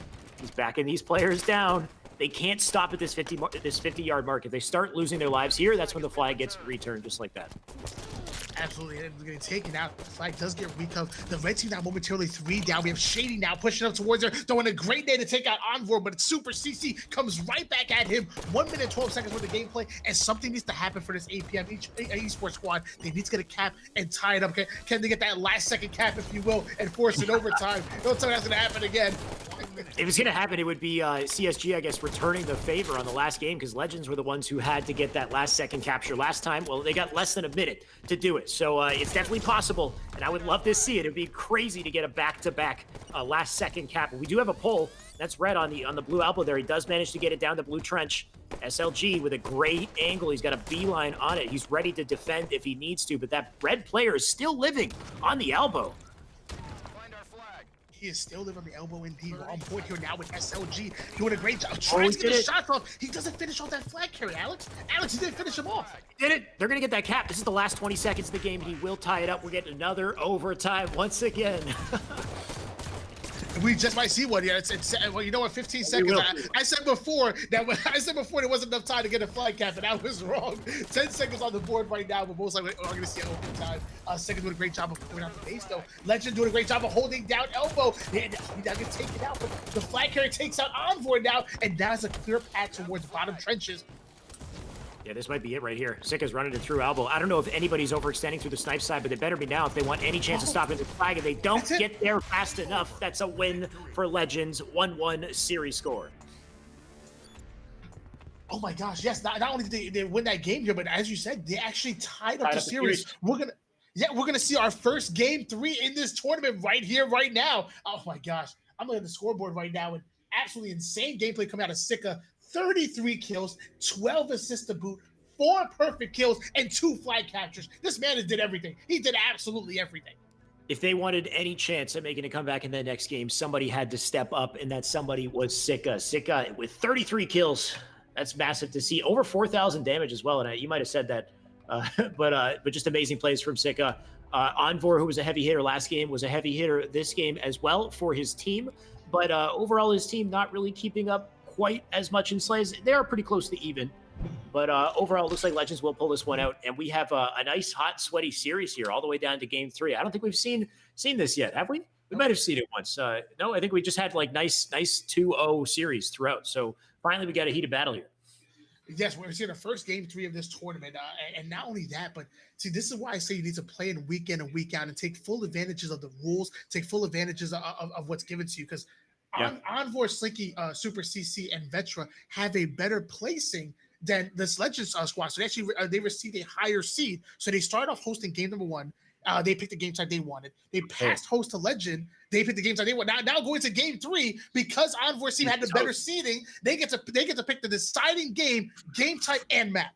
Oh, that is huge. When you think of a matchup that is USA versus Europe, the host is such an important factor. So to be able to get host in this last game for Super CC's team, that's definitely going to be very, very important coming into this. Doesn't mean it's out of the running for our blue team here, but as soon as I switch to Observer, it looks like we will be jumping into Eden Strongholds for our final match. And again, not only having that host, but also picking, which I'm going to imagine is their best game type. Honestly, if this might be a little bit cheap. This might be a little bit cheap of me, but they won CTF flag. If I was a betting man, I would choose CTF flag again. If I was going to go into wait. I'm sorry, CTF Truth. I apologize. Sorry. They won Truth. CTF Truth game number 1. If I was in it to win it, and we're going to a game number 3, it might be cheap, but I would pick the same exact game type of map that I won in game 1. I don't know. There has to be a rule against that. There's no way you could pick game you won. The fight. No, that would be. I would go yell at somebody. We're gonna get Eden Strongholds as our final match here. We haven't seen a Strongholds yet, and I like Strongholds. I'm happy with this, Tony. Let's see what we got here. Absolutely, and it's a beautiful map. It's a beautiful game type. It's a game type that was introduced in Halo 5, and I think we might actually see it again in Infinite. It's created multiple memories in the competitive scene. We're going to start onboarding with Super CC base, making it all the way towards Catwalk almost immediately, almost ignoring the camouflage, ends up taking out SLG. Camouflage is still up, though. Yeah, Super CC still up as well, putting these shots into the blue side of security here, and he does end up going down. That's a big play from that player on blue. Vetra will take him down, though, to pick up the pieces, and Envor do what he does best, just being such an annoying kill. Finally, he dies, but ultimately nobody captured anything just yet. We have yet to see some points on the board. Absolutely, but now we have Sika with rocket launcher. I think he has 2 in the chamber, now taking Red Nest. Now I want to see what he does, decides to go straight. Oh my gosh, auto stabilizing above Red Nest, putting cross map shots, takes out Envor, and now going to try to stay alive in Red Courtyard. Great life by Sika. Oh my gosh, I didn't expect that. Yeah, why cap stuff when you can just auto-stabilize above the map and shoot people on Catwalk? Who cares, right? He'll get the reset, though, on Top Cat. That's big. He's got the rockets coming in as well. He's got his teammates picking up the kills, so this might be a trip cap. It will be a trip cap, actually, to kick things off and get some points on the board. Absolutely, and there's a trip cap on the board in favor of this blue team squad right now. SLG doing a great job of trying to defend off Blue Ben, but he's gonna have 2 players in his sights right here. 11-0 lead in favor of the blue team squad, and they're still somehow holding this trip cap despite SLG challenging 2 players, but still getting the defense. Vetra's getting some nasty shots in on Red Nest, and he does win the fight for Catwalk. He gets the double onto elbow, looking for more on the elbow. Oh, he does get the triple. Great play from Vetra there. That will be a trade, but he'll secure the defense. Oh my gosh, actually on board with Super CC, now gonna flank all the way through bottom mid. He's almost hiding, he's almost in plain sight, if you will, before he gets taken out to work from Legend trying to get to Turbine. Now on board with Envoy's his duo, if you will. 10 minutes, 11 seconds worth of gameplay and this back and forward action. No team trying to slow down whatsoever. Yeah, Envoy just carefully playing the bend here. Doesn't want to give up too much of himself here. He's got half shields, he will get them back. Trying to get the defense. I love how he just keeps his toe in the capture to get points, but the moment he does need to back down, he will. It looks like all these blue players coming through the blue side of the map here. New OS, new camo coming up as well. This is going to be so important to take control of it. Envoy getting some crucial slays in the meantime. And see, this is kind of where I get a little upset with Halo 5. I feel like I'm gonna call them out a little bit. It's almost a little bit babying, if you will. Like if you don't get the overshield, you still can get the camo on the other side of the map. There should be one power up. Both teams have to fight over that power up, and if you don't win it, you get punished. Not we're gonna trade off camouflage and overshield. Most of the time, the team doesn't get both power ups. I want to see one power up and both teams fight for it. I want 4 power-ups. I want damage boost. I want speed boost. Dude, speed boost with spring jumping and thrust sliding. Oh my god, this game would be nuts, dude. I'm not even kidding. I'm down to see how speed boost plays in the competitive HCS settings. But like, I don't know, why not? Hey, I play a little bit of Breakout. Let me tell you, speed boost is sprinkled in on a couple maps in Breakout. Oh my god, it's interesting. It really is. I'm board here with the chat for that one, but yeah, I'm down to see it. On board with Shaden, let me tell you, he doesn't need speed boost at all. This man plays at 100 miles per hour at all times here, but it's going to get taken out on blue bend by Vetra, and now the Reds are able to take that blue bend spawn. They might be able to take Red Nest, almost a trip cap now, but they're going to keep the double, and now finally putting some good points on the board. They're down in 5 to 56 right now, but you know what? They have a little bit of momentum on their side. They absolutely do. Shady going to stay up right now. He doesn't need to make any big plays just yet. He can wait for his teammates to converge, or he can just get meleeed at the top of the head there. He gets taken out. It looks like there is a trip cap on the side of red here. They're making a bit of a comeback. Making a bit of a comeback indeed. Super CC now fighting over towards Red Nest. Gonna see him and Envoy with a little 1-2 combo on the red side. He's going in for the cleanup. Envoy takes out Legend. Now they have control of red side. This is looking good if you were a fan of APMHM Esports. Super CC just being such a nuisance in the window. He has to back down. And he does manage to stay alive. He's got his teammates all putting in pressure onto that catwalk, but still has yet to be captured. They got halfway there. Sika being a nuisance on top cap just keeps contributing to it. In the meantime, Super CC trying to take Nest, but he can't. That's a big stop. They keep Nest in play, and they get a trip cap as well. So huge play here from Legends at the midpoint in this game. They're going to pass 60 points, but Envoy with the OS looking to stop that. Yeah, Envoy has the overshield and about 50% left of it. Able to get blue bent almost uncontested right there. 2 points now in favor of the blue team squad. Envoy now making his way all the way over towards Red Nest. Like, I used to think the play is to go from blue bend through blue over towards Catwalk. We're going to see how this plays out here. Tony, you said this was Envoy's host, right? Yes, he does currently have host, yes. Okay. Looking kind of rough right now.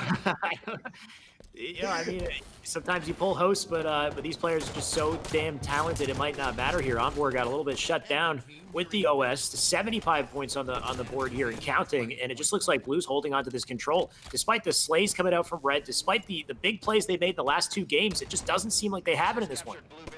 And we're on board here with Vetra, but he's trying to find Shady with the camouflage. Shady doing a good job of kind of avoiding damage. Now jumps out and challenges Vetra, hits the hot 5. Shady with camouflage does an absolute amazing plays and opens up the map for a trip cap, now in favor of Legends. Yeah, this might be it right here, Tony. 90 points and counting. It's going to be so hard to stop this from happening. Any death is crucial. Super CC going down there might seal it out. They're trying to cap Red Nest, and I think they will be able to, but I don't think they have enough time to do this. They have to dive into Top Cat with all of their teammates at the same time. I think it's mathematically impossible. Wait, Blue Bed or Top Cat? They're getting Top Cat. They did actually then capture Top Cat, so they are still in the game, but man, 99-24. They need a massive comeback. I've said this so many times before where a team has to play near perfect Halo in order to come back, but this is literally you have to play perfect Halo. Yeah. You have to defend 2 bases the entire time. While Shady's over here getting shots, taking Red Bed, it's almost impossible. And there you go. Somehow, Team Legends taking game number 3 and now advancing into your winners bracket finals where they're going to play against Fung 4. 2 overtime sequences back-to-back in that series, and it ended up being somehow a dominant game for our game 3, supposedly on Envoy's host and their map selection as well. So very interesting that things, kind of transpired the way that they did. But but that is it. That's the series. That's Legends team finally beating APMH Esports and moving their way on to winners finals in the bracket. This is the first time they've done that. They actually have a good shot, maybe at a second place, maybe even more. Let's see what they can do. They're looking hot right now.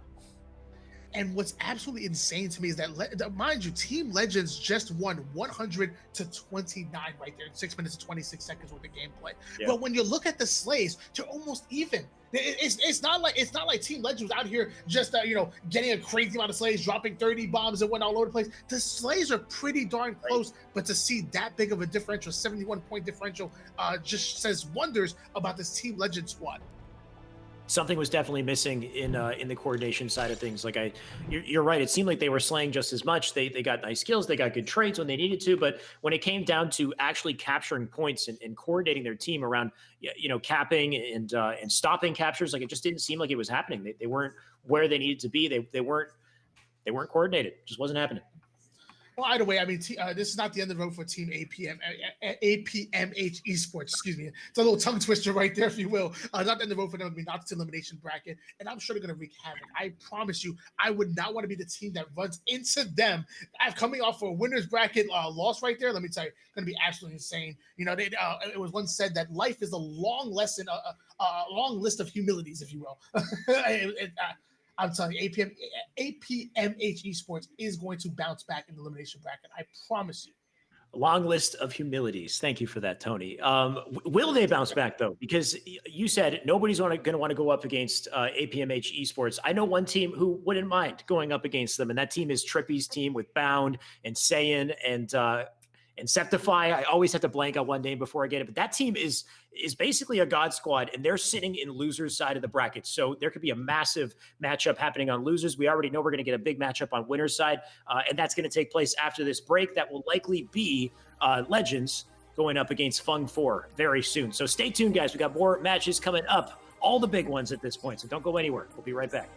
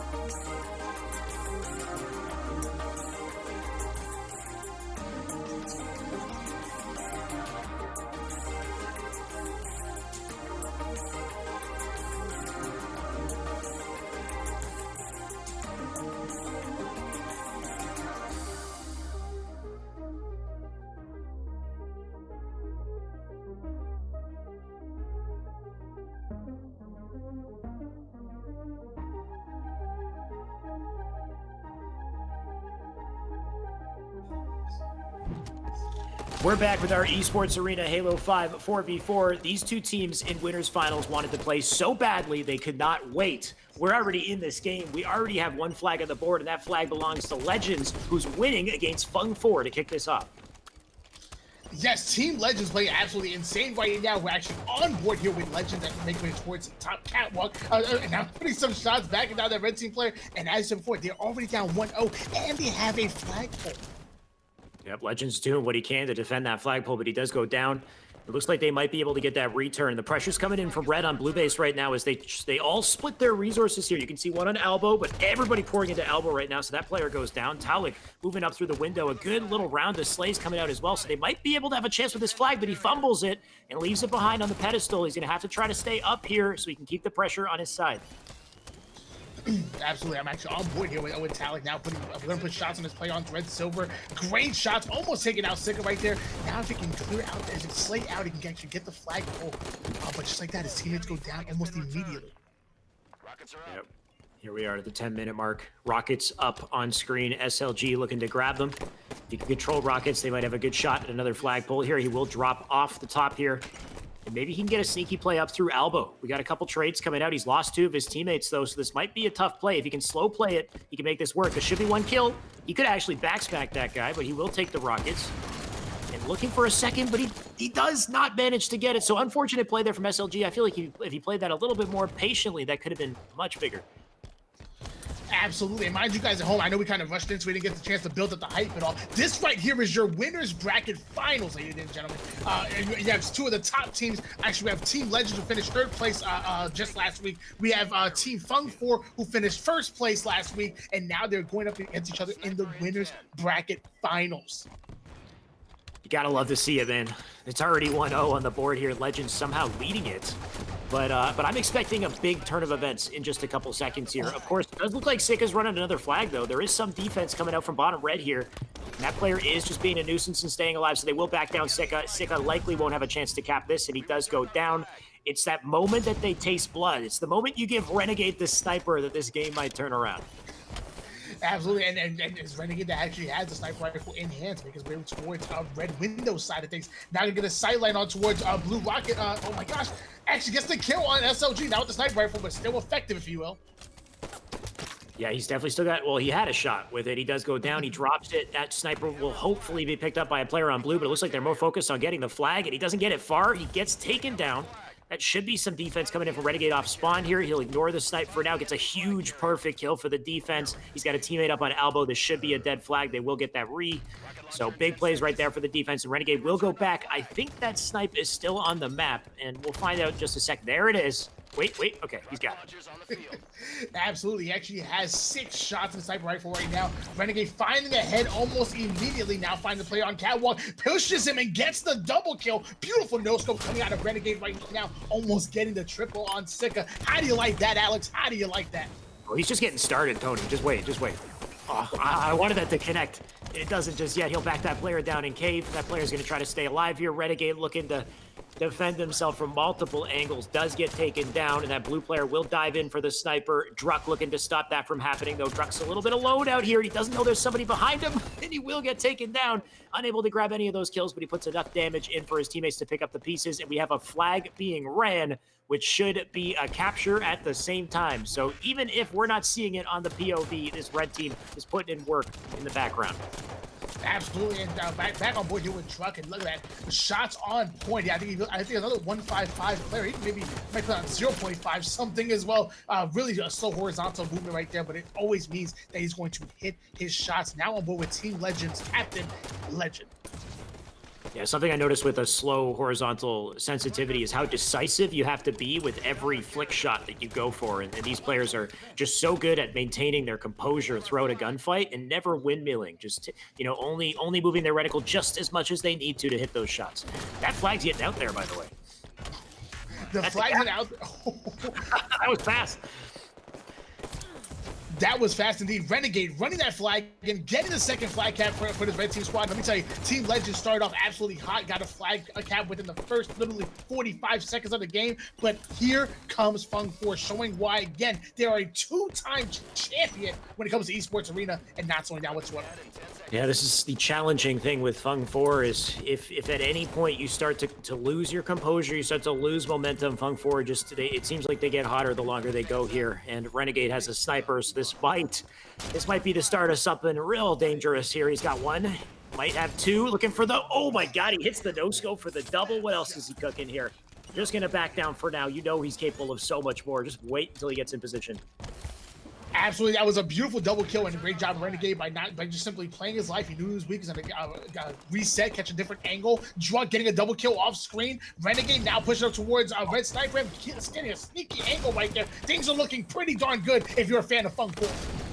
Yeah, still getting these body shots. He does go down, though. Doesn't play snipe off map. That still has 2 shots in it. So that player on blue's got an opportunity here. We'll see if he picks up anything with it. Tries to get one as he dives by. He will have to stay alive in the sneaky there. But Druck right now putting on the pressure. He's lost 2 of his teammates. You can see the red X's. He's got a teammate under blue base as well, who did just get taken down. So Druck's alone here in blue. He can try to be a nuisance, but likely won't be able to stay up much longer unless he gets down to the bottom of the map. I like this from Druck.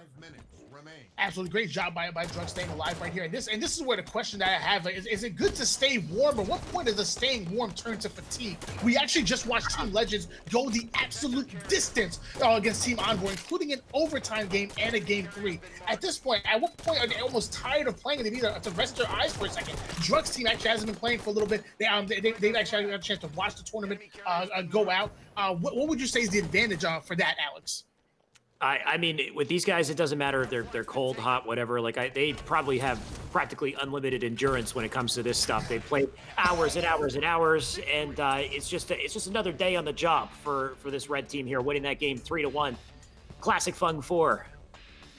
Classic Fung 4 indeed. Fantastic job by them. They actually went down 0-1 within the first 45 seconds of the game, but that did not affect their mental whatsoever. Bounced back immediately.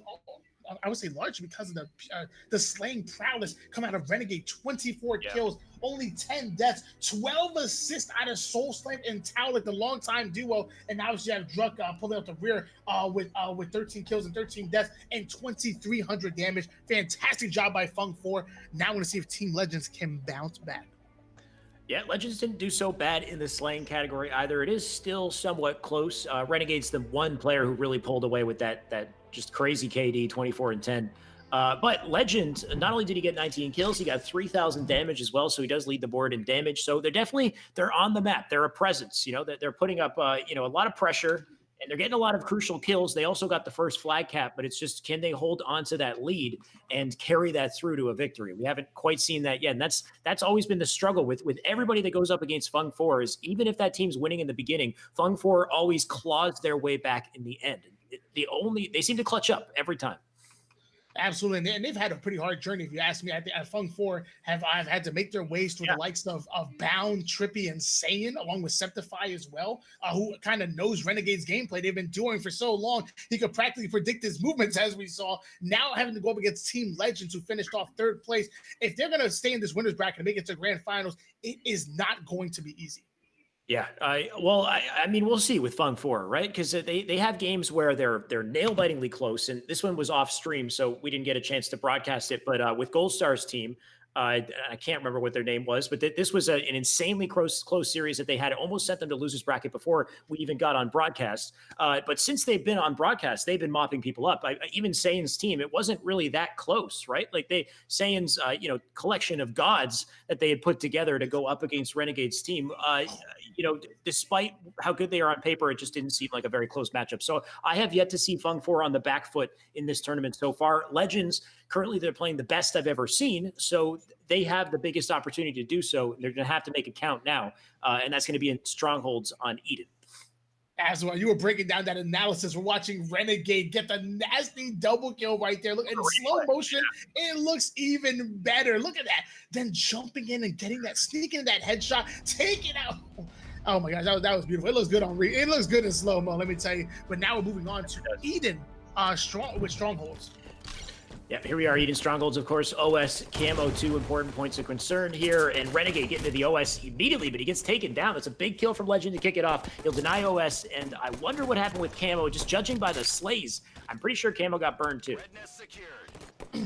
Absolutely. I'm probably about to do a little camo check pretty soon here. But no, actually, Shady having the camouflage, using to the best of his ability, sneaking in that headshot, now challenging that top that top security player, getting a different angle, going in for the kill, but whiffing the melee, and ends up getting naded because of it. Renegade now getting a double kill of his own. Yeah, despite the slays, nobody's capped 2 captures yet. So we have yet to get some points on the board here, but it looks like top mid is halfway there. Soul Snipe right now looking for a big kill, and he gets it. That's a huge win, but he goes down. So some big trades happening here. Blue team getting the spawns on tower. This should give them easy access to catwalk, and that might give them an opportunity for points on the board. There is the capture. The first one to grab points will be Legends. Let's see if they can get something off this. Absolutely, but just we say that, they actually just momentarily went 3 down. Now we have Truck taking catwalk. We have another player fighting for Blue Ben who gets the trade off here. Now Truck's gonna fly with to Blue Ben, but he's gonna have 2 players gonna be meeting him. Yep, Druck right now on the blue bend. He should be okay for all. He's dead immediately, so I take that back. 5 points on the board for Red, though. They have turned it down. They turned it around, but it looks like rockets are in the hands of Sicko. Absolutely, and Sicko goes down once again. Every time we switch POVs, the player goes down, and the slaves are now in favor of Fung 4. They play absolutely incredible, 10-3 lead in favor of them, and they are still putting points on the board, and now have gotten a trip cap. This is the scary situation with Fung 4. You give them a trip cap, they start to isolate spawns. They know exactly where you're spawning, especially if they're split spawning you. You got 2 people, spawning up in one spot in the map, 2 people somewhere else. Like right now, they got them in blue, and watch them flip around and start killing them in red immediately after this. They're going to start flying across the map. You're looking at Red Nest, and the pressure's on right now. 25 points and counting, and if they keep this up, it might be unwinnable. It's still early, though. It's still early indeed, but I'm sorry, man. A trip cap in Strongholds right now. Now Renegade's gonna steal that overshield, 35-3 lead. I don't know, man. So something needs to happen right now because Team Legend's in danger of losing this game. It's getting a little out of hand. Yeah, Renegade with the OS flying all the way over to Camo's side. Putting some shots in here. Sicko looking to deny him, and he does. That's a big play from Sicko, keeping him back. I think that was Sicko, either way. Renegade's down, but despite that, it's still 3 caps on the board. They can't seem to stop the pressure. They can't seem to stop the control, and maybe Catwalk will be that opening point, but they're just getting slayed off of spawn immediately. This is looking so rough for Legends right now. Absolutely, 55-3 lead now in favor of Fung 4. Druck having complete top control right now, and down goes Team Legends. That's 2 down, not able to get the cap, and now look at that, Druck not skipping a beat, flying towards outside blue to put pressure on this blue bend spawn. Yeah, Druck flying and dying there on Blue Bend.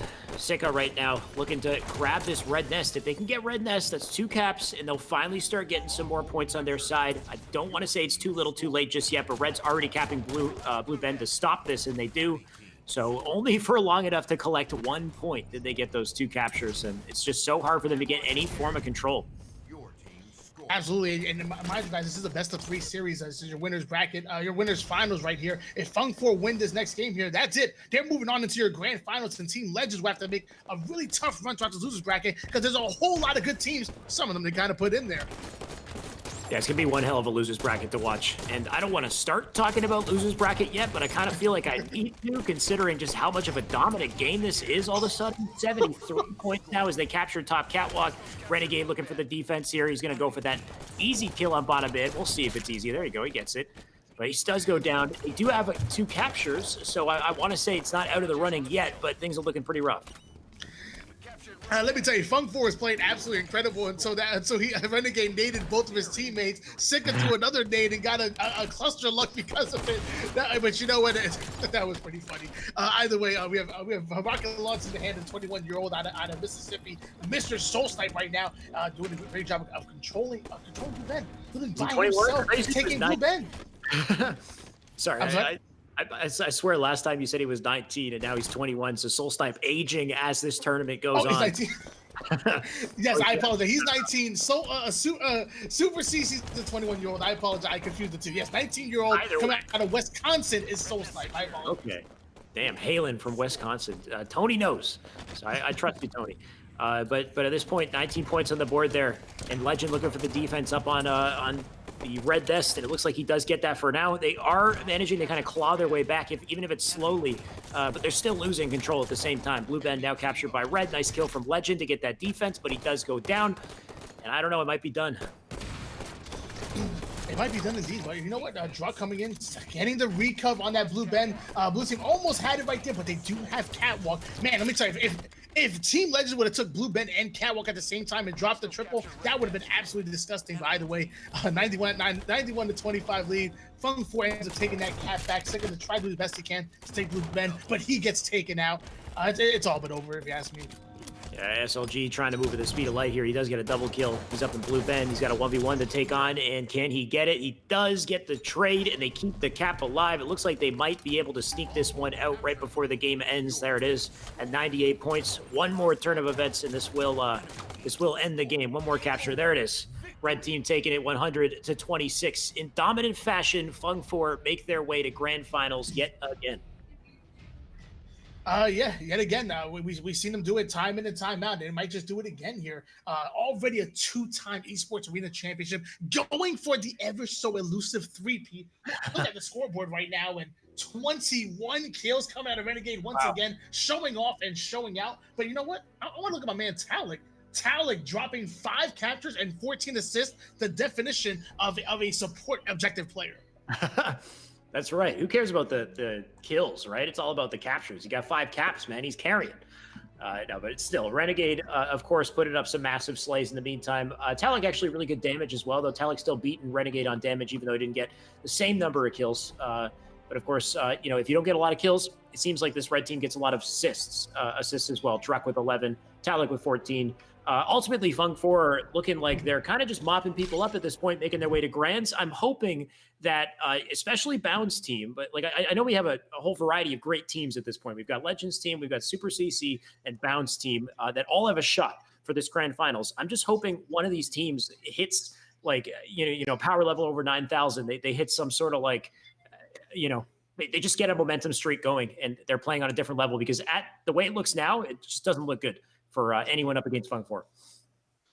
Yeah, absolutely. But you know what? We still have a long journey to get to the grand finals. Let me tell you this, as you said before, there's so many great teams, which a lot of them Team Legends put them in to the losers bracket. Now they got to fight. You got to fight their way into it. Being in the winners finals, I believe they're actually guaranteed top 3 no matter what, but they'll still have to fight their way to get back into the grand finals. So it'll be really interesting. I'm actually after a quick look at the scoreboard, you had Shady dropping 15 kills in a valiant effort. But let's see. Good luck to your journey. You know, as Winston Churchill once said, success is not final. Failure is not fatal. It is the courage to continue that counts. Damn, dude. There you go. Perseverance in a nutshell, right? Every failure, you come back and try again and persevere. But let's see what happens. Of course, we got a massive losers side of the bracket to take a look at coming up shortly. So stay tuned, guys. Don't go anywhere. We got more Halo coming up. My bad, Tony. I don't know if you wanted to just go to break right on that.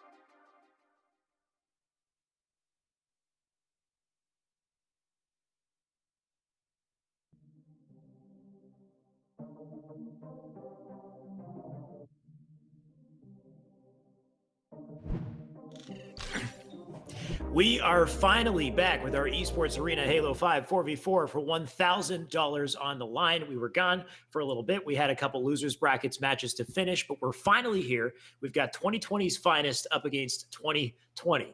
That's going to be confusing, Tony. Of course, if you guys don't already know, I'm Shyway. I am joined by Reckless. You know, Reckless has his own fancy intro he's going to do for us. You want the intro? I get the intro. It's why not be Reckless? AK, why not be casted? AK, I'm kind of a freaking big deal. If you don't know. And man, I'm excited to be here, guys. This is your losers bracket quarterfinals matchup. And even though the names are going to be similar, kind of confusing, the team is not.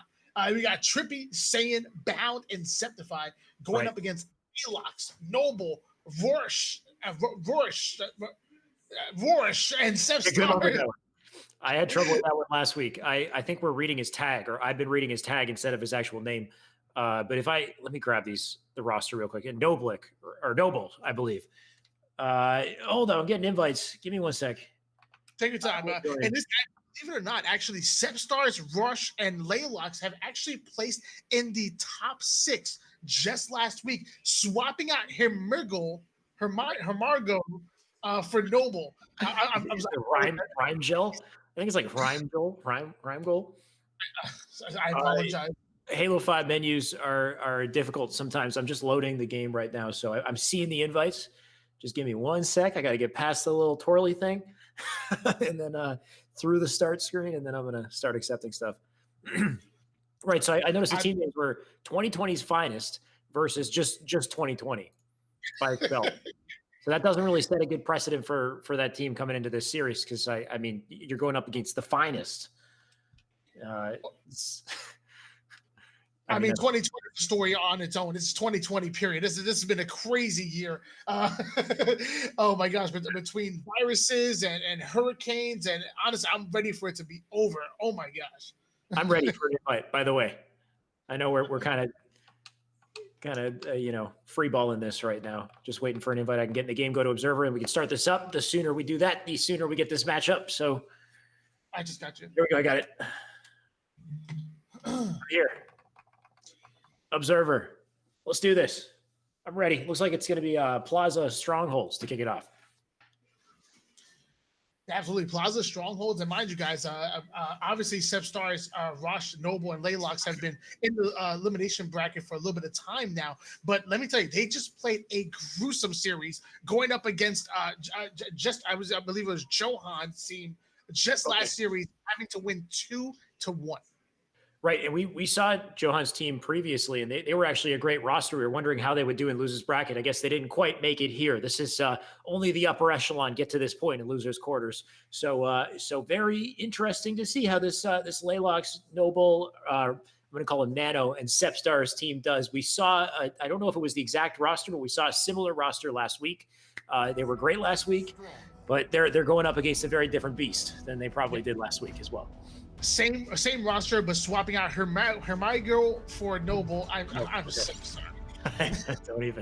Don't worry about it. We're gonna kick it off with Bound. And yeah, watching Bound actually make his way straight to green stairs, going right after the camel with no fear whatsoever. You know Bound is feeling confident when he just whips right up there, grabs the camouflage, almost gets away with it. But now it's 3 down for 2020's finest. Looking for an early bottom mid capture as well, and it looks like they actually get away with it. So they will cap bottom mid to kick it off, usually one of the harder capture points to grab right away. And if they can do that and get Nest as well, that's a great way to start things off. And it looks like they did do that. They've got bottom mid Nest control early on, but it looks like they might lose that very quickly with all the pressure they're receiving on bottom mid.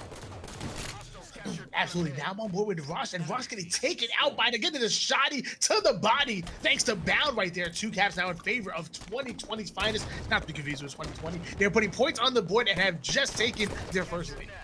Something you got to be so aware of. You grab that bottom mid capture, you grab that Nest capture early on. That's great to get a couple points in the beginning of the game. But if you don't grab crucial weapons like the shotgun, which is what Bound currently has, and I've got Bound on my side screen here, who's just grabbing shoddy kills in the meantime. It's just weapons like that completely disrupt captures and lead to these outplays and swings. Absolutely, and there goes the reset coming in from down now. Now challenging Sev Stars, even though he was half shields, almost winning that battle. Beautiful plays coming out in this red team squad right here. It's no wonder why they're currently winning 15-4. Something needs to happen for this 2020 squad, and it needs to happen right now. Yeah, what needs to happen is a nest capture, and Laylox is going for it right now. He's going to back down that player temporarily, but he is one shot. He's got a teammate with him on the lift, so they can work together to get this capture. That's a big kill. They should be able to swing this into something as long as they're aware of S4. That's going to be something important to look out for as well, but it looks like they might be able to get away with this for now. They just might. There you go. Now TripCap now in favor of 2020, putting it into the finest of them. Very confusing here. 2 down for 2020 finest. TripCap still on board. Red team going to try to take yard, but notice how they have one player taking yard and have another one overextending over towards blue. That might be important because once they take yard, they can have the map control if they get the slings. Yep, Laylox looking to grab some slays right here, but he doesn't. He gets outplayed right there. That's unfortunate for Laylox, but that is a trade ultimately. Still, they're catching up in points, and it's great to see a great opening start, honestly, considering the caliber of the roster they're up against. To have an even game at this point in the match is what I love to see. But who grabbed camo? Unless it was burned, I didn't get a chance to see it. Well, there it is. My player has it. Actually, didn't get a chance to see it myself, but actually, I believe it's Tommy, aka Saiyan, actually using that camouflage to its finest right there, taking out that player over towards top. That's now going to make his way over towards bottom mid. If they can clear out this U-turn player, they can take bottom mid and put some more points back on this board and regain their lead. Loving how Saiyan is playing with his camo right now. He's working around his teammates. He's timing his pushes effectively. He's not giving up any easy deaths. He's maintaining high ground, and he's going to land this kill as well. Just watch. There it is. Killing spree for Saiyan, a well-earned one at that, and it looks like they might be able to get themselves a trip cap, if only temporarily. They're going to have to worry about Nest as well. Absolutely, now, man. I love to see these players using the entire sandbox that Halo 5 has to offer them. Just Saiyan now has the light rifle, a very deadly weapon. 2 shots at a melee, 3 shots while aimed in. This gun is an absolute unit, and he's using it to its best ability by taking out Rosh. Now Poppy's by himself on bottom U-turn, and they just got trip capped on. Things are certainly not looking good if you're a fan of 2020. Yeah, trip cap looking rough for the blue team right now. And Tony, you mentioned it, the light rifle is a destructive force to hold on to. It's so damn important in this map, and Saiyan is using it very well right now. He'll back off, get that reload. A couple more shots, 12 more shots to be precise, that he could use to take out a few kills here. 1, 2, 3, 4 will do the trick. So just so much damage you can do with that gun if you hit those shots.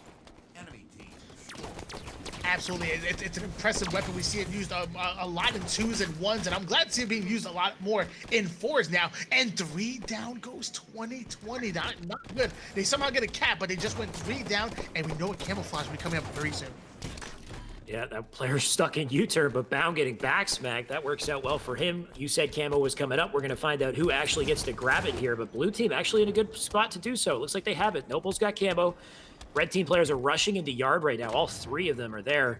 And Noble, he can prey on them. Well, they capture that yard. Let's see what he does if he can make a good play out of this. You can see they're in cafe and yard right now, but he doesn't want to give up his high ground easily here.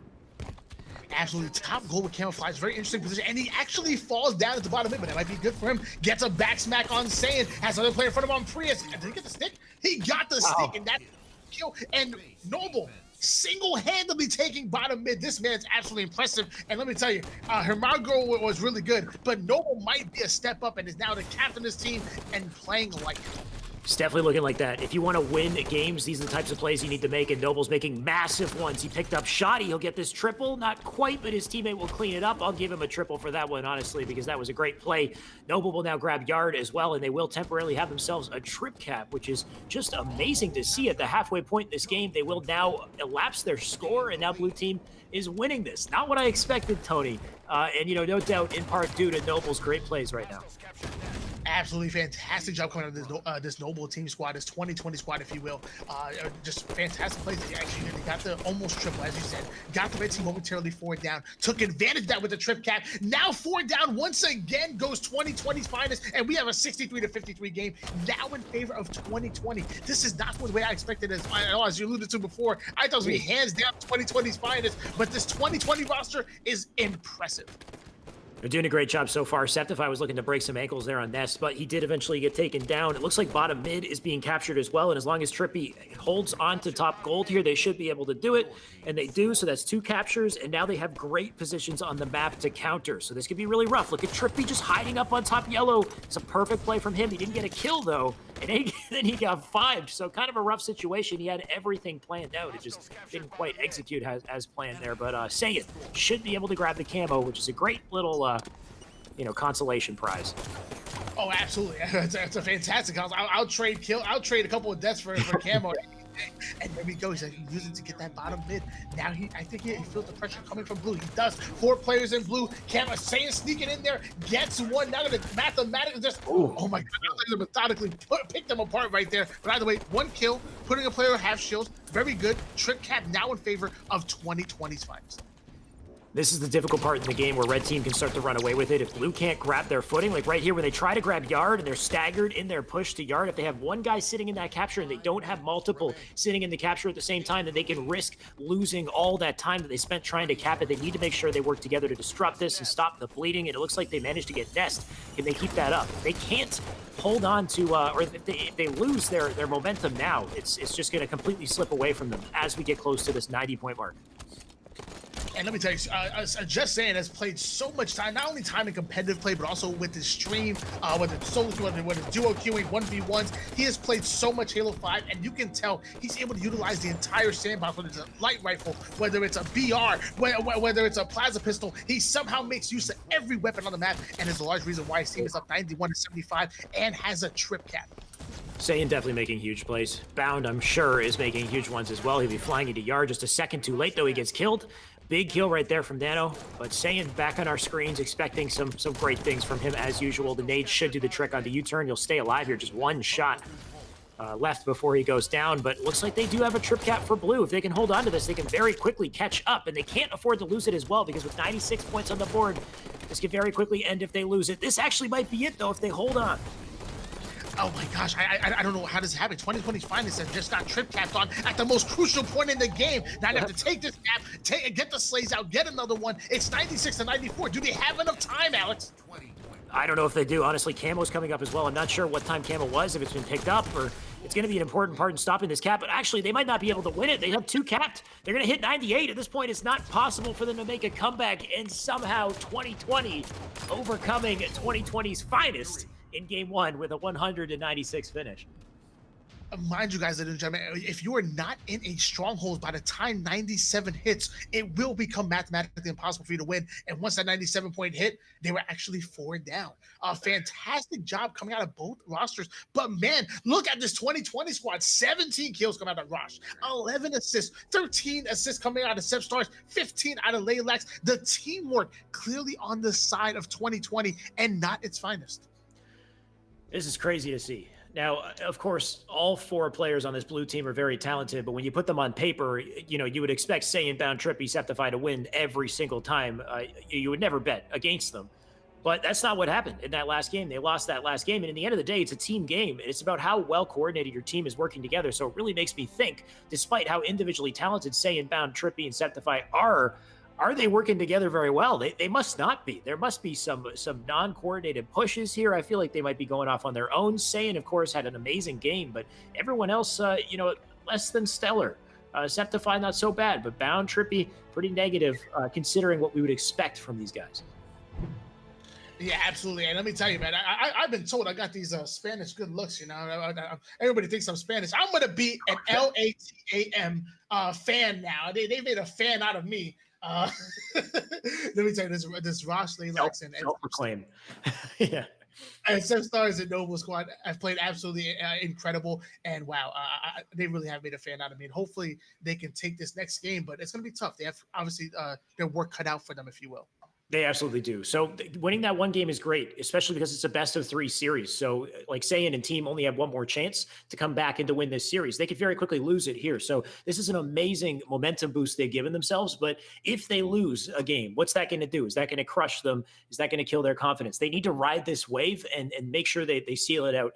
I mean, here and now. They don't want to have this go to a game 3. But at this point, we're going to be jumping into CTF Fathom. And this is that game type that could go all the way down to an overtime, a replay, or it could just end in a couple minutes. Fathom CTF is a very interesting one to watch. And I do want to point out that Bound, Saiyan, and Trippy are very big Strongholds players. They're extremely good at Strongholds. They were actually host, and they picked that Strongholds game type. Now we're switching the host over towards the LATM squad. Okay. Now their best game type. So if A squared plus B squared equals C squared, they should win this. I mean, that's what we said last time, though, with Onboard's team when they had host and they didn't win. So I don't know what's going on. It's like getting the host is all of a sudden not a good thing anymore. We'll find out, though, of course. Fathom, capture the flag. We've got the camo that's already been grabbed. We got the rail on bottom mid that's yet to be picked up. All these are going to be so important in sealing out this game. Absolutely, and we're actually going to be hopping on board here with Noble as he makes his way towards a blue wall. He's actually one shot, going to try to get his shields back and immediately pushing up a little bit sneaky over, a little bit of a flank, if you will, going through River right towards their courtyard, hiding in plain sight, if you will, and now going to be challenging Trippy over on red elbow, but ultimately losing that one. Great attempt for Noble. Honestly, been showing up a lot this tournament ever since we've seen him, which is only this game or this series so far. But great gameplay from him. But Saiyan looking to start a little train himself. He's got the rail in hand. He's got 3 more shots after that.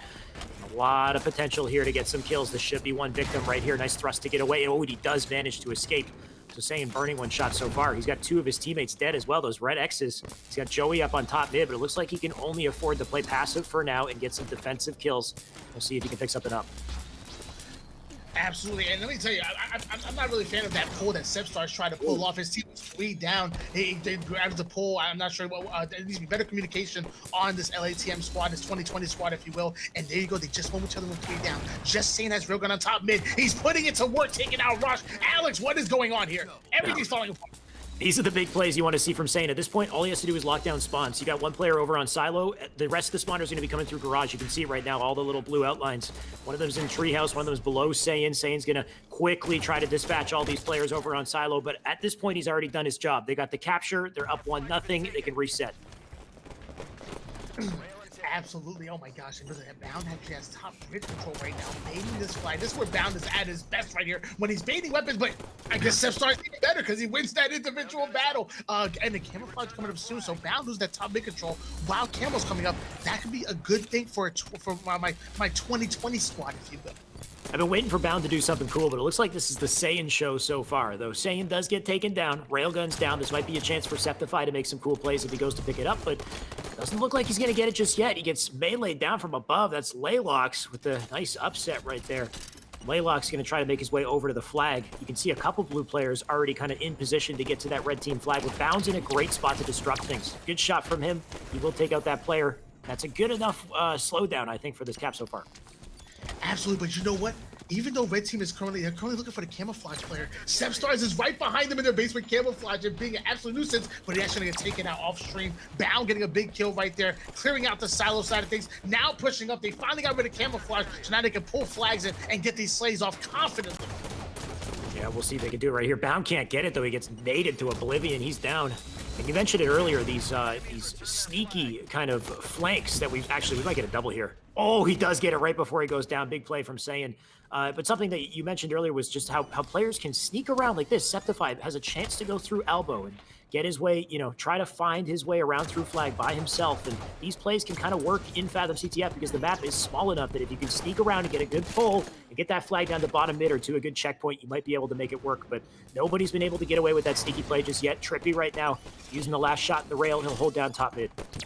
And one player that's so good at that is just Saiyan. He said he learned this strat a lot from teaming with Pistola. He gets into the enemy base, he'll pull that flag, throw it out of their base, and kind of bait it for a second. What it does is it slows down the entire enemy team's push, because now they have to look back at the flag. It pauses them for a second, gives his teammates enough time to spawn and push up, and then if they actually get the slays out, fantastic. He gets the easy flag run. If he dies and get the recov, even more fantastic, because he slowed down a push single-handedly by getting the flank.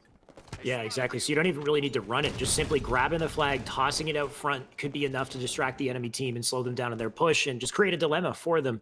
And hopefully give your team an opportunity to pick up things like the camo, which should be on the map. I'm not sure if anybody's grabbed it. Looks like Laylox wants it right here. He's got an opponent on it, though. That's Jay, I think. Might be Septify, who's got the camo, and he will be getting away.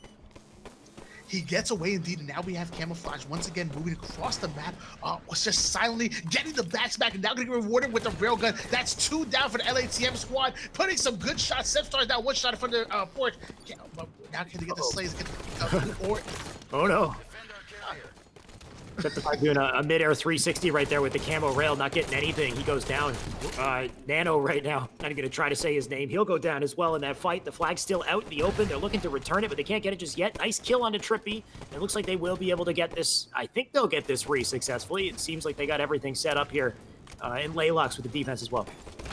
You know, somebody's telling my man Septify, this ain't 2s, this is 4s. You can't be sprinting over the courtyard. See, in 2s, he has the whole map to himself, but when you have 4 people on the map, if you push across a courtyard, you're probably gonna get spotted.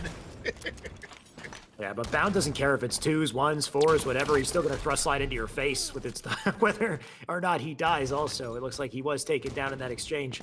Noble right now going to try to make his way back to his base because it looks like somebody's sneaking back there. That's Joey Trippy, who's made it all the way to the back of the base. He's going to try to hang out and stay alive as long as he can, but it looks like he's down. He did toss the flag out a little bit farther. He's got Bound, who's getting 5'd on our POV. That's a nice double from Noble. Noble looking for the triple. No need. Still got 2 more players there for the defense, and Noble doing everything he can to keep that flag alive, but they will touch it, and they will get it closer to that base. This might be a shot for a capture. It might be a shot for a capture indeed. I'm actually on board with Septify, and man, let me tell you, this team already got top 6 last week, but Noble is a huge addition to this team. I'm loving the way he's playing right now, but now Flag Cat being running by Noble himself. Now gonna try to stay alive with this railgun. Gets a big kill on Saiyan. Now gets a touch on the flag. This is Bound right here. Noble is the best player in this lobby right now, or at least he's playing as such, and now they've just almost got the flag in to tie up the game. What is happening here, Alex? I don't know. It didn't even look like he moved. Like, he just was standing there. Bound walked in front of him, gave him his back, and he just got a back smack for a double. Either way, it was a huge play. That's a cap on the board. No thanks to Noble right there. Just saying, with the rail, trying to get something going, but he loses it. He'll give that up, and that rail's going to go right into Sectify, who will go down as well. So some massive plays coming out here from this blue squad. I was not expecting 2020 to do as well as they've done so far, but they might actually take this in game 2 if they keep it up. And ladies and gentlemen, I don't care what side of the globe you're on. If you don't like that, you don't like competitive Halo. I can promise you that. And here comes the blue team now, going right back at this 2020 finest squad. They momentarily got the 3 down. Laylock's already have the flag on the other side of out of the base. If they just touch that return, they're gonna get this flag cap. But they still need to get the slaves. They can't get sloppy here. Yeah, that was an unfortunate death from Laylocks. He did not need to jump forward and take all those shots. Despite that, they still get the capture in. So they're 1 flag away from winning the series, moving on in loser's bracket and taking 2020 out early.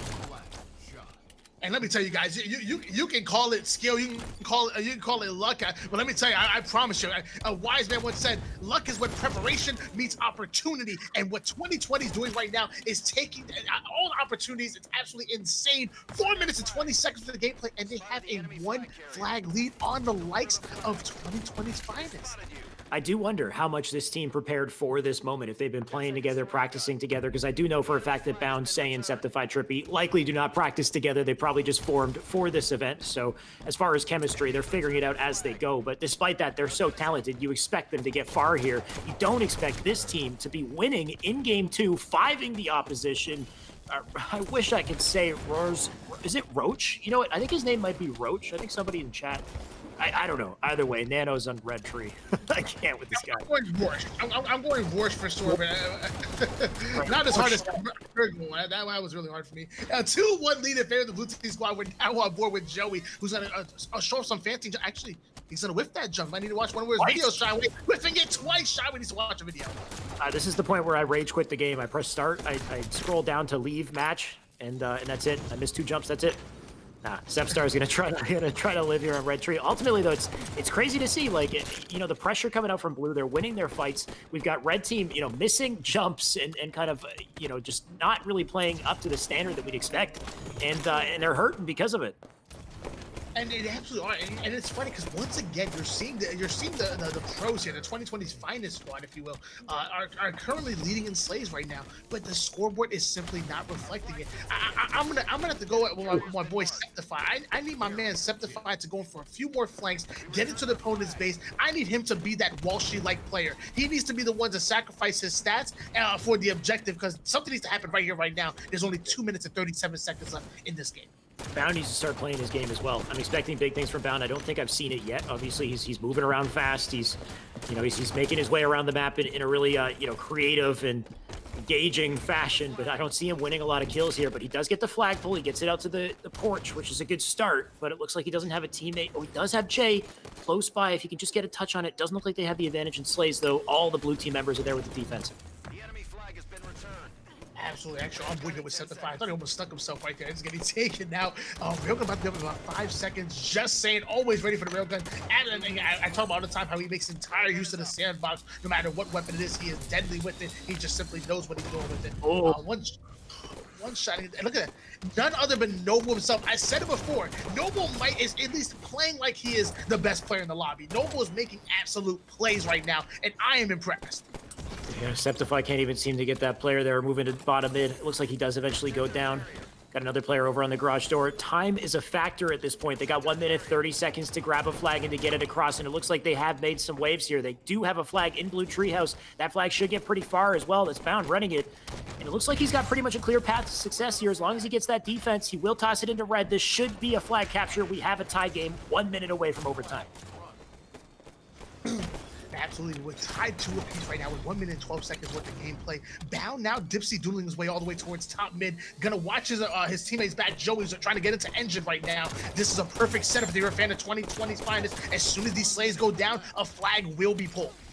Great setup, you're right. You've got one player respond on Silo. Bound knew exactly where to look. He's now flying into the courtyard to try to get another, and he will take a couple shots here and go down, so a little unfortunate there. I think they will have to reset their challenge, and you've got all these players in blue courtyard now pushing up, one through bottom mid, and that's Noble. He's going to take a couple shots. He can't even get his reload out in time. He's moving too quickly, and he will get punished for it.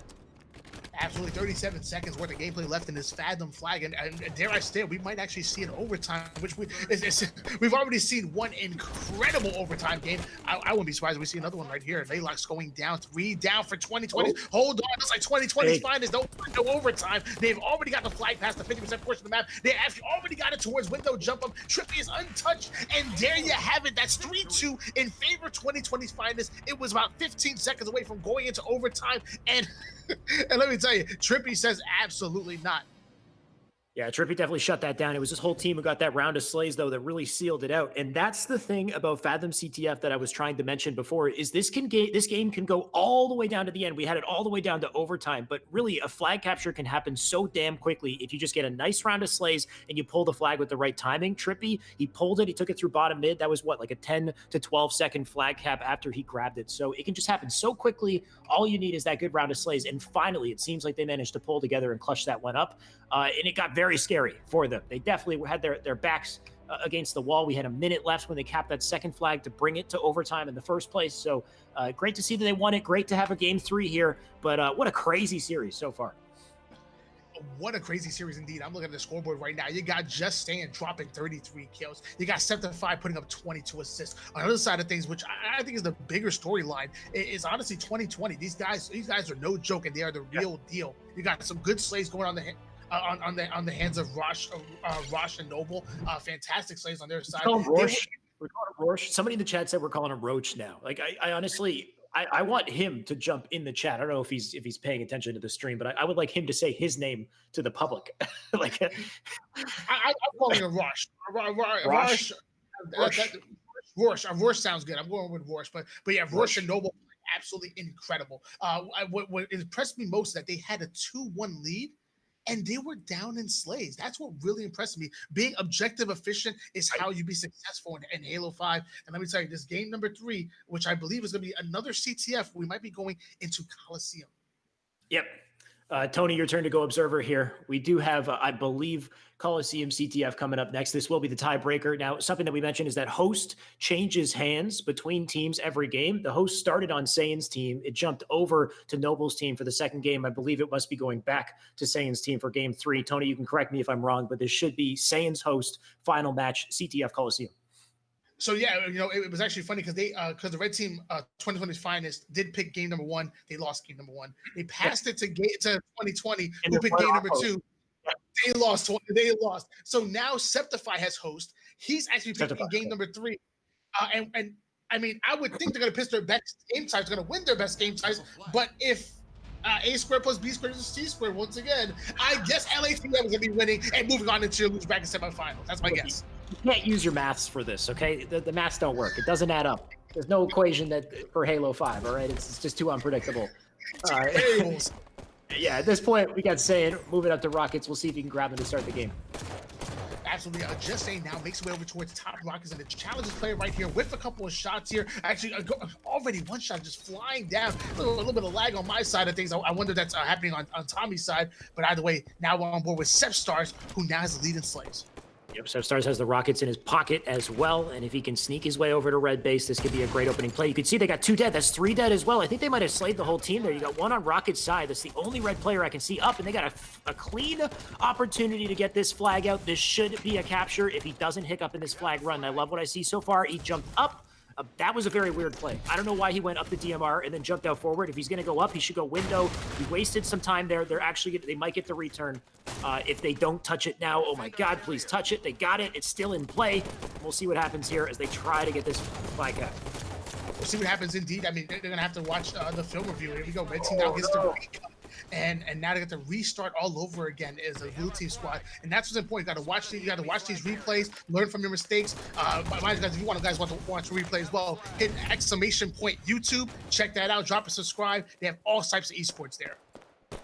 Tony, I'm still hurt, and I can't believe they didn't get that flag cap. I just don't know why he jumped up to DMR there, if he thought he was going to get naded or something, but it just slowed down his run, and ultimately we're back to this stalemate situation. Now on board, of course, with Saiyan, who's getting a double kill, and you know once Saiyan starts heating up here, he's just not going to miss. He's opened up the elbow spawn on purpose. I love this play from Saiyan, and he's going to just farm these guys on the elbow while his teammates push up on the other side.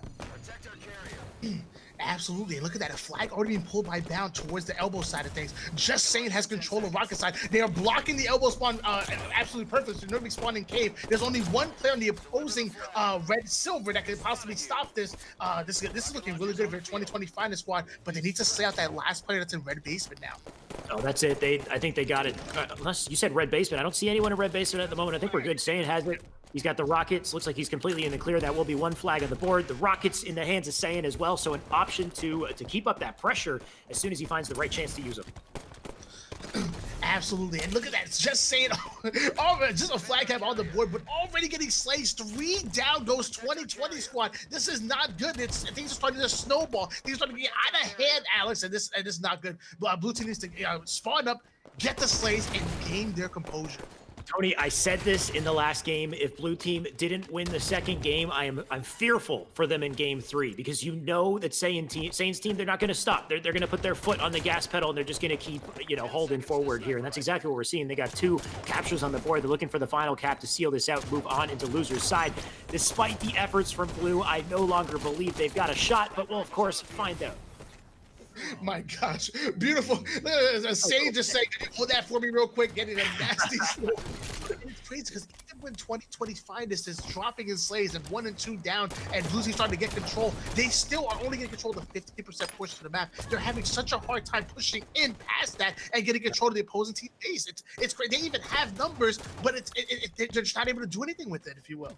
On top of that, Saiyan has the snipe. If possible, we should change to his POV and see what he's up to. I believe he's under red base, and we caught him right at the right moment. He'll get that headshot to kick it off here. He's got another player on the window, and I wonder if he's aware of it. Of course he is. He'll whiff the shot. The player will push, and he whiffs the no-scopes. That's a big play from Stars. He does get the pull, but can he make it far? Looks like he has managed to get it to snipe side. I don't know why he took that to snipe side. A bit of a weird play from him. That will be an immediate return. Unless Nano picks it up, and he does. He's taking it across Silver. We got a hell of a rally, and maybe a shot for a capture if they can keep this in play.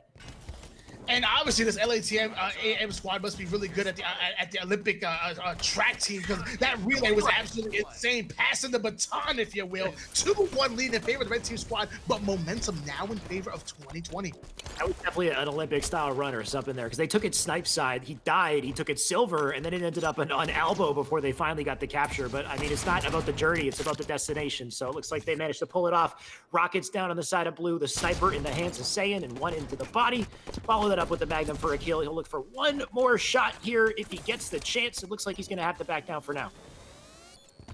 Absolutely, but backing down and catching a new angle now on pyramid side of things. You have two players pushing up towards that bridge, already dropping one like a ton of bricks. Now going to challenge Poppy, if you will, on top pyramid, getting a couple shots, letting his teammate, checking his teammate has his back, tripping gets the double kill, and that's 3 down for 2020, and here comes the cavalry.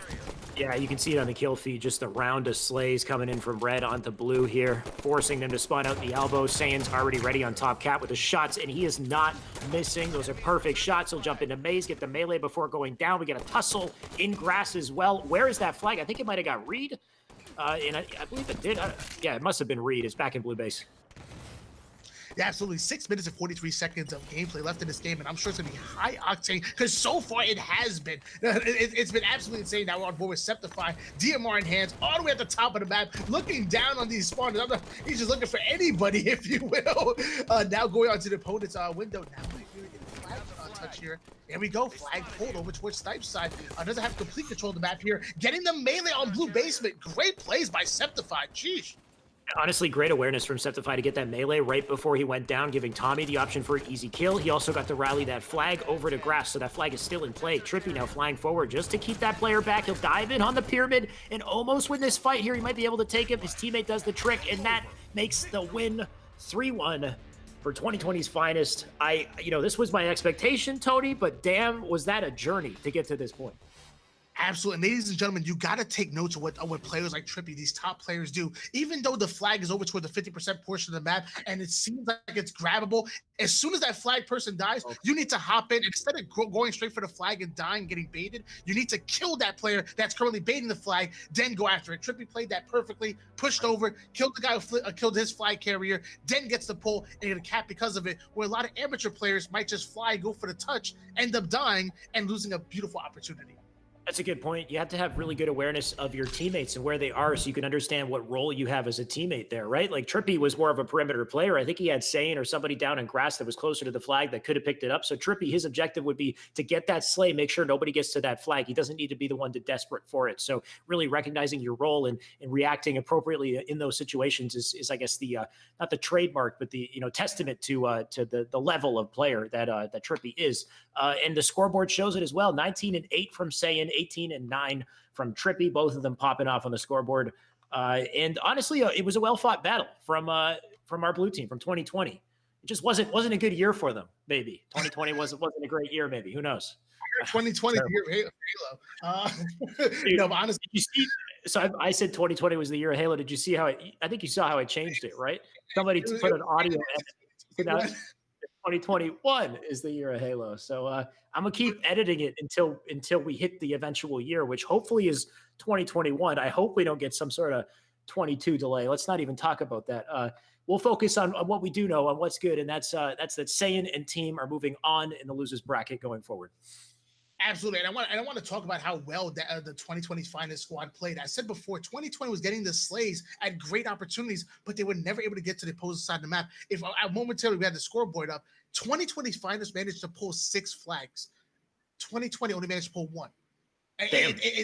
It's that big. It's that big of a difference right there. Right. They weren't doing bad with slays. They weren't doing bad with control, at least to the 50% portion of the map, but they just couldn't get to the opposing side and enough time to pull the flag. Great job for 2020. Yeah. I hope to see you guys next week.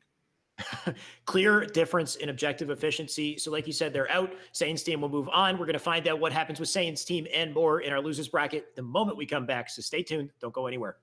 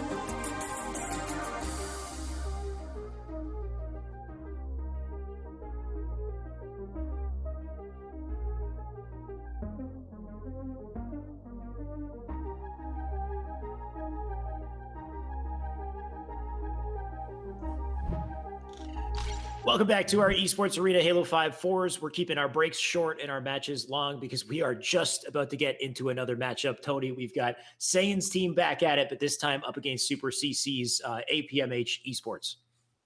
Absolutely, that was a really short break, which I'm happy about because I want to see Oh, these yeah. incredible players play again.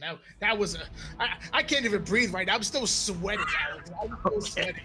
But We man, need we're gonna see. a personal fan or something. You got to put it right beside. Just keep it away from your mic, so we can keep you nice and cool because we got a lot more coming up here, Tony.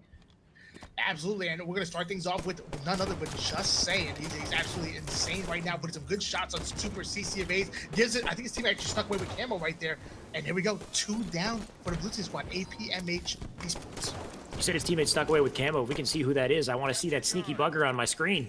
Wherever he is. There he is. That's Bound. Trying to be sneaky with this Camo. He's hanging on the light post. He does get a kill here. He'll move his way over to Nest. He should get the reset on that cap, which is great. And now he's in a good spot to conquer here. He spots the guy up on S4 also, and it looks like he's going to be getting this cap for free unless they challenge him, but I don't know if you want to challenge that Camo guy, Super CC. You will be taken down. And that's one thing that's tough about trying to capture a base with camouflage. I mean, even if they don't know exactly where you're at, the first thing to do is just throw nades, and they rain nades on him, and we're able to spot him out, finish him off, but still a trip cap in hands of 2020's finest. Sam putting the shotty to the body, taking out Metro right there. Now gonna try to do the same thing on bottom, but what's going on? What's happening? I would love to see Saiyan's stream for that kill right there, because that was some like Dragon Ball Z confusion. I don't know what the heck that was. He couldn't land any shot. That was Halo 5 in a nutshell. Somebody's clambering, somebody's thrust in, and nobody's hitting any shots. And I've said it before, Envoy is one of the hardest players to kill, and he just has a knack for staying alive. Definitely seems like it. Slinky, unfortunately, will die, though, and that's a trip cap on the board for Red. They're quickly pulling away with this at 37 points. Blue has to do something to regain their footing early on, or else it's going to be very hard to make a comeback here. You're absolutely right. Trippy now taking out Envoy. And once again, numbers now in favor of Red Team Squad. They need to get these slays and need to do it at close to the bases so they can hop right in to be this objective efficient. Envoy and Super CC are known for this. We need Slinky and Veteran to step up with them. And here we go. They're trying to make a run for yard right now. Yeah, Septify was super sneaky with this play. He tried to time it at a very awkward moment. It looks like he did exactly that. I think he kind of waited for the moment that they capped it and started leaving, that he jumped in and just, took everyone down. So really great play from Septify. They got the quick recapture. They're now at 60 points on the board and counting. The blue team has yet to get anything going here. So this is very, very rough for APMH squad starting this out. It absolutely Septify goes down, but still a trip cap in favor of 2020's finest. And at this point, I mean, APMH Esports are in danger of getting 100-0'd. Yeah, it definitely seems that way. They managed to stop the bleeding just a little bit on Yard, but they can't even get out of Yard and stay alive here. Vetra's in so much trouble up on Yellow. He's got to wait for a moment that his teammates can draw the pressure here, because he's a glowing beacon up on top Yellow. He's forced to drop down. He's got his teammates in a gunfight. That's a big kill from Envor onto Bound here, so they got to take advantage of these opportunities, but Envor goes down. Envor needs to play his life, so they need to be so careful losing their lives here, because they need those numbers to push up and regain map control. And at this point, Vetra has been stuck in Yard for the last minute at least, and that just means more points for Red. Absolutely. Vetra was actually on by his low sum. His team was 3 down. He tried to do a good job of defending Yard, but he didn't know that actually Trippy had camouflage. Challenged him with the camouflage. They would take Trippy out without it, but still, they weren't able to successfully defend Yard. And here we go, another trip cap now in favor of 2020's finest. I said it before, this is a very strong Strongholds team, and there's a reason why they kept picking Strongholds as game number 1. We're gonna, obviously, going to go in favor of them. We're going to see what APMH has in store. Maybe they can take a flag game off of them. I mean, hopefully, because this is brutal. That was a quick 100-0 from Saiyan's 2020 finest, whatever you want to call these guys. They are just looking unstoppable. All of a sudden, too, they've been kind of struggling and battling their way through this loser's bracket, but this was just a total free match for them. And you know what? It's Strongholds. I don't think 2020's fight is going to drop a single Strongholds this tournament. If you're going to beat them, it's going to have to be on Flag, or dare I say it's Slayer, which so far we haven't seen much of. So far we've seen 3 Flags in the series, not a Slayer. So a lot of these top teams showing that, hey, look, they're just not a big fan of Slayer. There's actually been petitions to have Slayer removed from the competitive Halo scene. Yeah, Slayer is that one game type that seems to be less popular. The objective game types, I think, really do display like who's the better team, right? Who's more objective efficient really shows, who could work better as a team and clutch up in these important situations. Whereas with Slayers, you get these kind of, weird less predictable scenarios where one person might flank through or might escape a certain situation and get away with more than they might have deserved. You get a very swingy, unpredictable match as opposed to what we're about to get here, which is, well, we're getting a Slayer, actually. We're getting a Slayer on the rig. So let's see how this one goes. As they're saying on the rig right now, we're going to see Bound, Saiyan, Septify, and Trippy, which I will say, Slayer rig is one of the most punishing game types there is. As soon as you go down, it's so easy to manipulate those spawns and force those spawns to bunker or carbine. So as soon as you go 2 or 3 down, expect nades to come right at your spawn, and it's not good. So better be playing and firing on all cylinders right from the get-go. Bunker spawn, arguably one of the worst places to have your team spawn, especially if they know you're spawning there and they're ready to prey on it. But of course, camo, extremely important here. We'll see who manages to win that at the start. We got the sniper as well, and players are already flying for it, but somebody's not watching his back, and that's Vetra. He gets taken down early on here. It looks like the camo might have been burned, unless somebody has it. I think it might have been burned. Either way, we got some good slays coming out from Red to kick things off. Absolutely, and actually a sniper rifle in the hands of Trippy, so we get the chance. Might want to hop on board with him, but on board currently on. Oh, actually, looks like we're hopping right on board right now. Jeez, Trippy going to be controlling this bunker side with the sniper rifle, whiffing that shot on Chase. Now going to make his way over towards top tower. Let's see what he can do with it. Yeah, if he's got one shot, he's got to get that reload, but he might not want it. It looks like he's more focused on maybe getting the back smack right here. That's a shoddy snipe combo, and Trippy, if anybody can, okay, I was going to say, if anybody can work it, it's Trippy, but he dies immediately. So that's shoddy and sniper down on tower 1. You're going to want to call that out to your teammates. Absolutely. I'm now on board here with Septify, getting a big kill on Onboard, taking him out right there. Now challenging Chase from across the map. Chase having nothing to do but to back down and regroup with his team. They have an 8-5 lead in favor of 2020's finest. Very curious to see how Super CC plays this. Does he drop the shoddy for a teammate? It looks like he's trying to do it all alone, and in the end, he ended up dropping both. So we have these 2 hot power weapons that everybody's going to want to grab, but they're looking like a hot potato right now. Like, the moment you pick them up, the player drops them before getting to wield them. I take it back, though. Trippy gets a double, and now he has the snipe, and he can prey on that bunker spawn. This is a great opportunity for Trippy if he plays his cards right. Oh. Oh my gosh, and Trippy putting the shoddy once again to the body. I feel like I've been saying that this whole time. I don't control shotguns enough. These guys are putting great use to it. Another one by Trippy, now taking out Slinky. 16-7 lead in favor of 2020's finest. This is old news now. Trippy's like hitting amazing shots. He's on a killing spree. He's doing exceptionally well. But you notice how we got that shoddy kill from T1 to T2. People talk about how powerful that spring jump is from T1 to T2, and that maybe it shouldn't even be an option because somebody could just easily jump up there. But you look at a player like Trippy, he knows to look for that T1 to T2 spring jump. He just predicts it and then reacts and takes them out. So it's the beauty of, like, you have all these extra options that you can use to your advantage. But if you are an experienced player and you're aware of the options that your opponent has, you can collapse and counter and make it happen still. And Onboard right now going for the T1 to T2 spring jump and almost messing it up. He'll live. He'll try it again. He gets it on the second time with the sniper here trying to stay alive. And that's one thing that Halo 5 is obviously added is the X Factor. Back in Halo 2, the X Factor was button glitches. Right now, the X Factor is just movement, being able to traverse the map like a professional. That's why one of the reasons why people love watching your videos is it's adding to that X Factor. Eventually, there will be a situation where you have a perfect Halo being played, where everybody hits almost 100% of their spring jumps or sure. knows all the crazy spots and whatnot, and it'll be absolutely insane. We're going to see that comes true in Halo Infinite. Yeah, taking full advantage of the best options in all the best situations to use them. Yeah, of course, there's so much potential there. Imagine how crazy this game would be if you could BXR or double shot and spring jump and spring thrust. It'd be freaking insane, but that's a whole other discussion. It looks like, while we talk about this, what really matters is 27-20 on the scoreboard right now. Red team leading this by a 7-kill difference, and that can really start to add up if they do not change this early on. Absolutely. Now on board here with Just Saying, who has another shotgun. Let me tell you, the scat, I've never seen so much shotgun being used in my life. Getting the double kill, taking out Slinky, now taking out Envoy. They're going to have a perfect chance to collapse on these spawns because there is going to be split ones. Yep, 30-21 at this point, a 9-kill lead. That's a hefty lead to hold on to. So Just Saying and team doing a great job here. They got inside map control as well. And Joey's calling out the fact that he's getting double teamed here. Saying coming in to try to help out. And look at, he's just waiting for that spring jump, right? So it's just like when you know that option is available, then you start to prey on it. You're ready to counter it. And because that player didn't come up, Saying dropped down. He still gets his double kill. He still conquers. And that's just, testament to Saying as a player.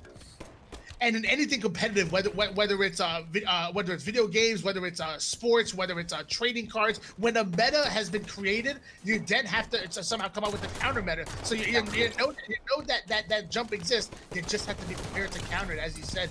Just saying and Bound working a great 1-2 combo right there. Just saying still has that snap shot, making that player one shot, but not able to finish him. So this APMH squad it's just crazy to see because this is such a talented squad. They've been second place in the last 2 weeks, I believe, that they've played. But right now, it's just looking like their tournament life is on the line, and it's not really even a close game at this point. I'm hoping that they can make some sort of a comeback here because this is just one of those higher caliber, teams that I haven't really seen show up on broadcast. Absolutely, 39-29 lead in favor of 2020's finals. Now on board with Bound, who just makes his way towards Engine 1, uncontested, takes on that player towards Engine 2, and now he's going to try to collapse on this player that still had spawned in back bunker. Look at that 1-2 combo working here. Easy kills, and that's what these pros do. Their teamwork is absolutely insane, and they make it look easy because they're not getting to these terrible individual gunfights, giving themselves an opportunity to get average. Exactly. Bound, it looks like he's moving around at the speed of light, and he pretty much is, but it's how he weaves in and around his teammates that allow him to move at the speed that he's moving at. He knows when to come in. He can slide into your face and get the melee because he knows he's got Saiyan right behind him to back him up or whatever it is. Bound's just, flying around the map, but it's calculated in how he makes these pushes and the moments that he decides to be aggressive. It absolutely is, and watching Bound once again now go towards long haul, challenging two players and smartly backing down. Gonna work a 1-2 now with Trippy. Actually, there's 3 players on gold corner, but one has just died. Here we go. Now here comes the cavalry coming out. APMH Esports, very good teamwork. 3 down for 2020's finals, but is it too late? They're only down by 12. This is it. 3 kills left to win this game. Super CC got 1, but he's going to have to get a whole hell of a lot more sniper kills if they want a shot at making this comeback. Now a 10-kill difference. Camo should be up on the board, or should be soon at least. That's going to be a very important factor here, and I believe one red player is waiting on it. But in the meantime, Super CC, he needs to make this play work. He goes for the no-scope, hits the body. That's a big kill right there. They denied Campbell, but one more kill left for Red Team to win this game, and they do seal it out. They get that kill. That's a 50-38 score, and that means that 2020's finest will move on in the tournament. And what a shame. I truly enjoyed watching APMH Esports, and I wish we could watch them some more. But sadly, they're gonna be going home slightly earlier than expected. My gosh, though. Let me tell you, this 2020's finest squad really starting to gain some momentum, really starting to step their game up. I'm going to be excited to watch them go up against, I believe that's actually going to be Legend Squad in your losers bracket finals. That's a great point. So, Bound, Trippy, Saiyan, Septify, we know how talented these guys are. On paper, we expect them to win these games, but they lost pretty handedly to Fung 4, who currently sits in grand finals. So it almost lowered my expectations of how, well they would play in this tournament because of it. But now that they've just been cleaning up everyone, especially Envor's team here, who Envor was, one of those top teams that could potentially take it. They're now out of the tournament. Now I'm expecting them to kind of run through Legends as well, but we'll see. Legends is no slouch. They're playing exceptionally well, probably the best they've ever played in the last few weeks that we've seen them. So that should be an exciting matchup. But what I'm hoping is if they do win, if Bound and Trippy make it through, that they take this experience and they apply it in that grand finals, because damn, they're going to need it in that grand finals. They're going to need it indeed. I'm going to have to agree with you 100%. But I think it's a great opportunity we're getting to see here. We're actually going to need to watch this team grow in front of our very eyes. They started off the tournament. Not that they would say they were playing bad whatsoever, but 2020's finest really wasn't playing up to their true potential. They got knocked out into the elimination bracket a little bit earlier than expected, but we're seeing them grow. We're seeing them get better. Their chemistry is actually just increasing, and I'm really happy. I'm really happy, to be honest with you. I'm happy too. What makes me happier, Tony, is replays. Let's see what we got. Apparently, we got a couple of replays we can show up on screen here. This is a Plaza replay. We've got Bound here. What's he up to? He'll get that nice little kill on that player who's thrusting. It's something to note.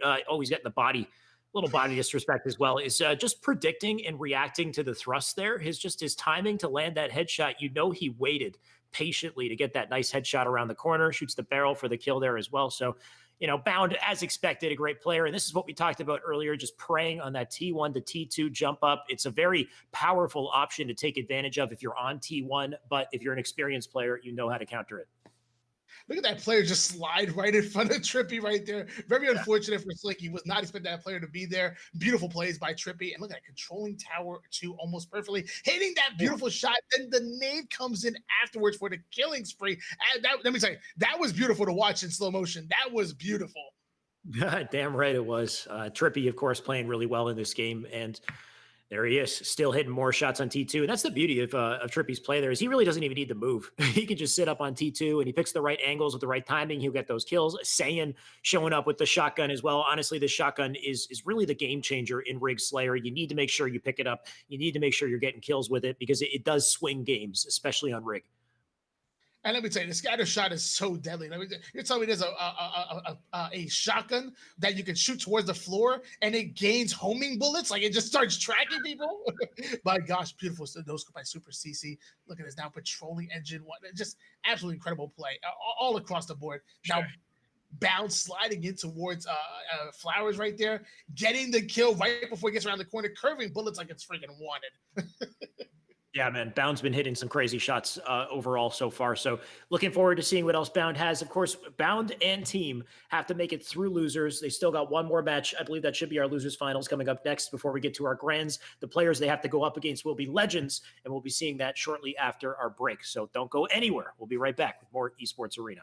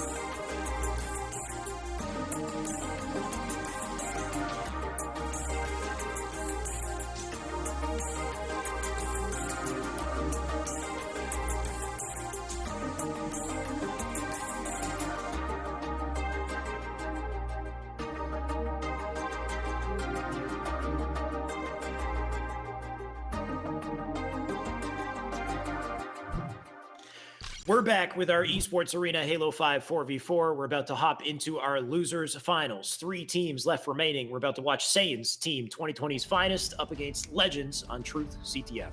Tony, kick it off.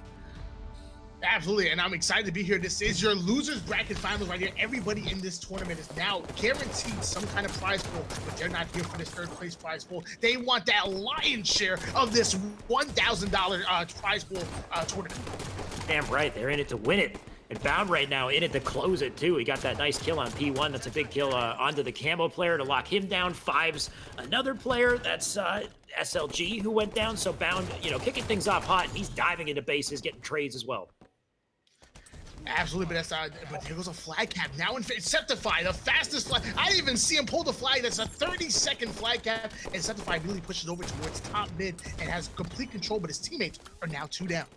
I was too busy watching Bound do fancy things, and Septify in the meantime is doing what really matters and capping flags. Legend trying to get an opportunity to cap a flag here. He managed to get to red base, but he's getting shot in the back, trying to stay alive here. Nice live, honestly. I don't know how he's alive as long as he is, but ultimately does get taken down. He's got one more teammate on the flag, though. He does manage to get the pole. He's taking it out pink side, but he doesn't know about the player behind him. And that player will be a nuisance, but it looks like Sika takes him down. This is a huge opening for Blue. They get it through to P1, but the flag's left out in the open. They're going to have to fight for it.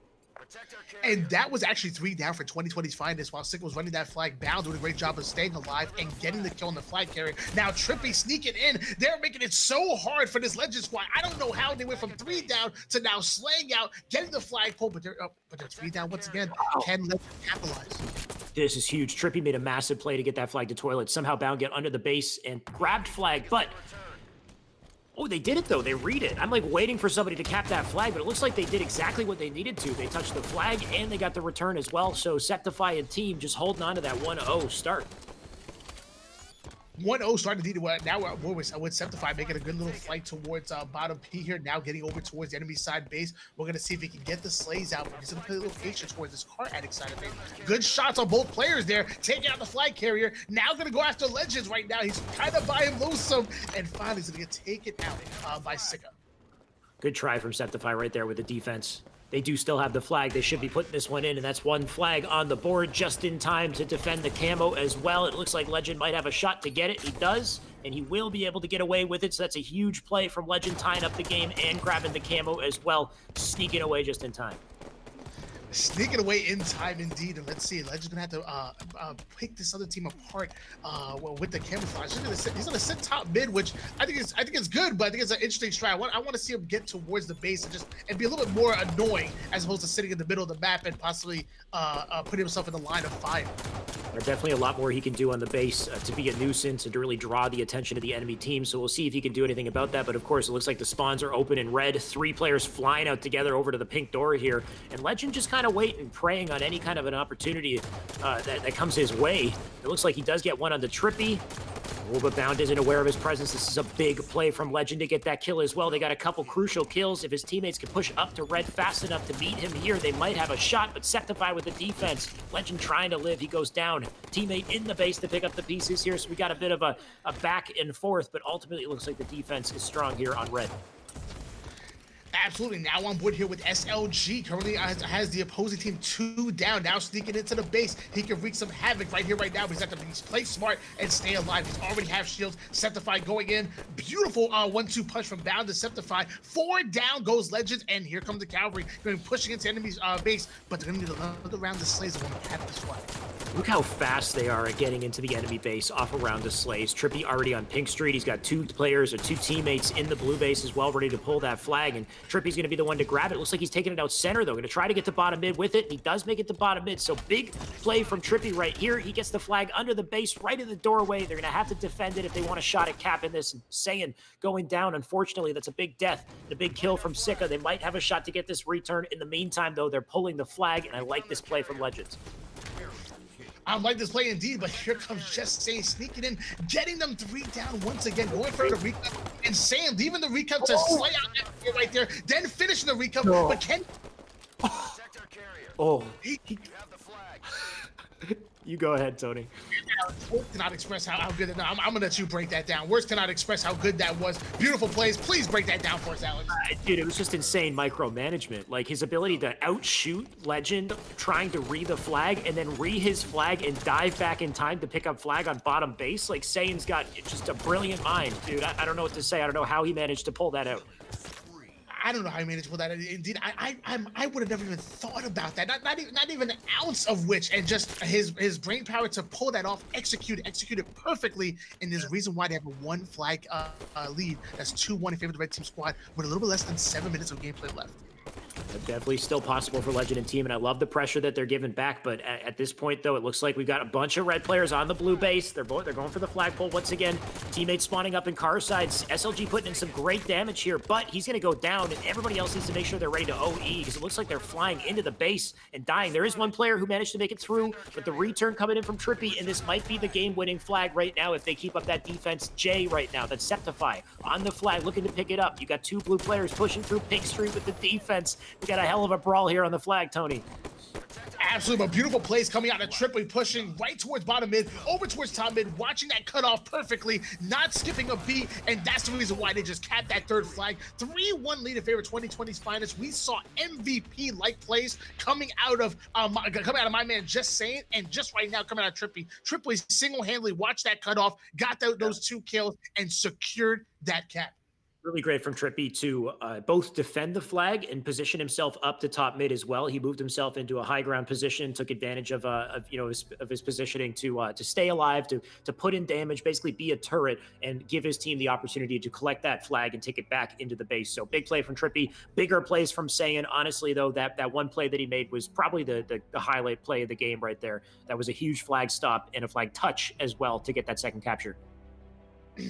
Absolutely, and I'm looking at the scoreboard right now, man. 17 kills coming out of Just Saying, 10 assists out of him as well. Only 9 deaths, 3 perfect kills, and the most damage on his team. Saying playing absolute lights out, but again, Trippy being the one to make that MVP-like play. And here we go. We're actually watching right now. Just Saying, double back, getting that kill. So don't go, then double backs once again to get the return and makes it right in time to grab the flag. Even whiffs it a little bit right there, but still ends up pulling it off, getting that in there. That is probably one of the best plays I've seen in Halo 5. Just big brain plays and the talent to execute it. Dude, and then he hits a beautiful, and then he gets a double. I wasn't even paying attention to what happened after there. He hits a beautiful pre-nade onto P2 to just nail that guy on P2, gets the kill, 5 shots a guy on P1, then dives forward. The guy's still going. Did I miss all of this? Is he? Oh. Yo, he literally just dunked on everyone for a killing spree. I was so focused on the flag return, I didn't realize everything that happened afterwards. But look at that. He has to basically shoot perfectly to ensure that there's enough time left on the flag to get that touch. And then everything that happened after was all money. I did not even know he did that. Absolutely insane plays come out of Saiyan right there.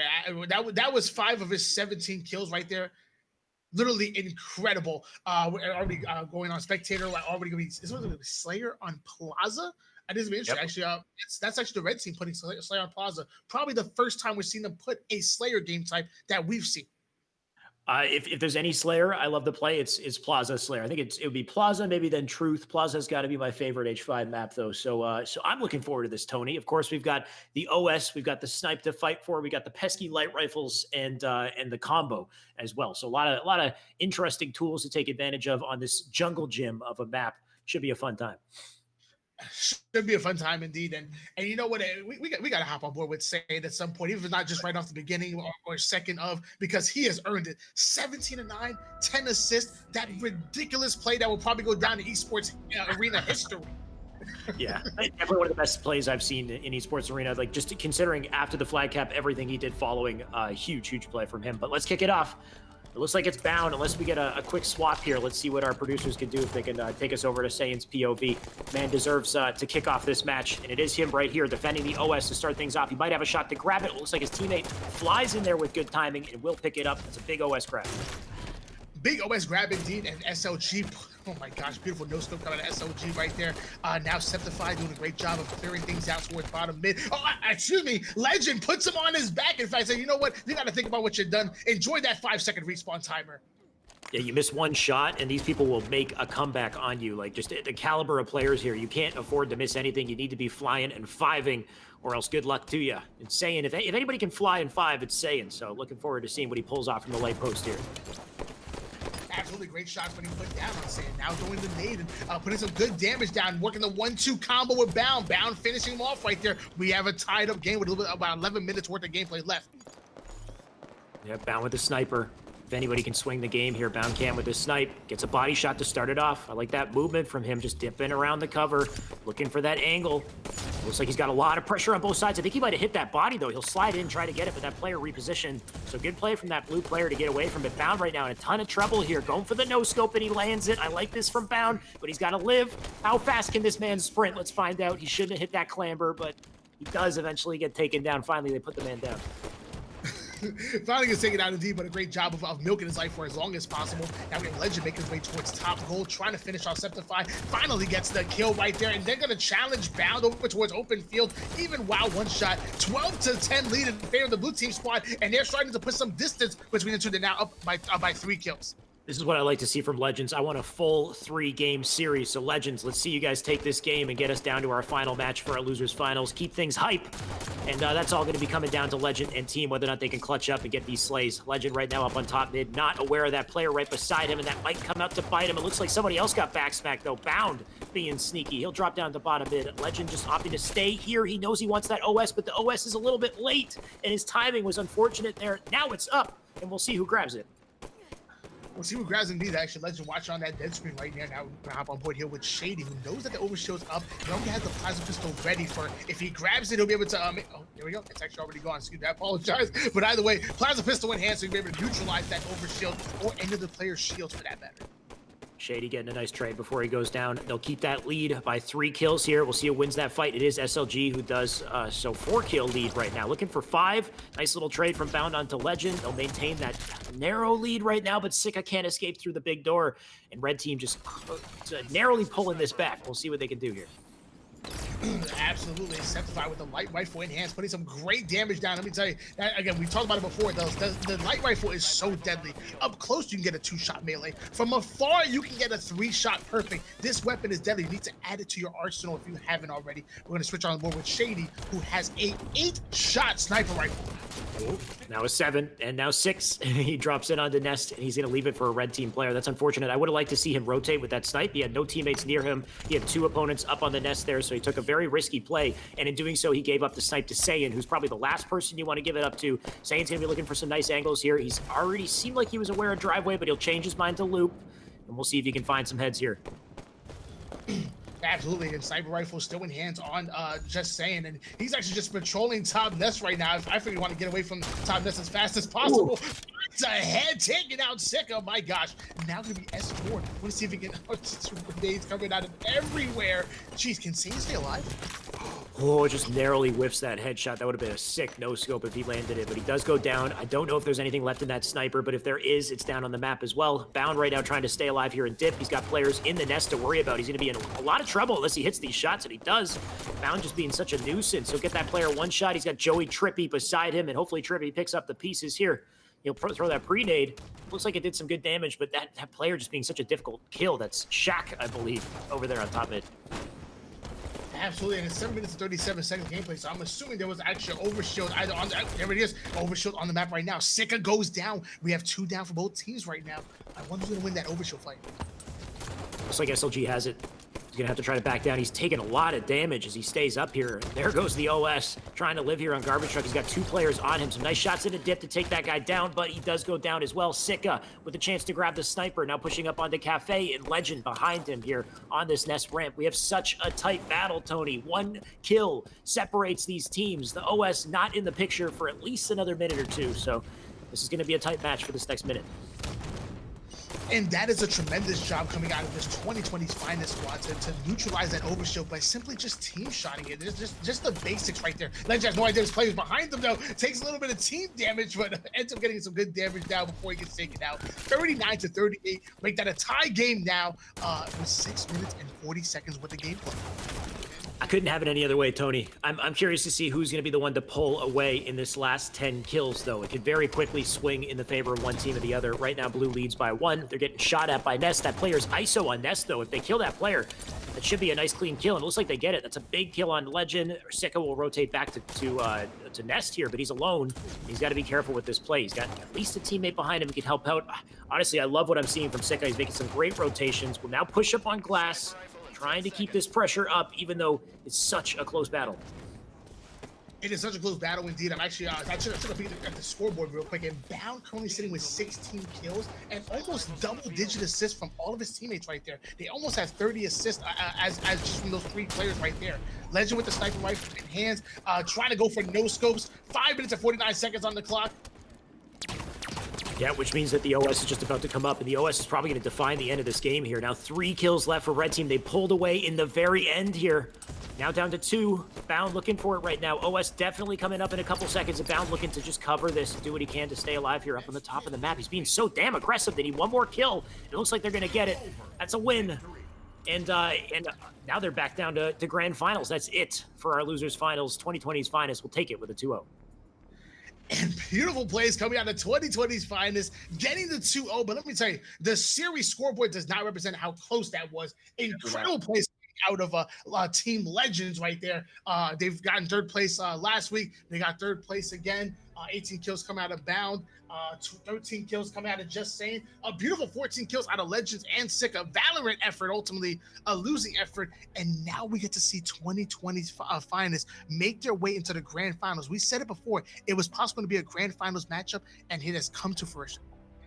But can they hang? Can they hang with Fung 4, right? Because we watched them play Fung 4 in the winter semis, and, I hate to say it, but it wasn't that close. They got beat kind of bad, Tony. So we'll see if they picked up enough momentum, if they built up enough chemistry at this point in the tournament to really work well together and to seal this out. And from what I heard from Saiyan earlier back on his live stream, it just seemed like they weren't well coordinated in that series. They had bad opening strats. They went 3 dead a lot, and they weren't really playing well with their numbers. So I'm wondering if that's something they're going to be able to change in this series coming up. But I do have to say, Legend and Team, amazing performance from them. They got 3rd place, but this, I would say, is a much better 3rd place standing than their last 3rd place last week, just considering the fact that this time they beat Super CC's team. They beat them in placement to get here. So I would say that's a level up and an improvement from Legend. So I'm very happy to see their performance, just kind of taking on these titans that are Bound, Saiyan, Trippy, and Septify. Yeah, absolutely. It might be the fact that swapping out SLG for Precision Knight might have been a great play. I'm excited to see if they, what they choose to go to next week, and if they can improve on this 3rd place finish. But they get themselves a little bit of cheddar shy. I think it's something. They'll also understand, on top of just how incredibly talented these guys are, they all live in Europe. So time is not on their side, basically. Like right now, here I am in Canada, and I'm getting tired because it's 11:38 p.m. But for those guys, it's got to be what, like 4 a.m. or something. They're playing until the sun rises. So credits to Legend and Team for playing as well as they do, as late into the night as they do. But they will be out of the tournament. Bound and Team will push forward to grand finals, meaning we got one matchup coming up next, guys. You do not want to leave this broadcast. We'll be right back with more.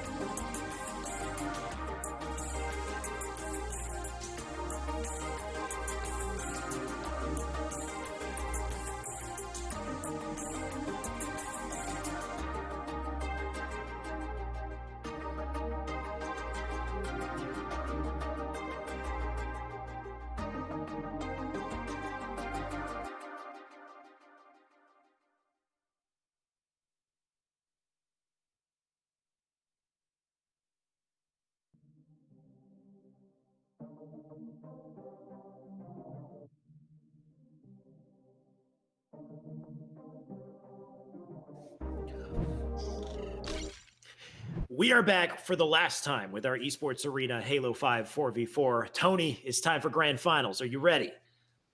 Man, I am ready. I am hype. I am excited. And I finally get to see Fung 4 again. I almost forgot about him. They were sitting in the grand finals of the winners bracket. I almost forgot about him. Almost forgot. How could you forget about Fung 4, Tony? They're running the show here. They're sitting pretty in grand finals. I don't know if they've lost a game, at least on broadcast. They definitely lost a game off broadcast, but maybe they were just warming up. Either way, they were so damn hot in the last series in winners finals against Saiyan's team. They beat them pretty handily, but Saiyan and team, I feel like have leveled up, have gained some chemistry getting up to this point. So I have high hopes, let's say, for them. We'll see how they perform. Of course, we're going to kick this off with a CTF on Coliseum. Yeah, absolutely. I mean, they were already an amazing team, but we watched them grow throughout this tournament. Chemistry, I don't think any better skill-wise. They're already at the top of their game, but we're going to see what they could do against this rematch against Fung 4.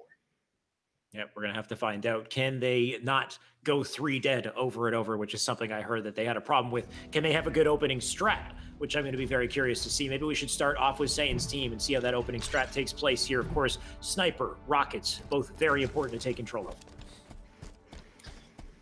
Absolutely. It looks like we're starting on board here with Druck making his way over towards Trenches, immediately challenging Sam, but losing that battle right off the bat. Now he's switching gears to Trippy, who might be able to get a sniper right. So Druck went for a really fast super slide off that starting strat, but somebody else went to the exact same spot on the bottom of the map. And if you burn your thrust like that, you're still going to get lit up, even if you're moving super fast. So nice attempt from Druck there. He will get taken down. It looks like we got a trade there between Septify and Talik as well, and Renegade getting killed in the window. So a couple players drop left and right. The rocket's still up, only until Soul Snipe grabs him and takes him into red base. So a big opportunity here for Fung 4 if they capitalize with these rockets. And damn, he shot that thing out like a machine gun. There go those two rocks. He's now running the flag through Snipe's side, and honestly, the speed in which Soul Snipe moves. Oh, okay. I was expecting him to make it, but it looks like he got taken down.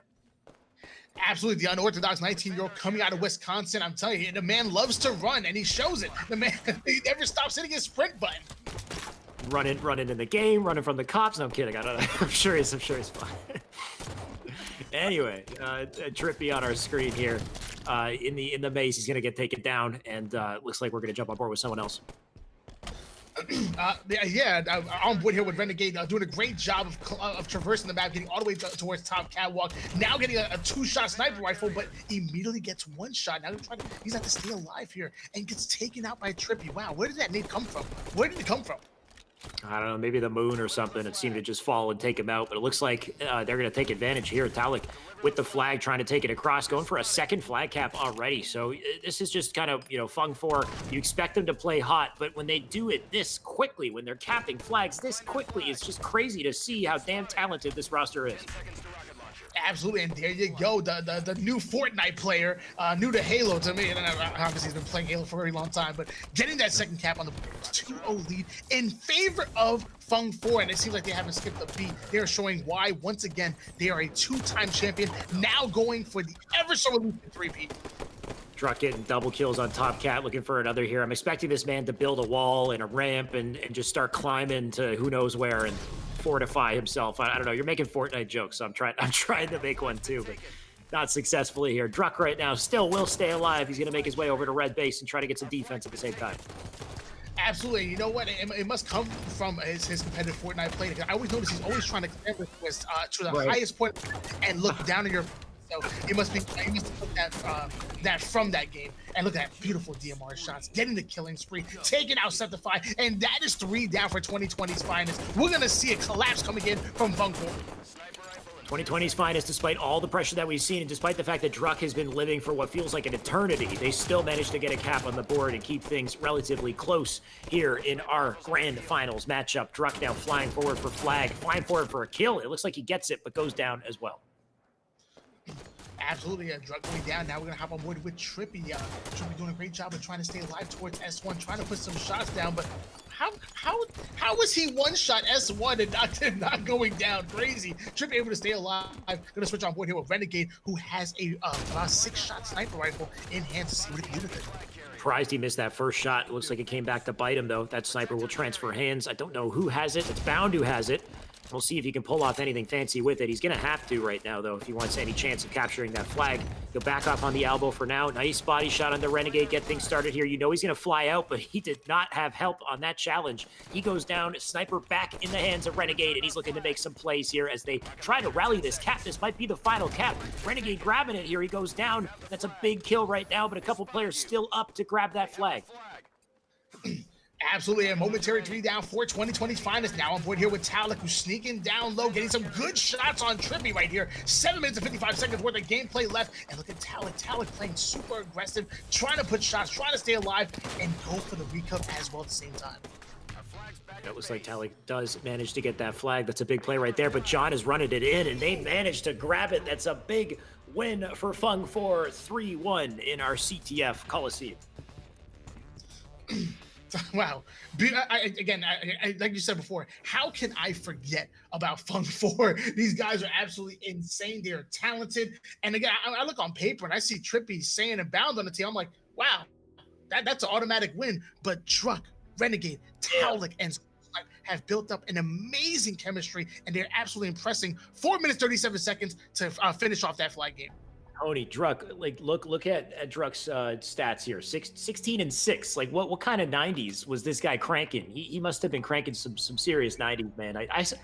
I feel like I'm a boomer even just talking about Fortnite. I know so little about it, but Druck here showcasing the fact that even if you don't exclusively play Halo, you can still dominate on the roster. He's looking great.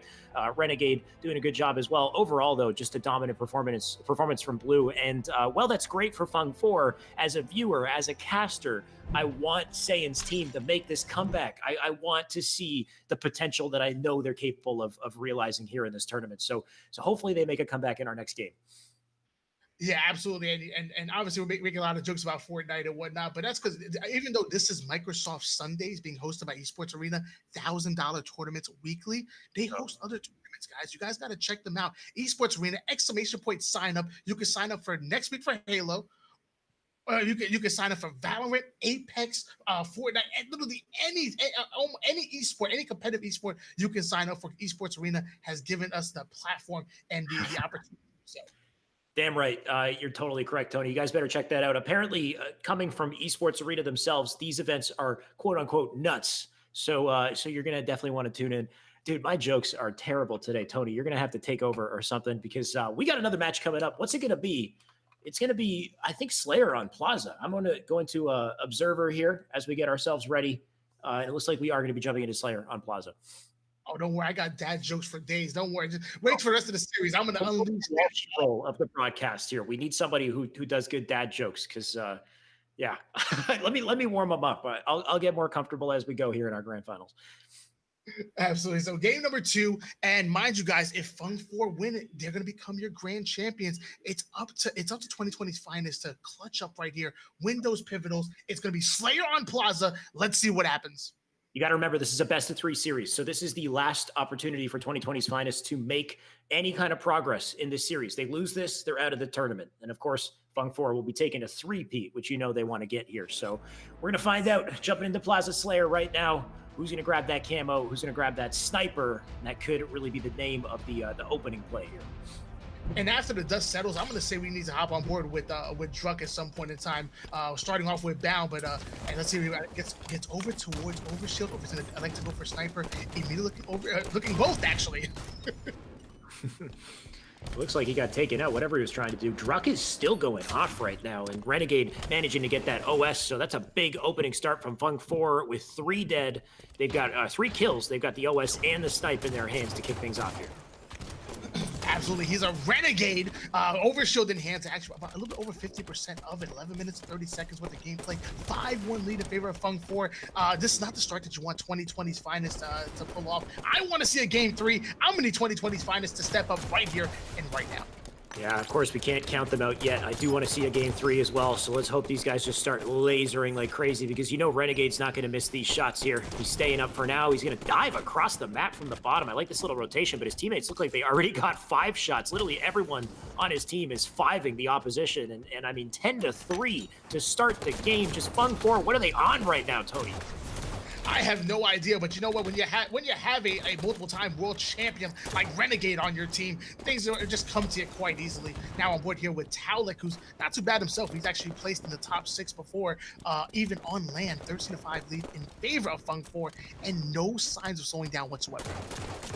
Yeah, Taulik, one of those wild card players on this team. You don't really know, what to expect as far as his performance here, but he's definitely been holding his own. He's been showcasing that he can hang with these guys, and he is very, very talented as well. Saiyan right now, though, just trying to fend off the pressure. 15-8. They're almost, at like double the scoreline on the side of Blue here, and they need to hunker down. They need to make sure they get a good round of kills without losing a couple trades in the process. Bound already shooting bodies, but currently down by 5 kills. Doing a great job of controlling this nest side, this poster side. This is the side that you want now that Overshield is about to be coming up very soon. I'm going to say about 950, maybe even 949. This is the side that you want to see. So hopefully they can grab that Overshield and make something happen, because they're only down by 2 kills.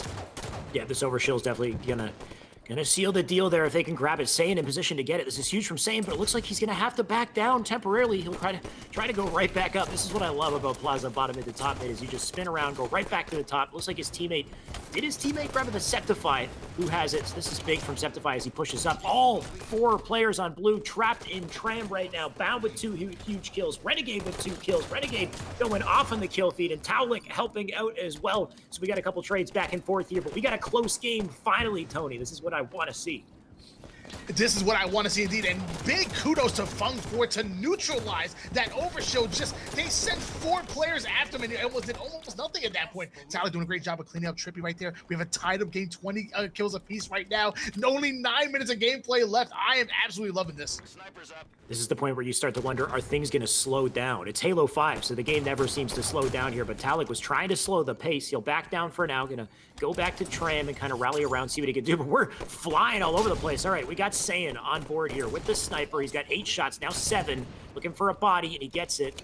Can he get another kill right here? He's aware of that player below him on that U-turn, but he's going to try to back out. I just love the way that Saiyan prioritizes these angles and gets these beautiful headshots. He can back off at the right time, too, and just hold on to that sniper a little longer.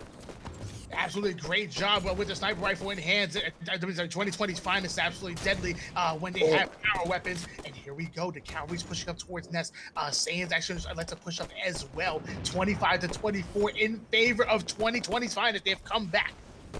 Yep, Saiyan looking to hit these shots too. If anybody's going to allow them to pull away and get this lead, it's him with the sniper in hand. He can't seem to hit him, though. He's having such a difficult time with these targets, but I take it back. That's a huge shot on Druck right there. Body shot as well on the loop. He can dive on this player, but he doesn't get the kill. He gets cleaned up from behind by Renegade, who's shutting him down and keeping this narrow lead in their favor. Absolutely. Now we're on board here with the 19-year-old out of Wisconsin, Soul Snipe, getting a great kill on Trippy. Beautiful double on Septify. Now challenging Just Saying, forcing him to back down. Otherwise, he would have been a part of a beautiful triple clip. And getting overshield to boot. Yeah, that's huge from Soul Snipe. He's got the OS, he's got the BR in hand. Maybe not the ideal weapon to be holding, but he's still getting the kills. It's a double and a killing spree. Turns around for Trippy. Trippy coming back for more and then dropping right back down again. Soul Snipe getting taken out, though, and that's a big shutdown to get if you're on red team right here. They need to make sure they keep this narrow if they're going to be, trailing behind. If anything, they want to turn this around now before it gets to that 40-point mark. Absolutely. And big up to my boy Septify right now, who's really stepping up in this game. Currently 11-8 right now. Still down by 2 kills. On board here with Druck. Druck putting some good shots. Turning around and cleaning up Septify. Now going to push Trippy because he has a teammate going to fly at him on posters. Mikey cleans up that kill. And Fung4 are playing almost perfect Halo at this point in time, but only up by 2 kills. Yeah, Fung4 is so good at just getting a trade every single time that they die. They only have that 2-kill lead, but they've held onto it for such a damn long time because they keep trading out. But at this point, Soul Snipe's in a rough spot. I don't know if he's going to live here. He's getting pushed up by 2 players, but he's got a teammate in the loop looking to trade some, and that's Druck, I believe, getting some kills as well. So they still have that 2-kill lead. Despite all of the amazing plays that Red are making, they're always ready to make that trade to just keep that narrow lead alive. Absolutely. I don't want it to end like this. I really want 2025 to at least force in game 3. They're doing a great job, though, coming back into it. Now tying up the game behind Bao, getting the cleanup kill. 40-39, now in favor of Fung4. Trippy putting some big shots on Renegade, but it's just not going to be enough. But Septify getting a nice flank on Blue Truck, taking out Taulik. Oh, this is huge. That player's trapped in S4. They should be able to kill him, but he drops down to Nest. 42-40 right now. OS coming up very soon, and that final OS is going to be a huge factor if this game goes that far, and I think it might. Trippy going to back down from top yellow. That player over in Nest. He's also got his teammate up on the loop here, so there's a great map control forming here from blue, and they got the sniper in hand as well. Druck picking off 1. This is looking really rough for red team. They don't have map control. They don't have positioning for the OS. It is looking rough indeed. Druck is controlling the snipe side with the sniper rifle in hands right now. This is the side that you want to control when overshield is coming up, but he's allowed to give it up for S4 and finding ahead and Trippy right there, taking about 46-42 lead in favor of Fun4. This could be it. This could be it, Alex. Did Blue grab OS? I can only imagine they did right now, but I don't see it just yet. Druck trying to get a big kill here. He'll dive into Nest. He's alone on this challenge, though. They light him up. He's one shot. He's going to have to back down. He's got a teammate with him on posters as well. Oh, we got a big kill on the Renegade. 48-45. 2 kills left. Druck with a massive no-scope to bring us to 49. Living here on the lift. Will he get it? He's got 1 shot left in the chamber, and he hits it for the killing spree. That's a massive victory for Druck. Clutching up 50-45. Fung4 get the 3-peat. Oh my goodness, Druck ending it with style right there. If style points, I think style points count right there. Ending with the no-scope, taking him out. That's the 50th kill, 50-45, and we have your grand champions, the 3-time Fung 4. The 3-time.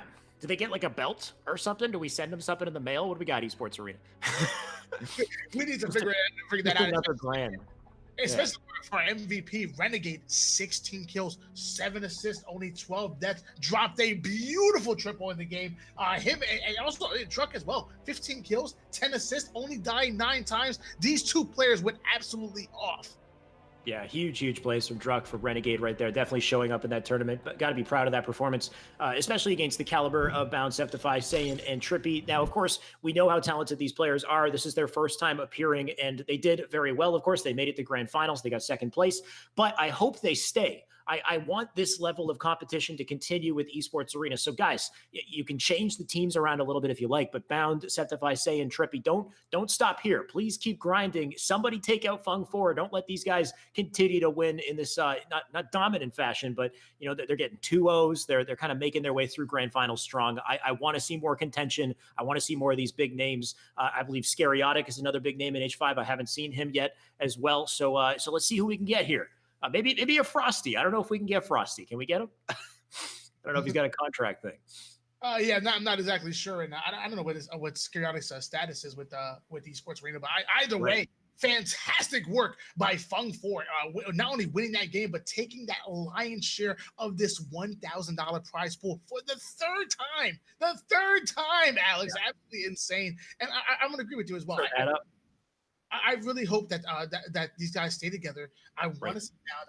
I want to see Saiyan. I want to see Trippy. And I want to see Septify come in next week. Come in better. Maybe a little more practice, a little bit more chemistry. I think they have the ability to take this. But tonight, all about Fung 4. All about. Well-deserved victory for Fung 4 now 3 times in a row, and just expect them to continue to go strong. They're kind of mopping up and taking it's adding up. $1 grand every weekend definitely does start to add up. So if they keep getting that cheddar, it's a nice little padding. You can maybe invest it in something someday. Who knows? Either way, Tony, thank you so much for joining me, Tony. I hope you had a good time on the broadcast. Do you have any final words before we close?